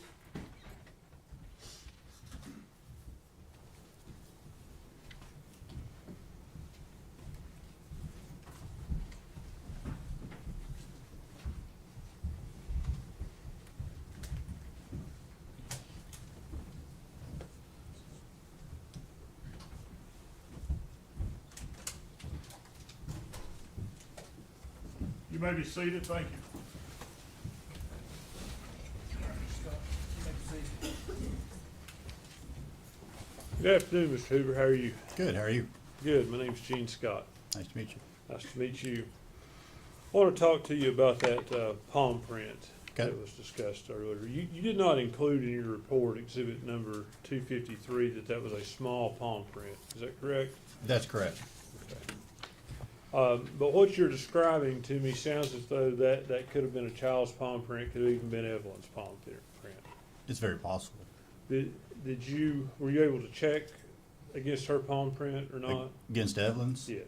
No, I actually did request to see if her body was still at the medical examiner's office, and if so, if they could send me the fingerprint cards, but I never received them, so I'm assuming the child was already gone. Okay. And as it relates to, in your report, it appears to me that you also wanted to check it against Ethan Perry and Eric Smith. No, I did not. You did not. Would you like to see your, but you said it will be compared with. I said it would be compared with once I would receive known finger impressions or known palm impressions of those two individuals, yes. So was it compared? No, it was not. Okay. So I guess you're saying it's probably Evelyn, but you're still going to compare it against these men, If they sent it in, I would, yes. just to rule it out. Correct. Okay. And why do you say it could be Evelyn? Is it because when somebody, obviously your fingerprints are probably all over everything in your house, is that a fair statement? It can be, yes. I mean, some surfaces, again, are better than others. Sure. Bed sheets don't take fingerprints as well as something shiny generally. Not unless it's a situation in which, like, those fingerprints were in some form of material, paint, blood, something like that. Right. So it wouldn't be uncommon, in your opinion, for someone's fingerprints to be on items in their home. No, that's common. Okay. As it relates to the aluminum foil and the one fingerprint you find of Megan's, you can't say when that print was put there, can you? No, I cannot. It's possible it was on the aluminum foil before the foil was placed on the child. I have no knowledge of that one way or the other. It would be possible. That's a possibility. And again, you have no knowledge one way or the other if the when the print was made there. No, that's correct. How long would the print stay there? That's something you really can't determine, depending upon the situation. If the print was protected and like in a closed off space inside of a box, like a keepsake box or something like that, it may last for quite a while. In fact, I had one that they know of. It was a ex-wife's fingerprint in a case, and it was on a box that hadn't been touched for 5 years, but it was in a closet inside a box. It was perfectly protected. Once you get into places where you have water, rain, heat, cold, different things affecting the actual piece of evidence, you're not going to have typically a longer lifespan of that fingerprint. Okay, what do you describe as a longer lifespan? If I left a fingerprint here and then immediately did that, I could wipe it away right there and it would be gone. If I had something like on a beer can on the side of the road in the summertime, it may bake it off fairly quickly.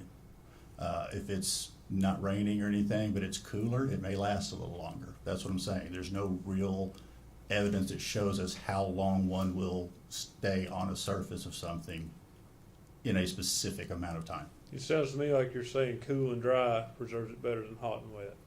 Yes. Typically.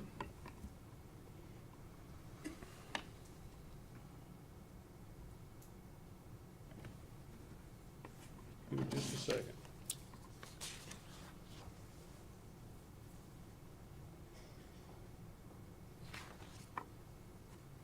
Let me ask you about latex gloves. Latex gloves, will they prevent the leaving of fingerprints? They can, yes. So is that something that someone would do to not contaminate evidence or not leave their prints on something? That's correct, yes. That's all the questions I have. Nothing further, Judge. Is he free to go? He is for the state. Is he free to go? Oh, yes, sir. Thank you, sir, for your testimony. Thank you. You're released from your subpoena. Thank you.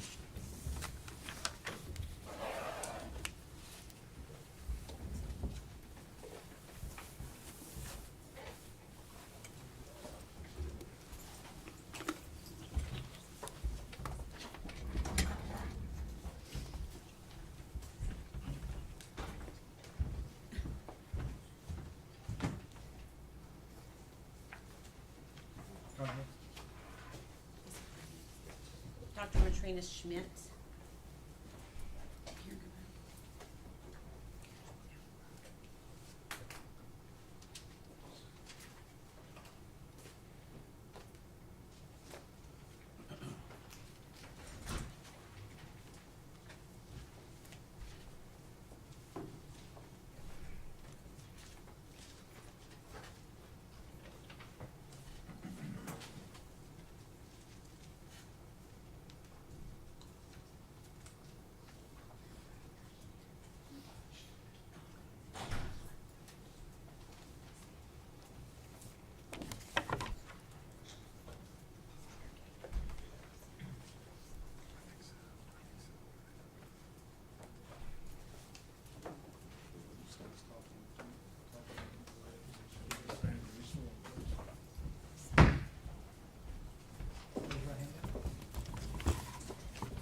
State your name.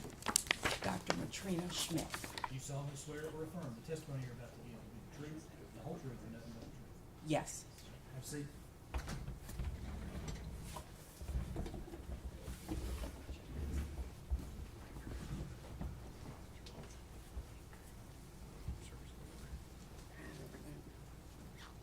Good afternoon. Good afternoon.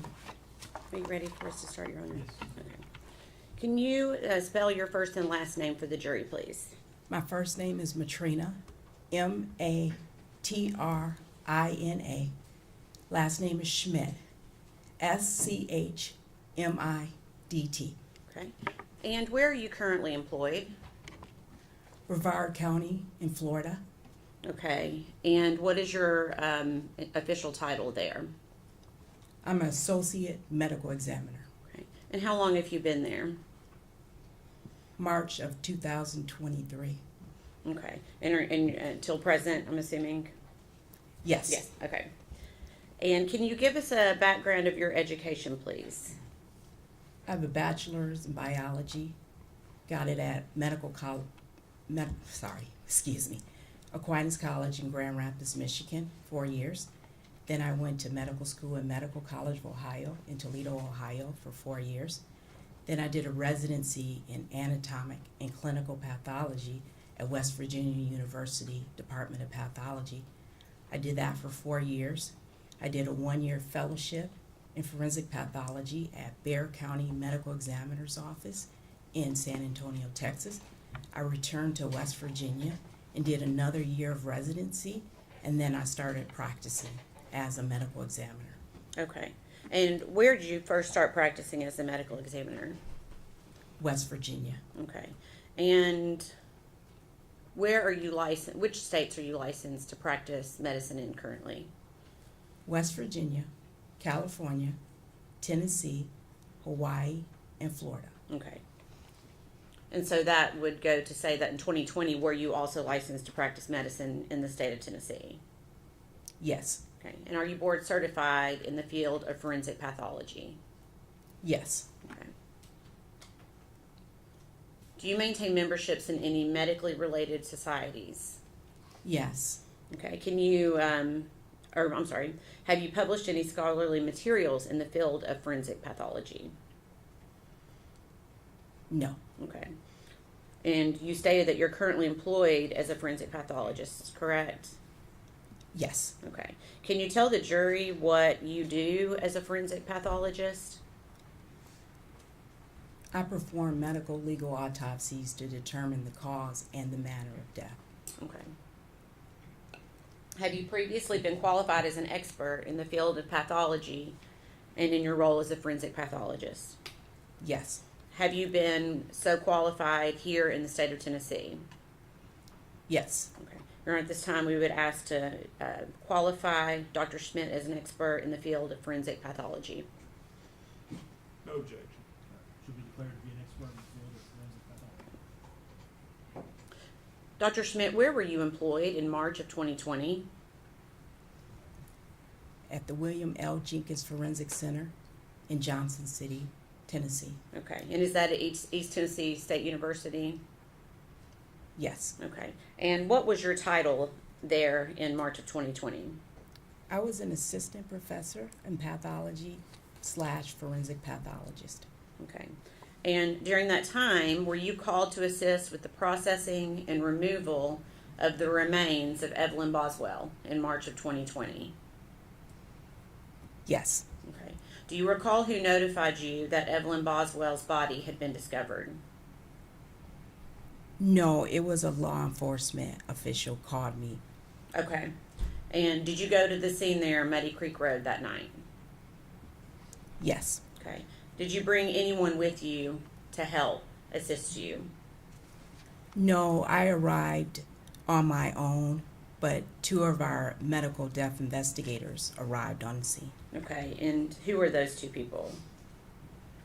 Laura Parsons, Kristen Osgood. Okay. And what was their role to be that evening? They're the medical death investigators. They investigate the scene, the death. Okay.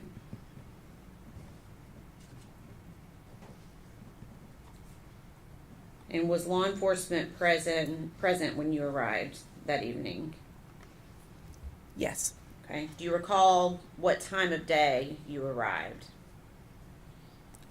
I do not. It was evening. It was Okay. dark. Dark outside. Okay.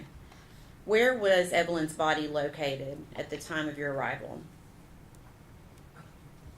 It was in a playhouse shed inside a trash can. Okay. So her body was still within the trash can when you arrived? Yes. Okay. And did you observe or assist in the removal of Evelyn's body from the trash can? Yes. Okay. Can you please describe to the jury what that process looked like? We removed the trash can from the shed. Photographs were taken, and then we did a step-by-step process of removing the decedent from the trash can and the contents of the trash can. Okay.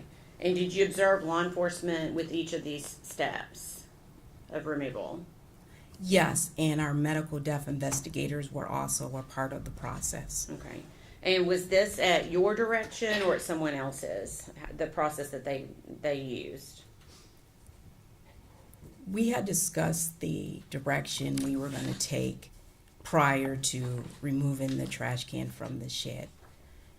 So I was directing it, but I think we had all had a discussion on the best way to handle the process. Give me just a second.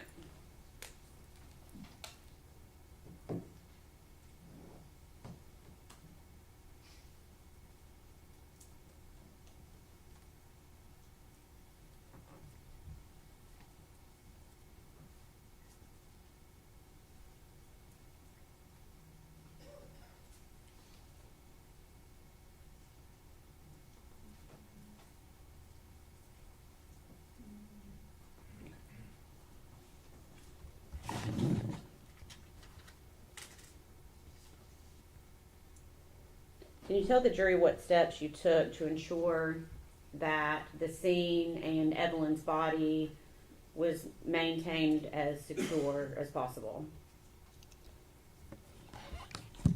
TBI was present, our medical death investigators, and everything that we removed from the trash can, in addition to the decedent, was photographed and it was written down as evidence. Okay, and how did you protect the body from contamination? I don't remember, but we always have a sheet and the body bag ready and prepared. Okay. 1 minute. Okay. Can I please see?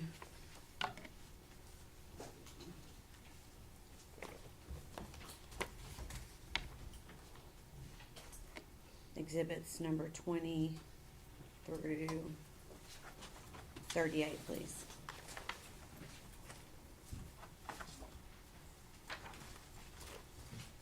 Thank you.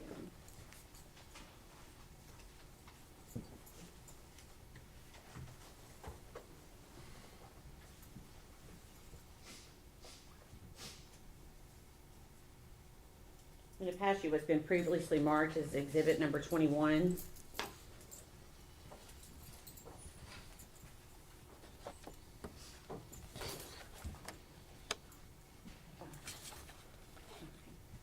Does that help refresh your memory on how the body was placed at the time that at the time Evelyn was removed from the trash can?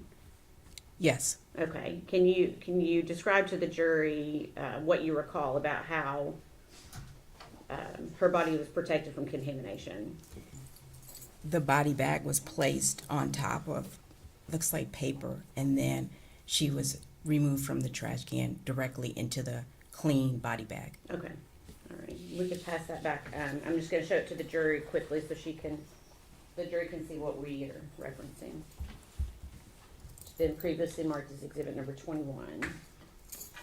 Is this what you were referring to with the butcher paper and the body bag? Yes. Okay.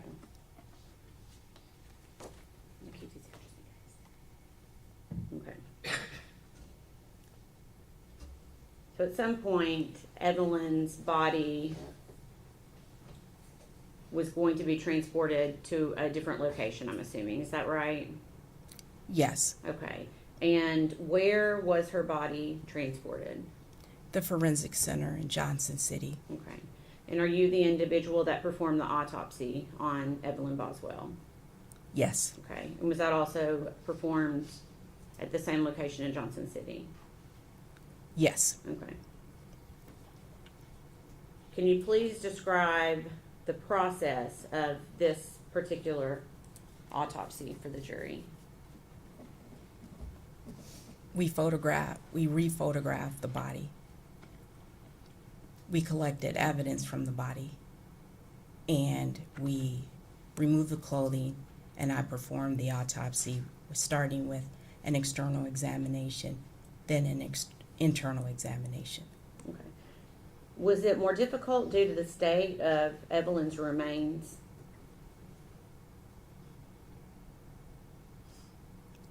I don't understand Okay, the let me question. ask it in a different way. Does decomposition of a body impact your ability to perform certain things during an autopsy? It can, Okay. yes. Can you, for example, does the level of decomposition keep you from being able to identify mechanisms of death or possible mechanisms of death? It can, yes. Can you describe how? Sometimes with decomposition, the skin will change colors, and it can obscure bruises or contusions. Sometimes we might not be able to draw the sufficient toxicology specimens that we want to. Okay. And did any of that happen in this case? Were you able to see any soft tissue, potential soft tissue injuries to Evelyn's body? I did not identify any soft tissue injuries. Okay. Did decomposition play a role in that at all? It's probable, yes. Okay.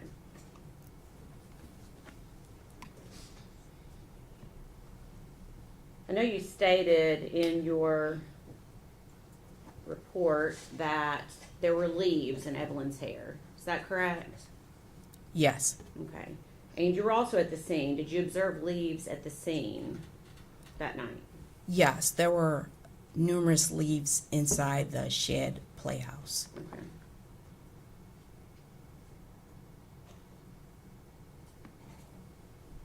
Okay. So I'm assuming when you conduct an autopsy, it's not just the body itself that's helping you make your determination. Is that a fair statement?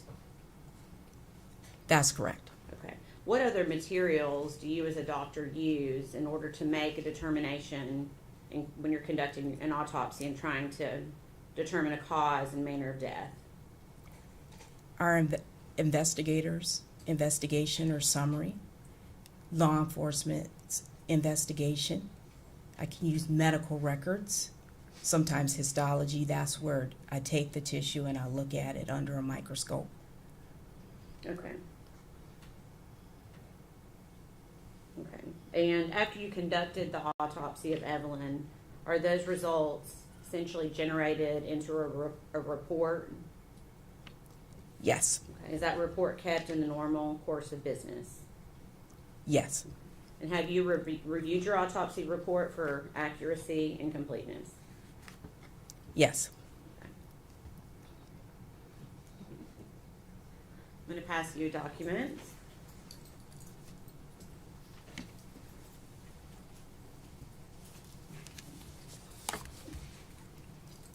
I'm going to give you a second to look and see if you recognize that.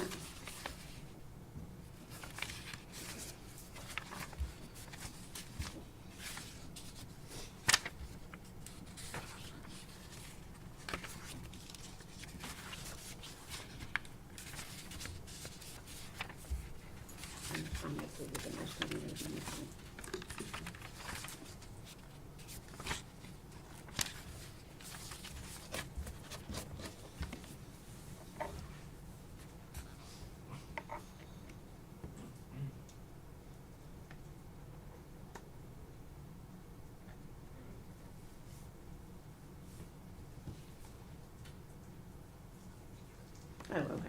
Thank you. Are you able to identify that document? Yes. Okay, can you tell us what it is? It's the autopsy report I prepared on Evelyn. Okay, and is that a complete and accurate copy? Yes. Okay, Your Honor, this time we would ask that be made exhibit number 260. No objection. Full exhibit 260.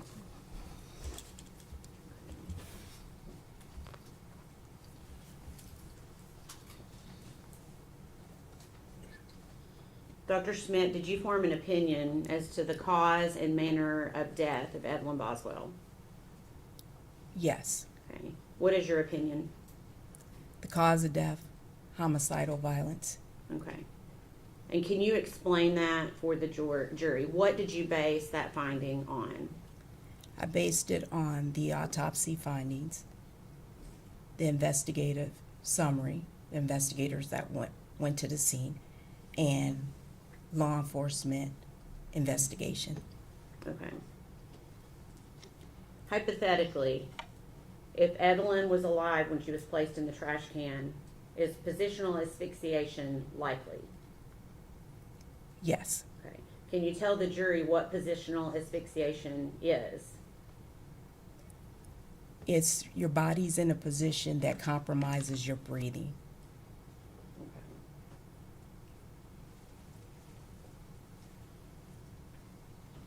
And were you aware how Evelyn's body was placed into the trash can? Do you recall? Yes. Okay. And when you say positional, are you referencing the fact that she was upside down? Yes, the body was in the trash can, upside down. Okay. I'm going to show you what's been pre-marked as exhibit number 34. Pre-admitted as exhibit number 34.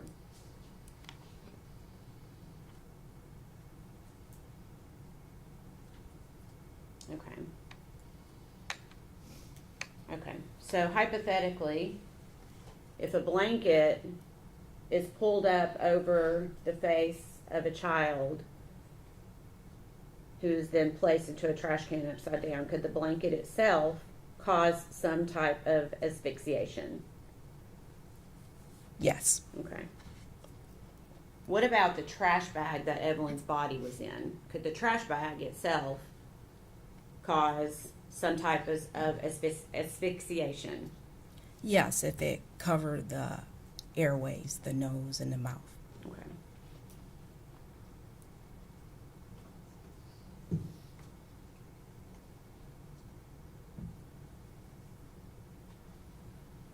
How many autopsies have you conducted over the course of your career, just approximately? 3,600 approximately. Okay. Approximately how many of those were on children? Close to 100, between 80 and 100. Okay. Have you conducted autopsies on children that have resulted from, that you determined to result from natural causes? Yes. Okay. Have you conducted autopsies on children that have resulted in or been caused by something accidental? Yes. Okay.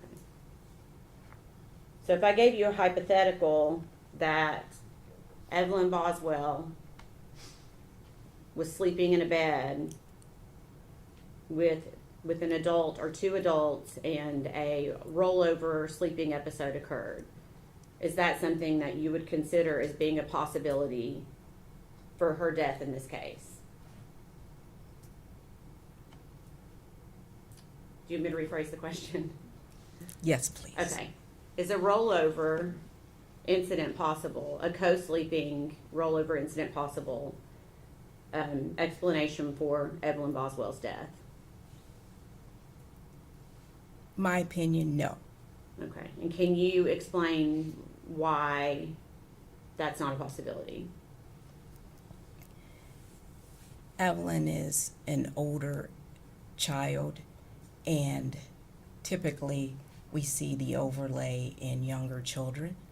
It's certainly possible, but with the investigation of the scene and law enforcement investigation and the way she was found in a trash can, I don't have the opinion that it was a co-sleeping, bed sharing, or overlay. Okay. Is there any scenario that I could give you that would change your opinion about the cause and manner of the death of Evelyn Boswell? I don't know if I could answer that. Okay. Do you, hold on one second.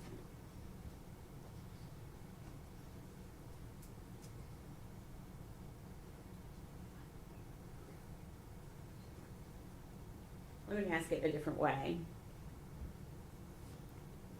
Anything about the autopsy as well as the other things that you had said that you used to come to your conclusion that led you to believe that Evelyn Boswell died from natural causes? No. Okay. Same question. Anything based upon the history that you were given from law enforcement, the scene itself, plus your autopsy of Evelyn's body that led you to believe that Evelyn died from something accidental? No. Okay. Please answer any questions that the defense has for you.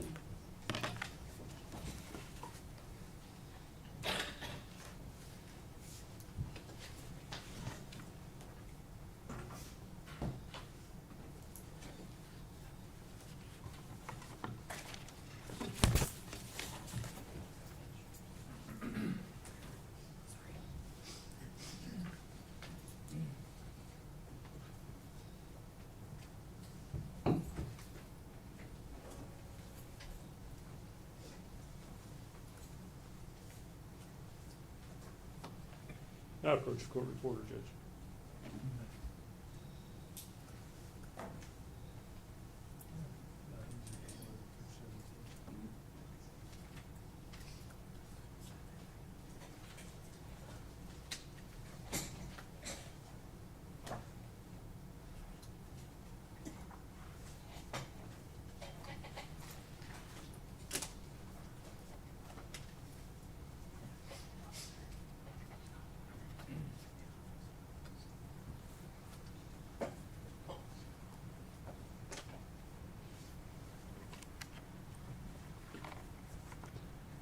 Good afternoon, Dr. Smith. I'm Gene Scott. How are you?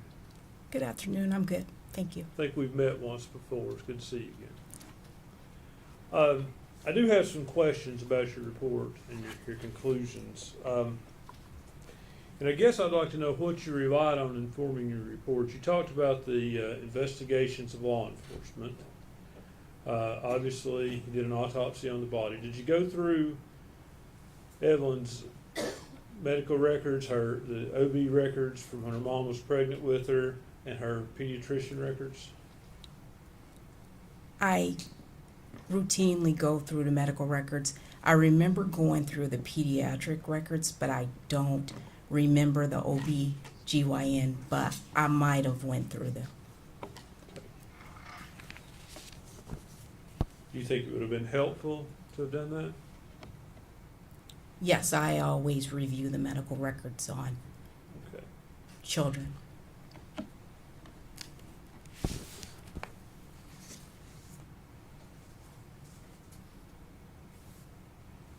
And Ms. Massengill finished up by asking you if anything could be said to convince you this was by natural causes somehow. And it's your opinion it could not be, I assume. Based on my autopsy examination, no. Okay. Let's talk about your autopsy examination. Are there any medical findings of a cause of death, or is it simply the way the body was placed? There are no natural medical disease processes to support her death. Yet there are no medical bases for her death based on your autopsy, are there? For instance, give me a hypothetical. If the child were found laying on a table as opposed to in a trash can, would anything have changed about the findings you found in your autopsy report about her medical conditions?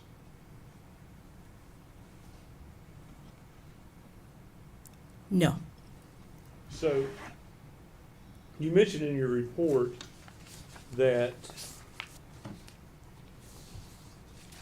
there is a possibility that the decedent was alive when placed in a trash can cannot be excluded, correct?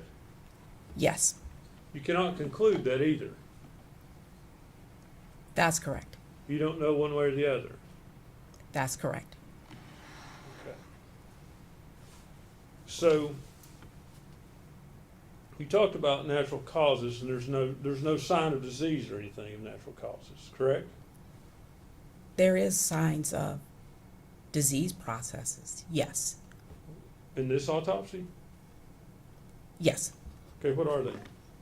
There is a patent foraminal valve, which is just the septum between the atria and the heart, did not close properly.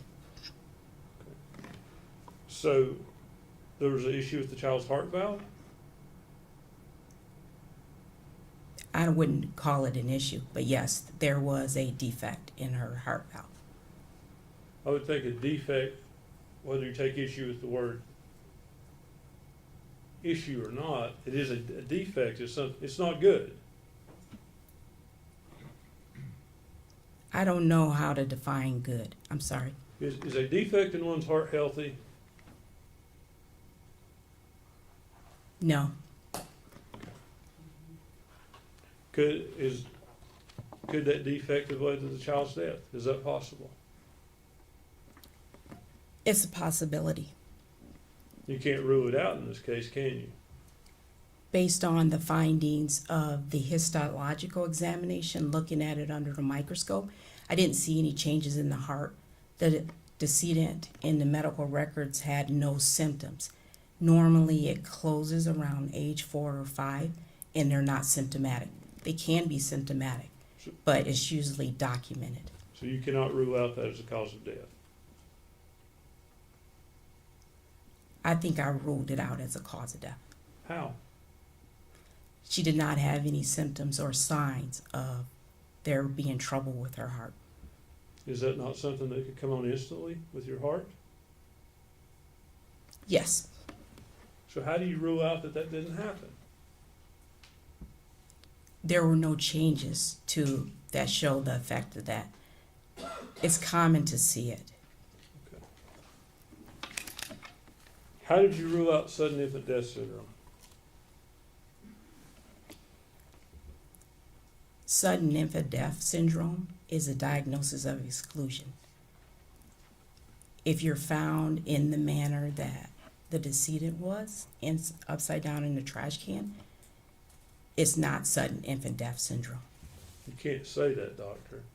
If the child died of sudden infant death syndrome and then was placed in the trash can, that is possible, isn't it?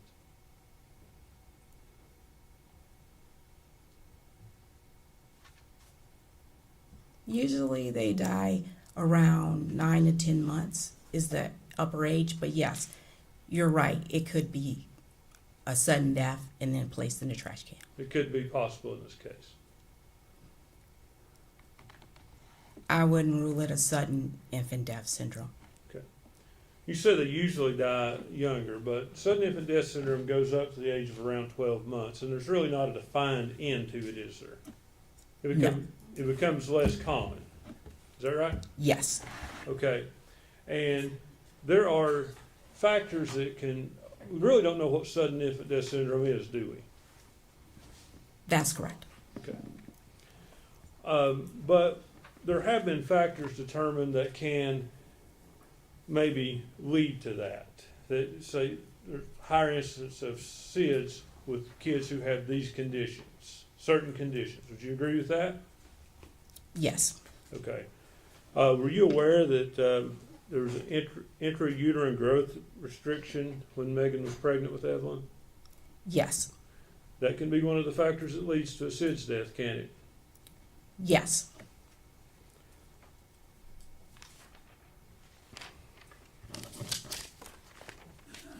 Were you also aware that as of her 10-4 visit, Evelyn suffered from acute pharyngitis? I reviewed the records, but I can't remember everything that was in the records. I reviewed the records. Would it help you to see the records? Sure.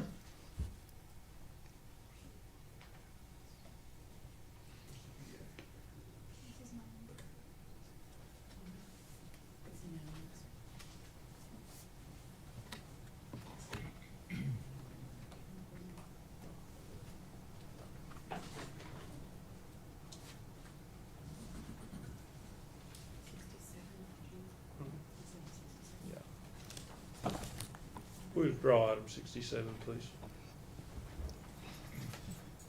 Okay, may I show this to the witness?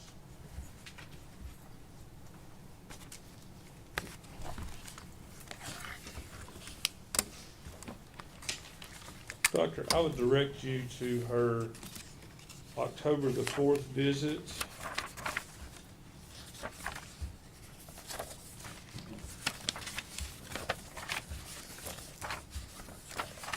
Page 37 and 38.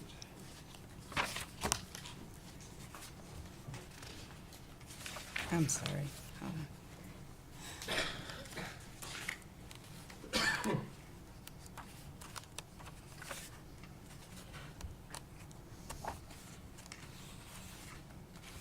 Is it towards the back? I'm sorry. Yeah, 37 of 38, if you look at the page numbers at the top. Oh, right-hand I corner. see. I'm sorry. It's, hold on, clip. Okay. Child suffered from acute pharyngitis, is that correct? Yes. Okay.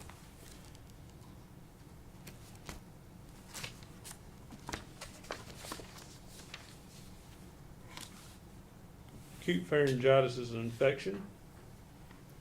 Yes. Okay. And it's a virus, is that right? A viral infection? It can be. Okay.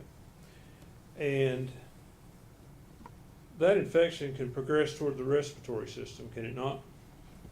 Yes. Viral pharyngitis itself can increase the risk of SIDS. Yes or no? Yes. I'm sorry.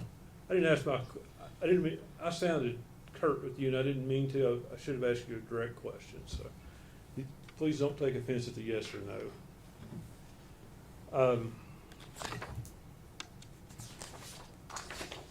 Child also suffered from gastroesophageal reflux, is that correct? Yes. Okay. And what is that? It's when the food comes back up through the sphincter, because food goes through the esophagus into the stomach, and there's a sphincter that keeps it from coming back up into the esophagus and to go down, continue into the intestines for digestion, and it comes back up into the esophagus. And can that lead to laryngeospasms? Yes. What is a laryngeospasm? This is where the muscle contracts. A child can die from a laryngeal spasm, can it? Yes.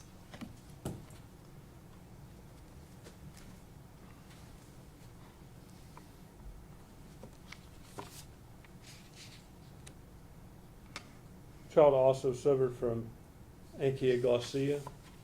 I may not be saying that right, but you know what I mean? It sounded good. Yes. Okay. What is that? They call it tongue tie.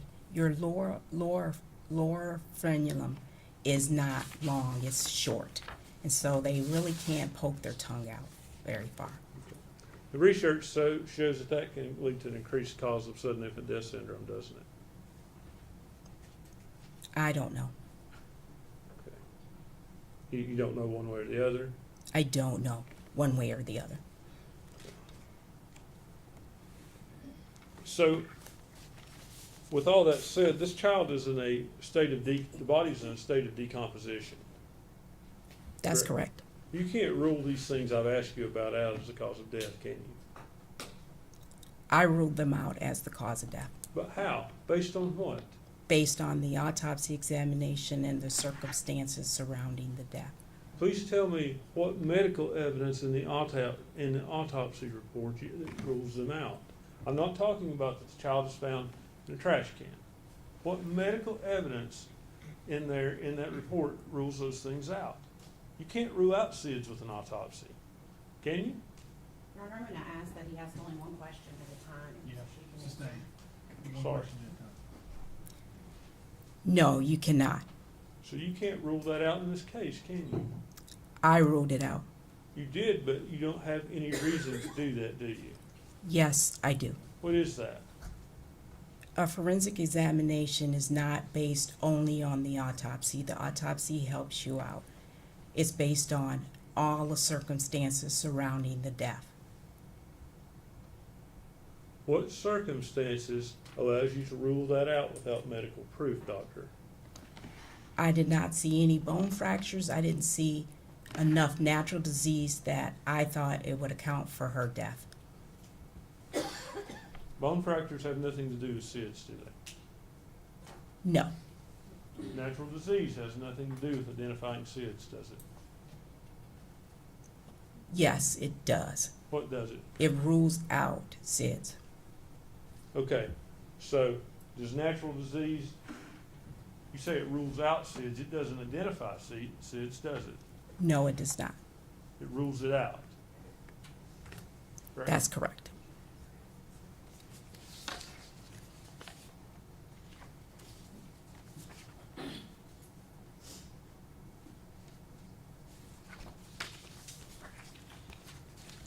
How did you rule out co-sleeping and being rolled on the bed as a cause of death?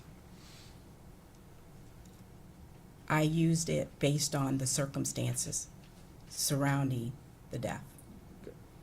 Again, if the body were found laying on a table, not in that trash can, you couldn't rule out co-sleeping as a cause of death either, could you? I would review everything, the circumstances surrounding the death. Hypothetically, if that happened, could you rule that out? I would have to know why the baby was on the table. So it is possible that a child that size and age could die from co-sleeping. Yes, it's possible.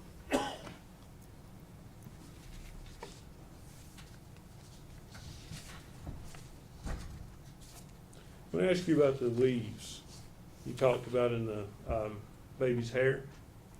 Yes, Okay, was that wrapped up under the blanket in the tinfoil?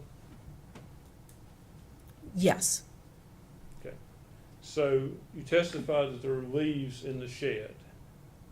yes, Are you saying inside of the shed? yes.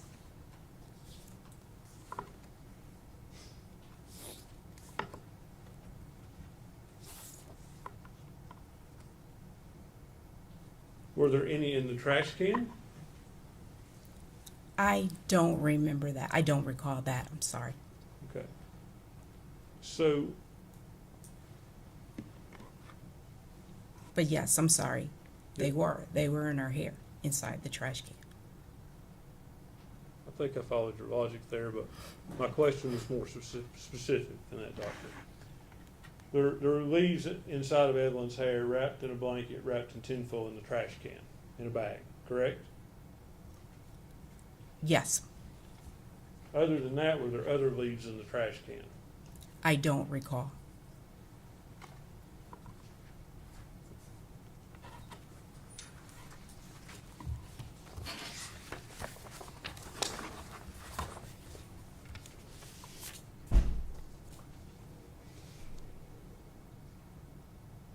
So, when you described this death as homicidal violence, you described that as based on the child being found in the trash can, is that correct? And the investigation, yes. Okay, but not your medical findings. Yes, my medical findings in There were- addition. There were no findings of violence in your autopsy, were there? Yes, the decedent was found upside down in the trash can. Okay. Were there any broken bones? No, Okay. At this point, soft tissue, it was hard to determine any kind of damage to soft tissue. Is that fair? that's correct. Okay. So there were no medical findings of violence in your report, was there? Yes, the decedent was found upside down in the trash can. I'm sorry. I'm asking.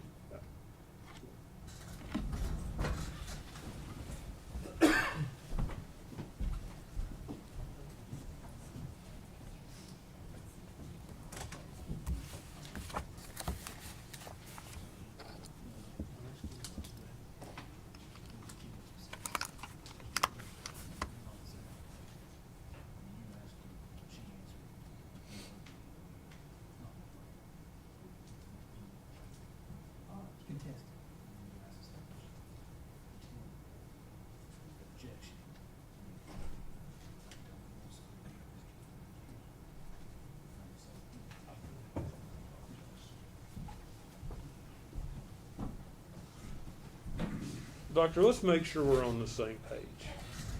I'm asking about medical causes that you would find in the autopsy. Now, being placed in a trash can, are you describing that as a medical cause? No. So medical causes that, and medical diagnosis that you have, there is no medical issue showing this is a homicidal violence, is there? No.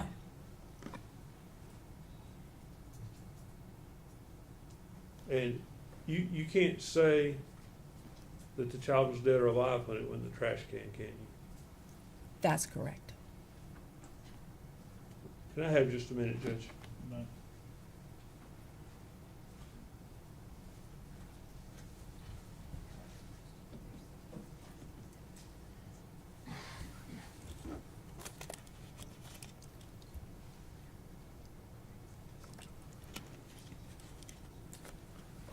Let me ask you this, Doctor. You talked about leaves in the shed.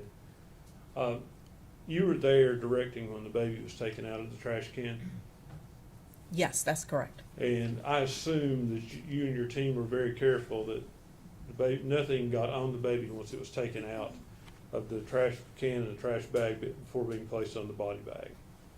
That's correct. It would not have been a source of leaves from you all's contamination. No.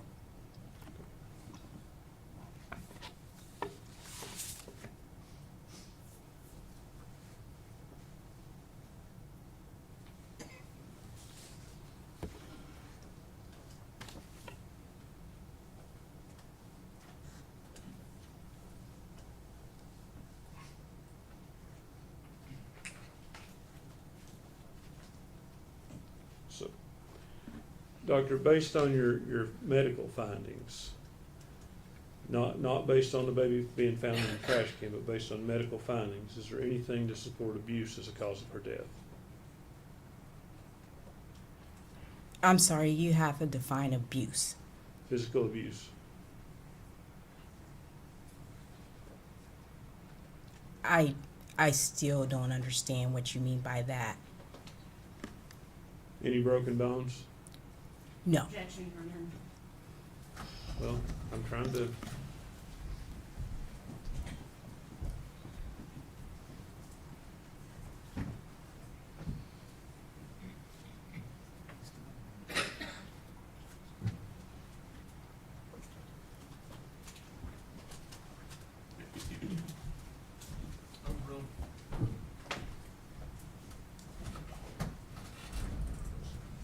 Any broken bones? No. Any signs of prior broken bones? No. Judge, that's all the questions I have. Dr. Smith, thank you and good to see you. Nice to see you. Redirect. No, Your Honor. Is she released from West Team? By the state, yes. Mr. Scott? Yes, sir. Dr. Smith, thank you for your testimony today. You are released from your subpoena and your plea. Thank you. Probably next. David call Dr. Malusnik.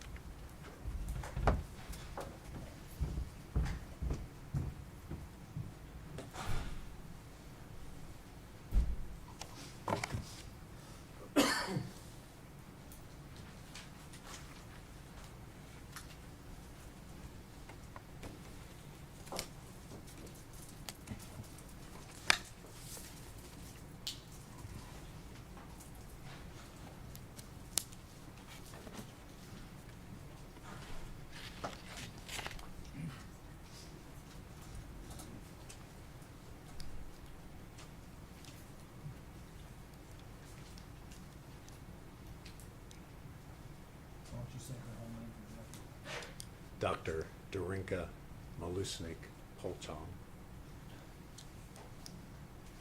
I'll let her say and spell it for you.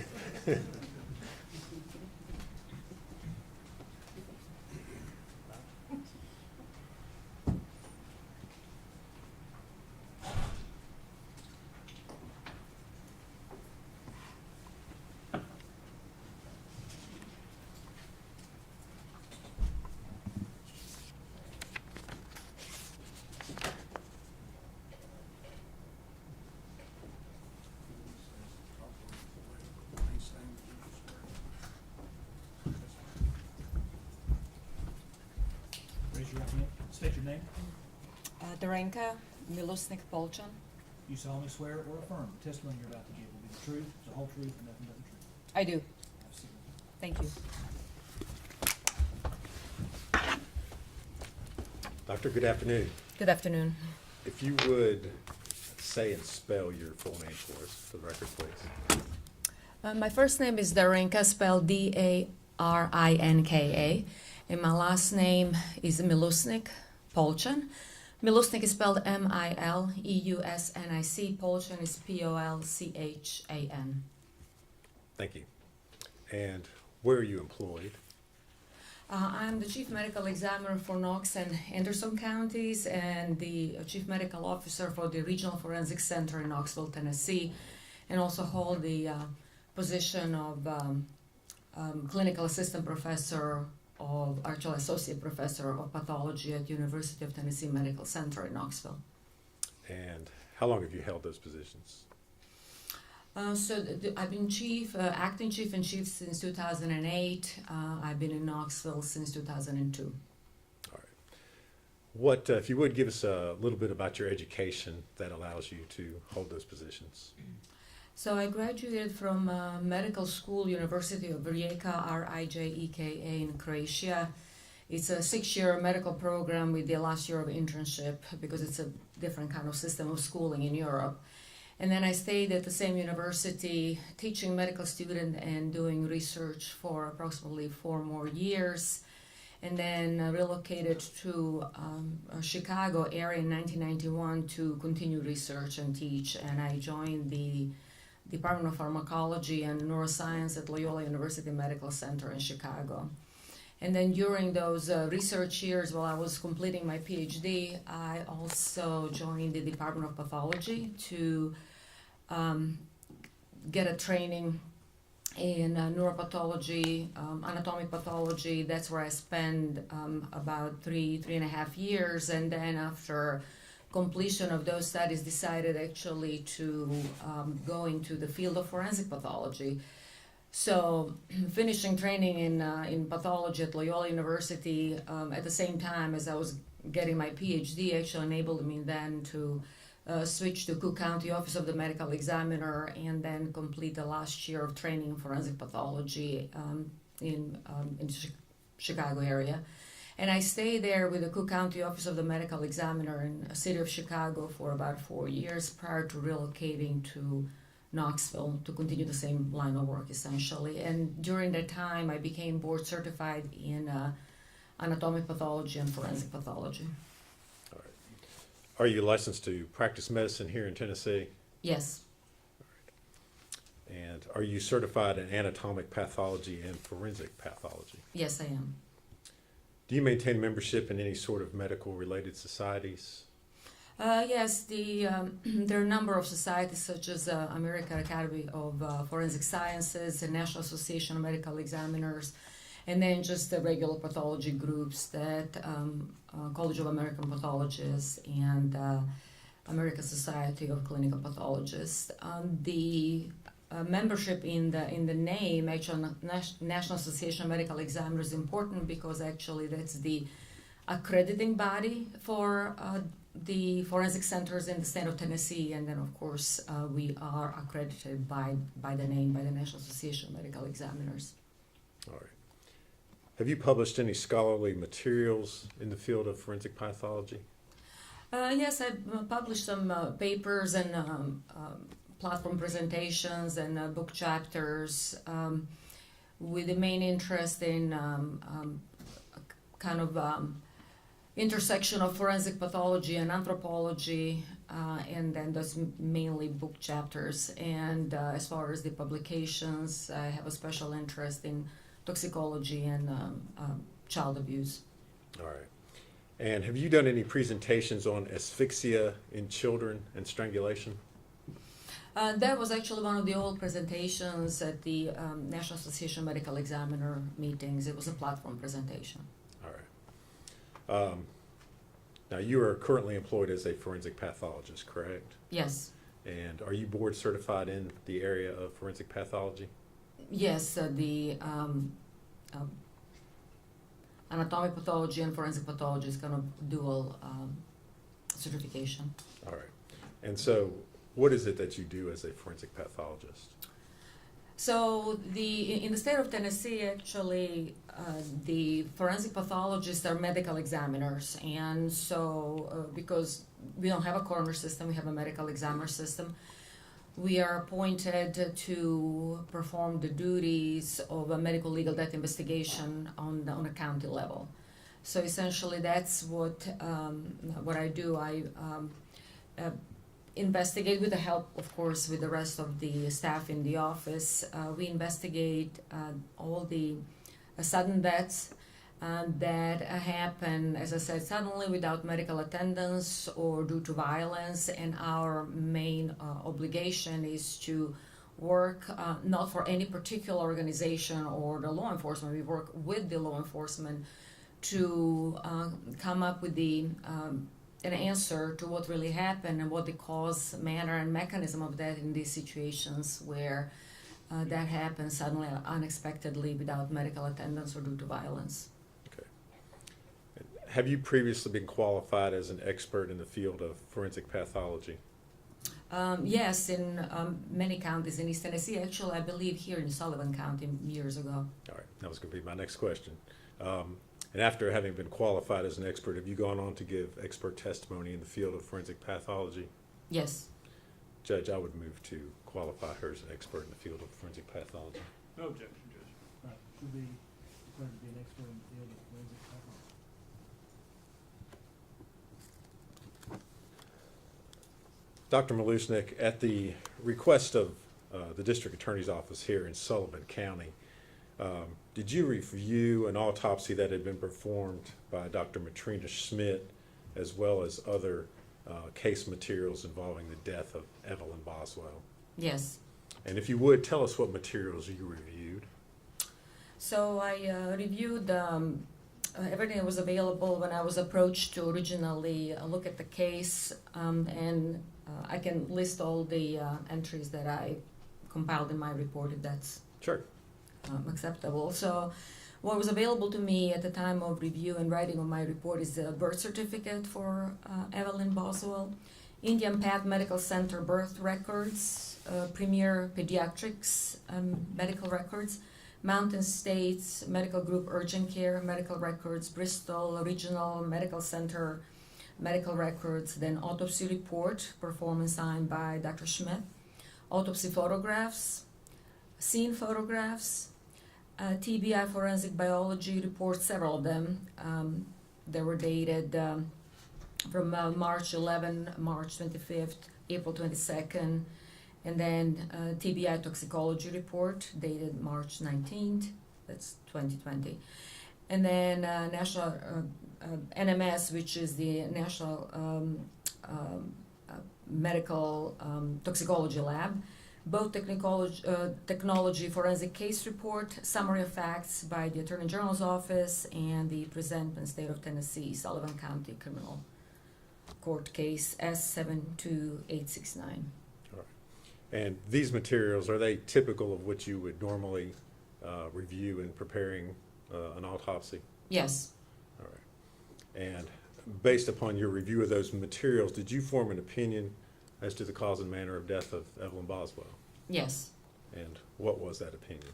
So my opinion was that Evelyn died of asphyxial death, and that the manner of death was homicide. All right. And again, you reviewed the autopsy that had been done by Dr. Schmidt. How, if anything, did your opinion differ from what she had concluded? In essence, actually, our opinion did not really differ much, except that in my report, and that's the kind of luxury of writing kind of expert review report versus the just regular autopsy report, is that I specify several different ways of asphyxial death or different mechanisms of it. Okay. And when you say different mechanisms of asphyxia, what are you talking about? Can you explain that to the jury a little bit? So asphyxia essentially means that the inability of a person to breathe or for the oxygen to be supplied to the cells in the body. And the different ways how that can occur is either by preventing the circulation to the brain or other organs and tissues in the body, or preventing the breathing, or putting a person in such a position that essentially compromises both circulation and breathing at the same time, with the end result of essentially depriving the tissues and organs of oxygen. And then in with that respect, actual asphyxial death in general are very complex deaths, and if there is any compromise in the integrity of the person, such as decomposition, then they have to be really described in such a manner, these mechanisms, that are understandable, because in the end, the asphyxial death is what we call diagnosis of exclusion, meaning when everything else is excluded, what we are left with essentially is that the findings in the body and the finding of the body within the scene that are going to come to essentially explain what really happened to an individual. What I'm essentially saying is that there's the asphyxial mechanism such as positional, mechanical, traumatic, or actually can be also the consequence of the positioning in the scene, and that information comes strictly from the scene investigation. All right, and let's talk about each type of mechanism in regards to this particular case. What about the scene or the body would relate to positional asphyxiation? So the forensic autopsy, just like any other autopsy, which is a major procedure, kind of cross-section and dissection procedure in the body, almost like a complex surgery, cannot be done in a vacuum. It has to be done in the context of the scene investigation. So that's why we have medical legal death investigation, and that's why medical examiner and representative goes to the scene in order to create a context in which this individual was found. And that's why I always say that the forensic autopsy cannot be performed in vacuum. It has to be performed in the context of the scene. And then that's how essentially we approach this particular case, whether Dr. Schmidt or me reviewing it, is that in the context of the case, we have an individual who is now wrapped in multiple layers, so we can talk about it in a minute, who is positioned upside down in a confined space and in a position that prevents essentially breathing. And that's why I say the components of positional asphyxia, that's being upside down in a contorted kind of letter S position, mechanical asphyxia with the different objects essentially covering the individual's face or the body, and then traumatic asphyxia because of the positioning that is going to prevent the movement of diaphragm and breathing. And then, as I said, finding the individual in a trash can essentially creates a confined space, which is going to lead to confined space asphyxia. And that's why essentially, that's where I listed all these 4 different categories of or mechanisms of asphyxia. All right. Could I see exhibits 19 through 38, please?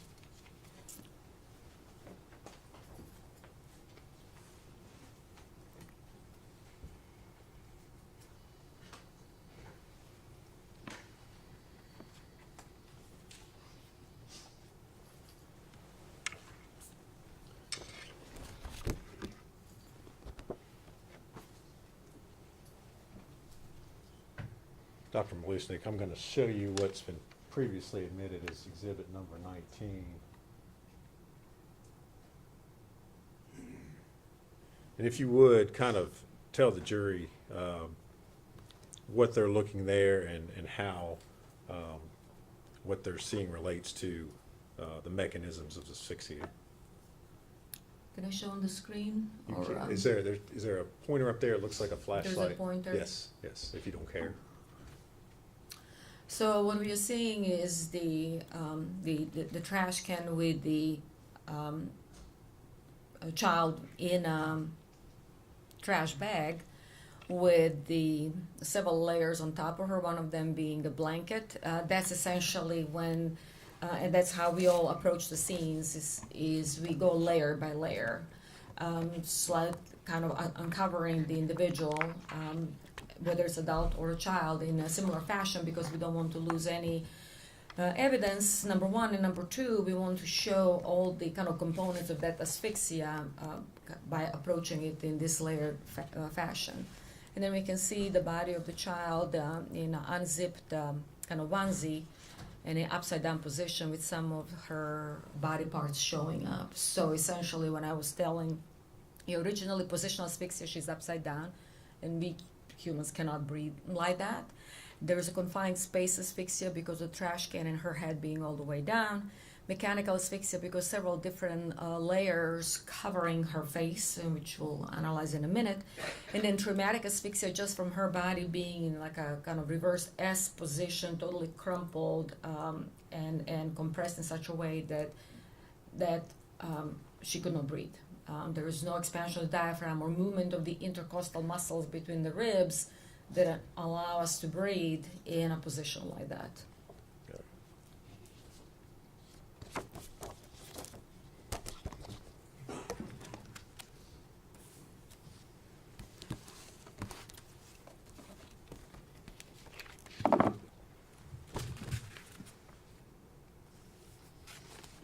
Now I'm going to show you exhibit number, previously admitted as exhibit number 30.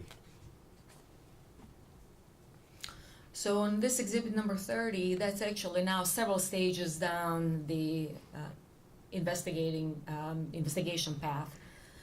So the key is always, as I said, as little manipulation as possible, and then go again layer by layer. We lost several layers here. The garbage can, the trash can, there was also, the trash bag. There was also a black bag on top of all of that. That was all removed.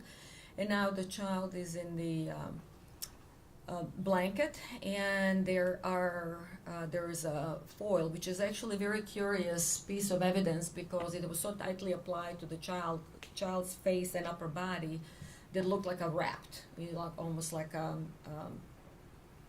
part of the kind of mechanism that prevents her from breathing, because that would be another kind of example of mechanical asphyxia, because the object is covering the face and preventing her from breathing. And the other thing that can be also seen is that the body is actually contorted, and usually that would happen, with kind of force applied, because we know now she's upside down, and the force applied for her body actually to kind of fit in the bottom of that garbage can, and that would be part of the traumatic asphyxia component. Now I'm going to show you exhibit 31. This exhibit 31 actually is kind of process of removal of the foil, because it was very voluminous and it was tightly applied to her face and the hair. One thing that actually happens with the decomposition of the body following a prolonged time interval after that is that a lot of our tissues start to actually break down and detach. So the hair starts detaching, the epidermis, first layer of skin, starts detaching. And so removing foil like this that is tightly applied actually takes a lot of time and a lot of effort to preserve the child and the facial features. And part of the problem was not just the tight application, of course, of the foil, but also all the composition fluid that kind of almost created a glue between the foil and the face of the child. And we can see her head starting to emerge in this particular area. All right. Doctor, if you could talk a little bit about the decomposition. Is there anything as far as what you see there that would show you how long the child had been in that position, or anything based upon the amount of decomposition? So the only thing that we can say really that it was advanced decomposition, and there were two types of decomposition that happened in this particular situation because of the position that Evelyn was in. the upper body, which was actually head first in the trash can, actually changed in form of so-called wet decomposition. That's why there is a lot of staining and the decomposition fluid kind of staining the blanket and the foil, because all the fluids and everything that accumulated after that are now creating the environment for so-called wet decomposition. But then the rest of her body, which we'll see later, that were kind of up, the feet and legs, they underwent so-called dry decomposition, or actually more kind of mummification.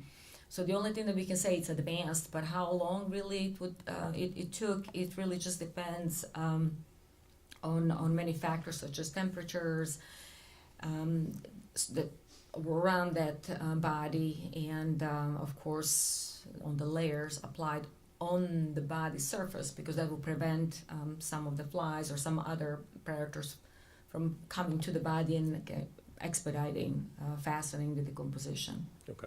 And did you notice that in this particular case? You mentioned the flies and the larvae. Yeah, there was some pupae, but did not really have like a direct access necessarily to the body, so there was not a lot of the maggot or activity at the time of her discovery. Now I'm going to show you Exhibit 32.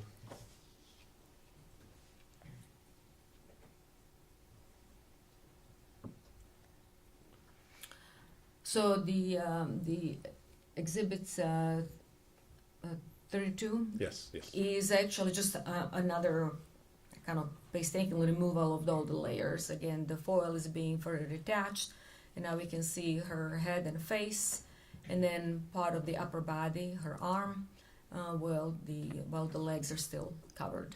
Does this photo show anything in regards to the positioning of her head as it relates to asphyxia? So one thing that was becoming evident as the body was being uncovered is that her face was flattened because it was pressed against the foil and the blanket and side of the trash can. And then, of course, it was also kind of a little bit contorted because the face is pointing in this direction, and then her neck was kind of slightly contorted, and the head actually is almost at the level of her buttocks. Essentially, her feet, buttocks, and head, they're all kind of compressed almost at the same level now.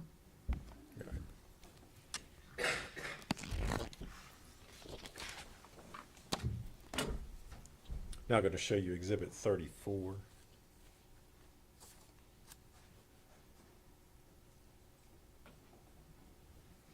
So the Exhibit 34 now shows it's kind of similar phase after the foil is removed. The blanket is covering the face, so the face is in this particular orientation. And again, the difference between all the fluids and wet decomposition staining the blanket versus just dry desiccation of the arm and then feet.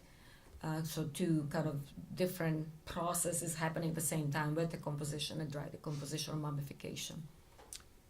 Anything that you could tell in regards to, I know the foil's been taken off in this particular photograph, but in regards to the positioning of the foil and the blanket as well, is there anything you could tell as far as whether that was haphazard or intentional?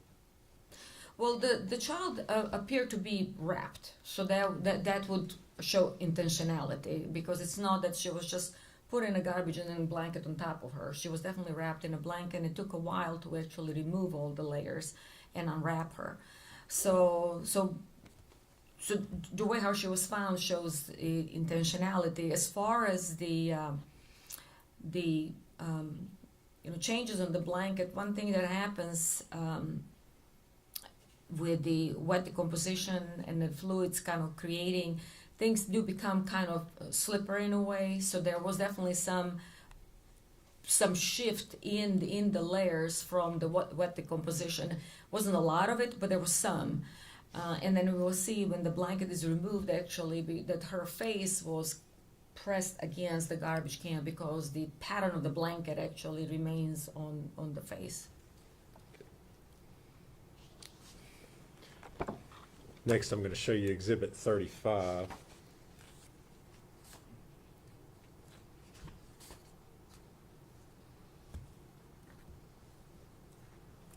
So the exhibit 35, now the layers of the blanket that are further removed. So the face is still covered. So we have the face, the shoulder, her buttocks and her feet, as I said, almost at the same kind of compressed, reverse kind of letter S shape. And that's how she was presented after removal of the blanket. The blanket is still stuck to the face in this area, but that's going to be the next phase. You mentioned this, she's in a reverse S kind of shape. Is that what you're talking about when you say positional asphyxiation? Yes, so that would be a reverse S shape.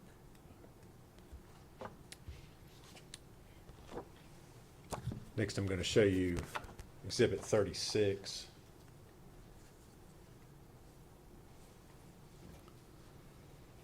So on the exhibit 36, now just removal of the blanket from the rest of the head. And as I said, it had to be done really carefully because of the layers of the skin and hair detaching at this point with the wet decomposition. All right. Can you tell anything in regards to the onesie that she's wearing in that particular picture? I'm sorry?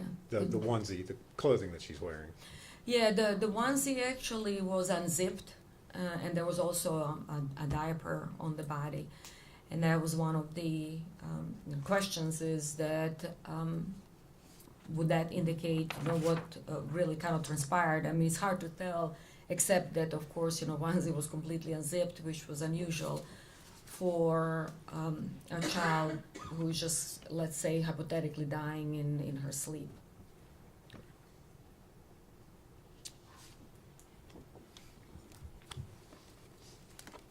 Now showing you Exhibit 37.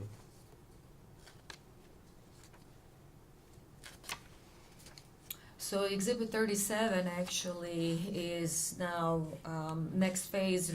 The blankets, the covering, the foil, everything is removed. The onesie is unopened. And then actually this is her kind of side in the front of the face. The facial feature actually can almost completely disappear because they're so flattened against the side of the trash can. And there was a lot of kind of pupae.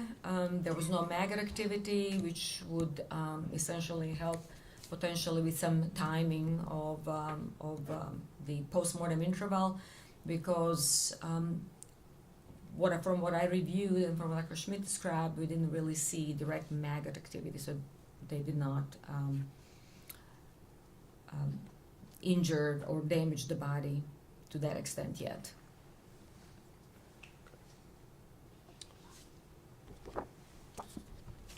And now showing you Exhibit 38.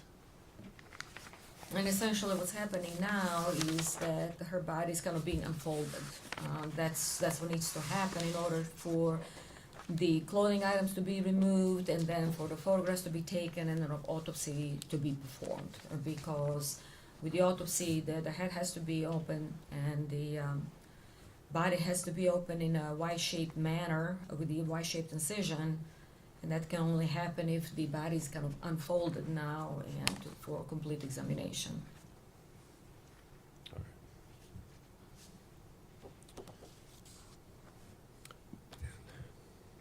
Dr. Malusnik, did you, as part of your review of the records in this case, review the child's pediatric records? Yes. Do you see anything in there that would indicate to you that she would have died from something that was medically related, any medical conditions? No, she was considered a healthy child, and all the milestones were reached in timely manner. All right. And what about the possibility of her dying from some sort of rollover death? So she was not an infant anymore, so she would already be in a kind of toddler stage, and I've never seen overlaying on a child older than 8 months. Actually, 6 months is even pushing it because it's just not easy to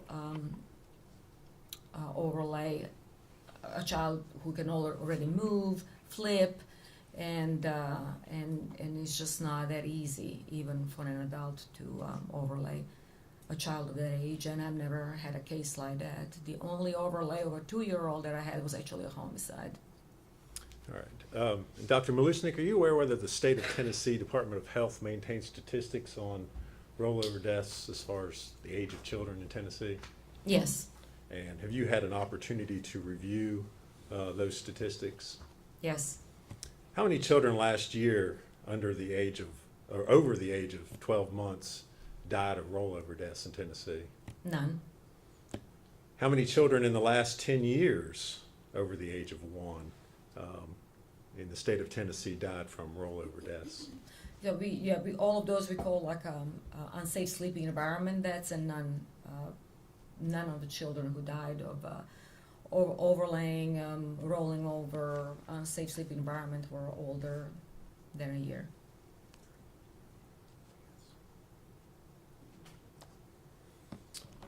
Thank you very much. If you would answer any questions Mr. Scott has for you. Do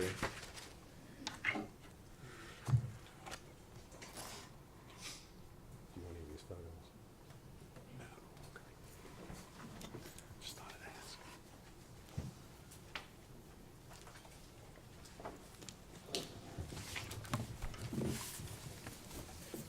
Good afternoon, Dr. Malushnik. How are you? Good afternoon.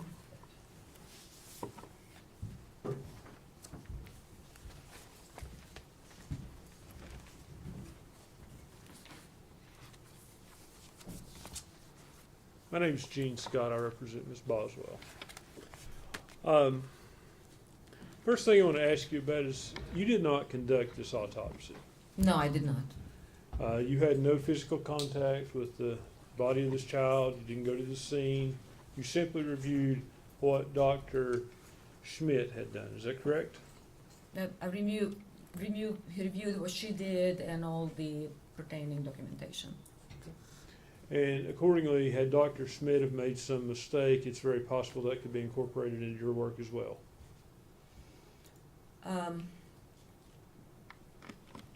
That's a very complex question. I cannot answer yes or no. May I explain? Sure. So the point of having an autopsy report is to objectively describe the findings. And then the only subjective part of the autopsy report, the conclusion as to what happened, that's essentially Dr. Schmidt, in this case, conclusion as to what the child died of, cause and manner of death.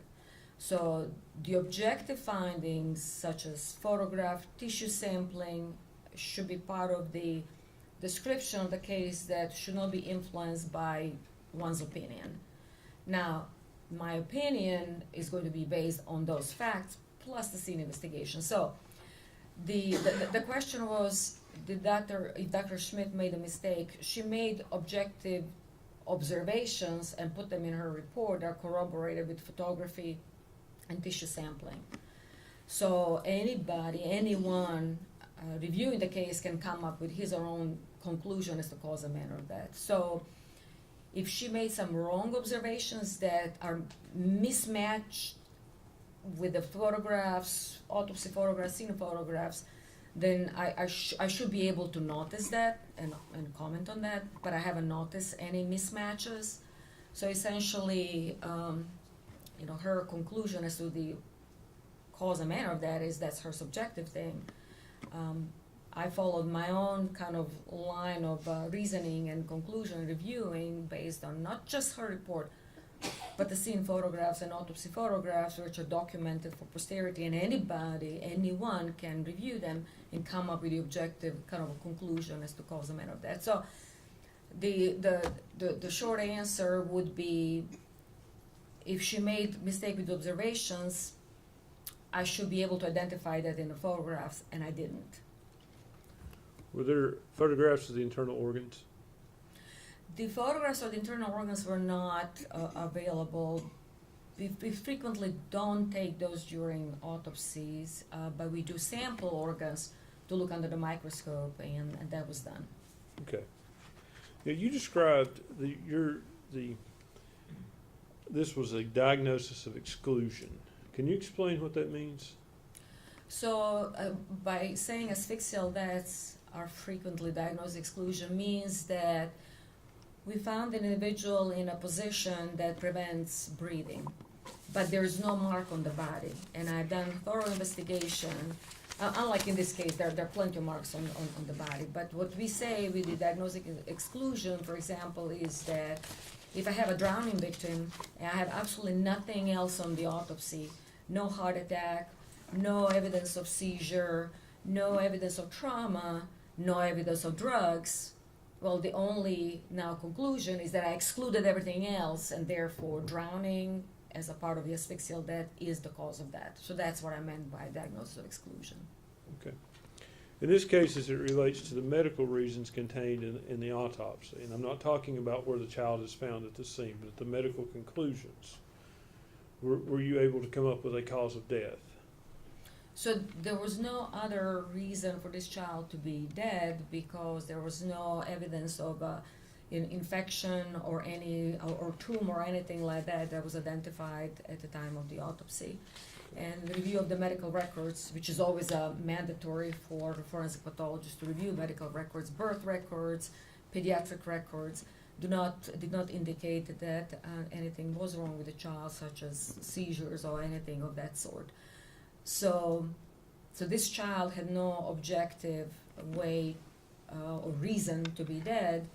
And as I said, the tissues were sampled, and even with decomposition that sets in the organs, if there is some major infection in the body, it would have been identifiable, and it was not there. Okay. What is sudden infant death syndrome? Sudden infant death syndrome is actually an abandoned, antiquated term that was used to describe sudden death in a child that essentially had negative autopsy findings and negative scene investigation, which means that we don't use that term anymore. That was antiquated because it was never a syndrome. It always, syndrome means that there is a constellation of symptoms, findings, and signs that would kind of create this entity that one can actually have the reason for this person to be sick or dead for that matter. So there was never a syndrome. It was never a constellation of findings. What it meant actually is that we didn't find anything at the autopsy, therefore it's kind of this SIDS, nebulous diagnosis. Now we actually know with the scene investigation and the advances in our field in forensic pathology that those situations where death is with no findings at the scene or in the autopsy are extremely, extremely rare. We call them sudden unexplained death in infancy, or SUDI. So that's a new term that we use. And I can tell you, with the proper investigation, the proper scene investigation, proper autopsy, and proper ancillary studies such as microbiology, histology, toxicology, the rate of those SUDI, unexplained deaths, is extremely, extremely low, actually almost non-existent. So you're telling me that if another pathologist said this child could die of SIDS, they're just wrong? Yeah, he's wrong, or she is wrong, because SIDS doesn't exist. SIDS never existed. So if that pathologist is using the term SIDS, that pathologist needs to go back to forensic school. Probably not competent. Exist. I'm sorry? Probably not competent. If he or she is using SIDS, that's not a competent pathologist. At this day and age, that's not a competent pathologist. Okay. What did you call it? The new syndrome? But it's actually not really a syndrome. It's sudden unexplained death in infancy or unexpected death in infancy. Means that we exhausted all the investigative capacity and thoroughly done autopsy with sampling and ancillary studies, and we found absolutely nothing.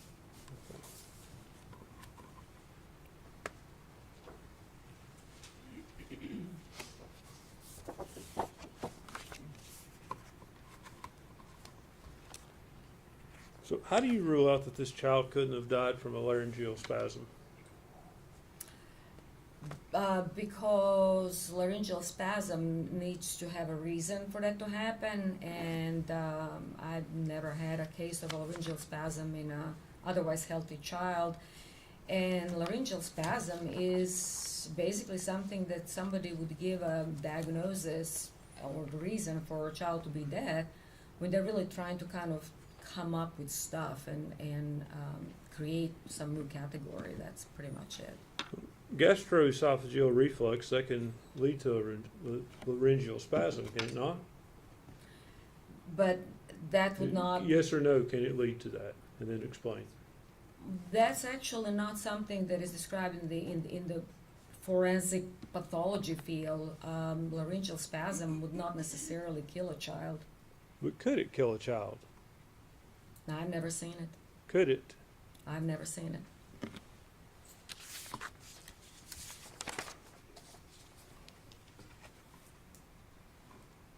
In Dr. Schmidt's report, she states that the possibility that the decedent was alive when placed in the trash can cannot be excluded. That's correct. That's what she stated. Okay. Is that your opinion as well?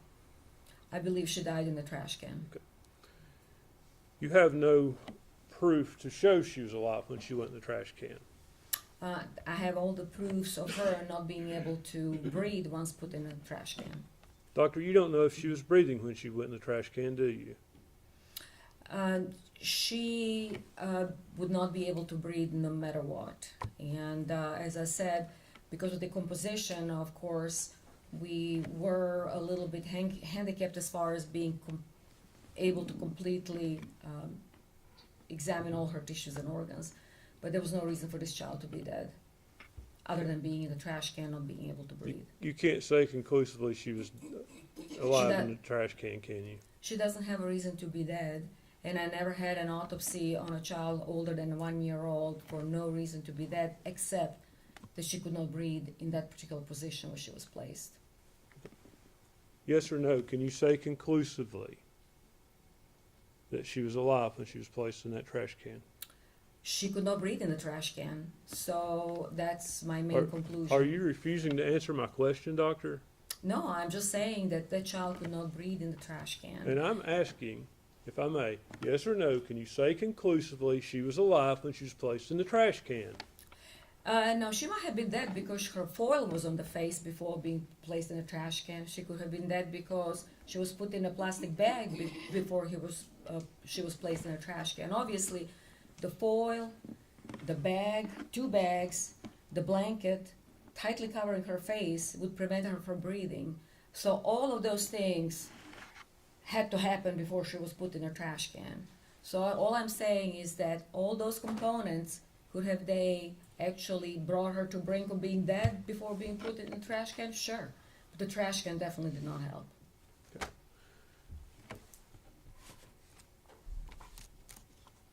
You can't say conclusively she was alive while she was wrapped in that blanket or tinfoil, can you? She would have definitely died with a tin foil and the bag and the blanket. And there was no reason to put all of those things and tightly apply to her face and her body unless she was alive. You can't say conclusively that she was alive when she was wrapped, yes or no? All I can say is that she cannot breathe. With a foil, Judge, I would ask with you a bag, to ask the witness to answer my blanket. question, yes or no. Doctor, you need to answer his questions. He's asking yes or no questions. You can explain afterwards if you want to, but if you feel the need to.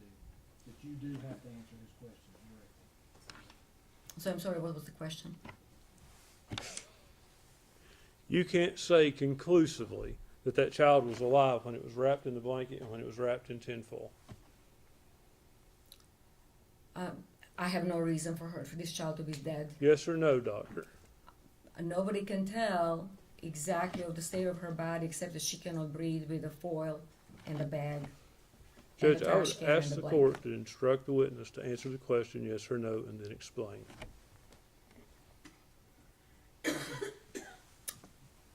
I'm not really sure. I'm not being mean to you. But he's asked you a question. The answer is either yes or no. And I'm instructing you to the best of your ability. Answer yes or no, and then you'll have an opportunity to explain.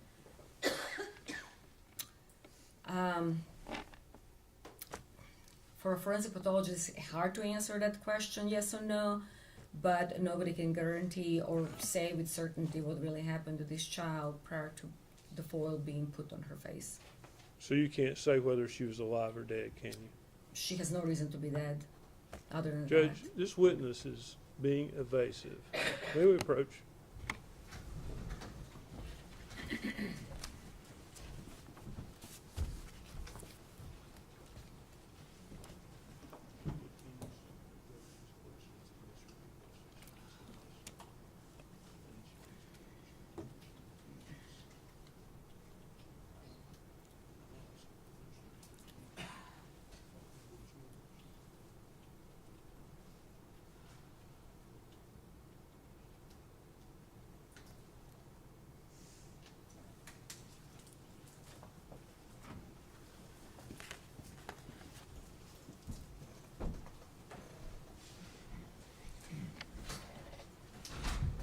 All right. Let me see if I can boil this down to the lowest common denominator. He's going to ask you this question one more time. And I understand this case and this situation. But ma'am, I'm telling you, if the answer is not yes or no, you'll be facing contempt of court. Can I be more clear? Yes, sir. Ask your question. Ma'am, yes or no, can you say conclusively that this child was alive or dead when it was placed in the blanket and the tinfoil?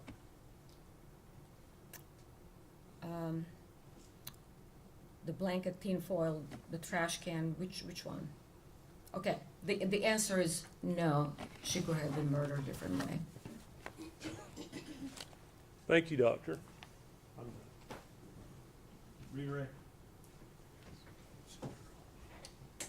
One second, Judge.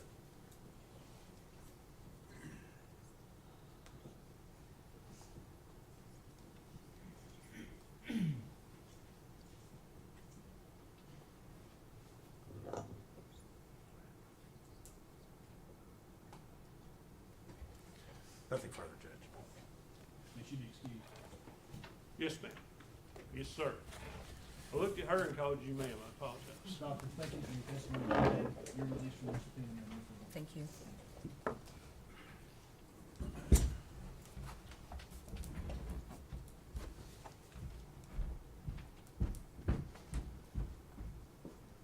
Any other? You have more witnesses? I think we're a good stopping spot for today, Judge. All right. Ladies and gentlemen, I have to give you these admonitions, even though you've heard them. You're not to communicate with other jurors or anyone else regarding any subject connected with this trial. You're not to form or express any opinion about the case until it is finally submitted to you. You're to report promptly to the court any incident involving an attempt by any person to improperly influence any jury member, or a juror's violation of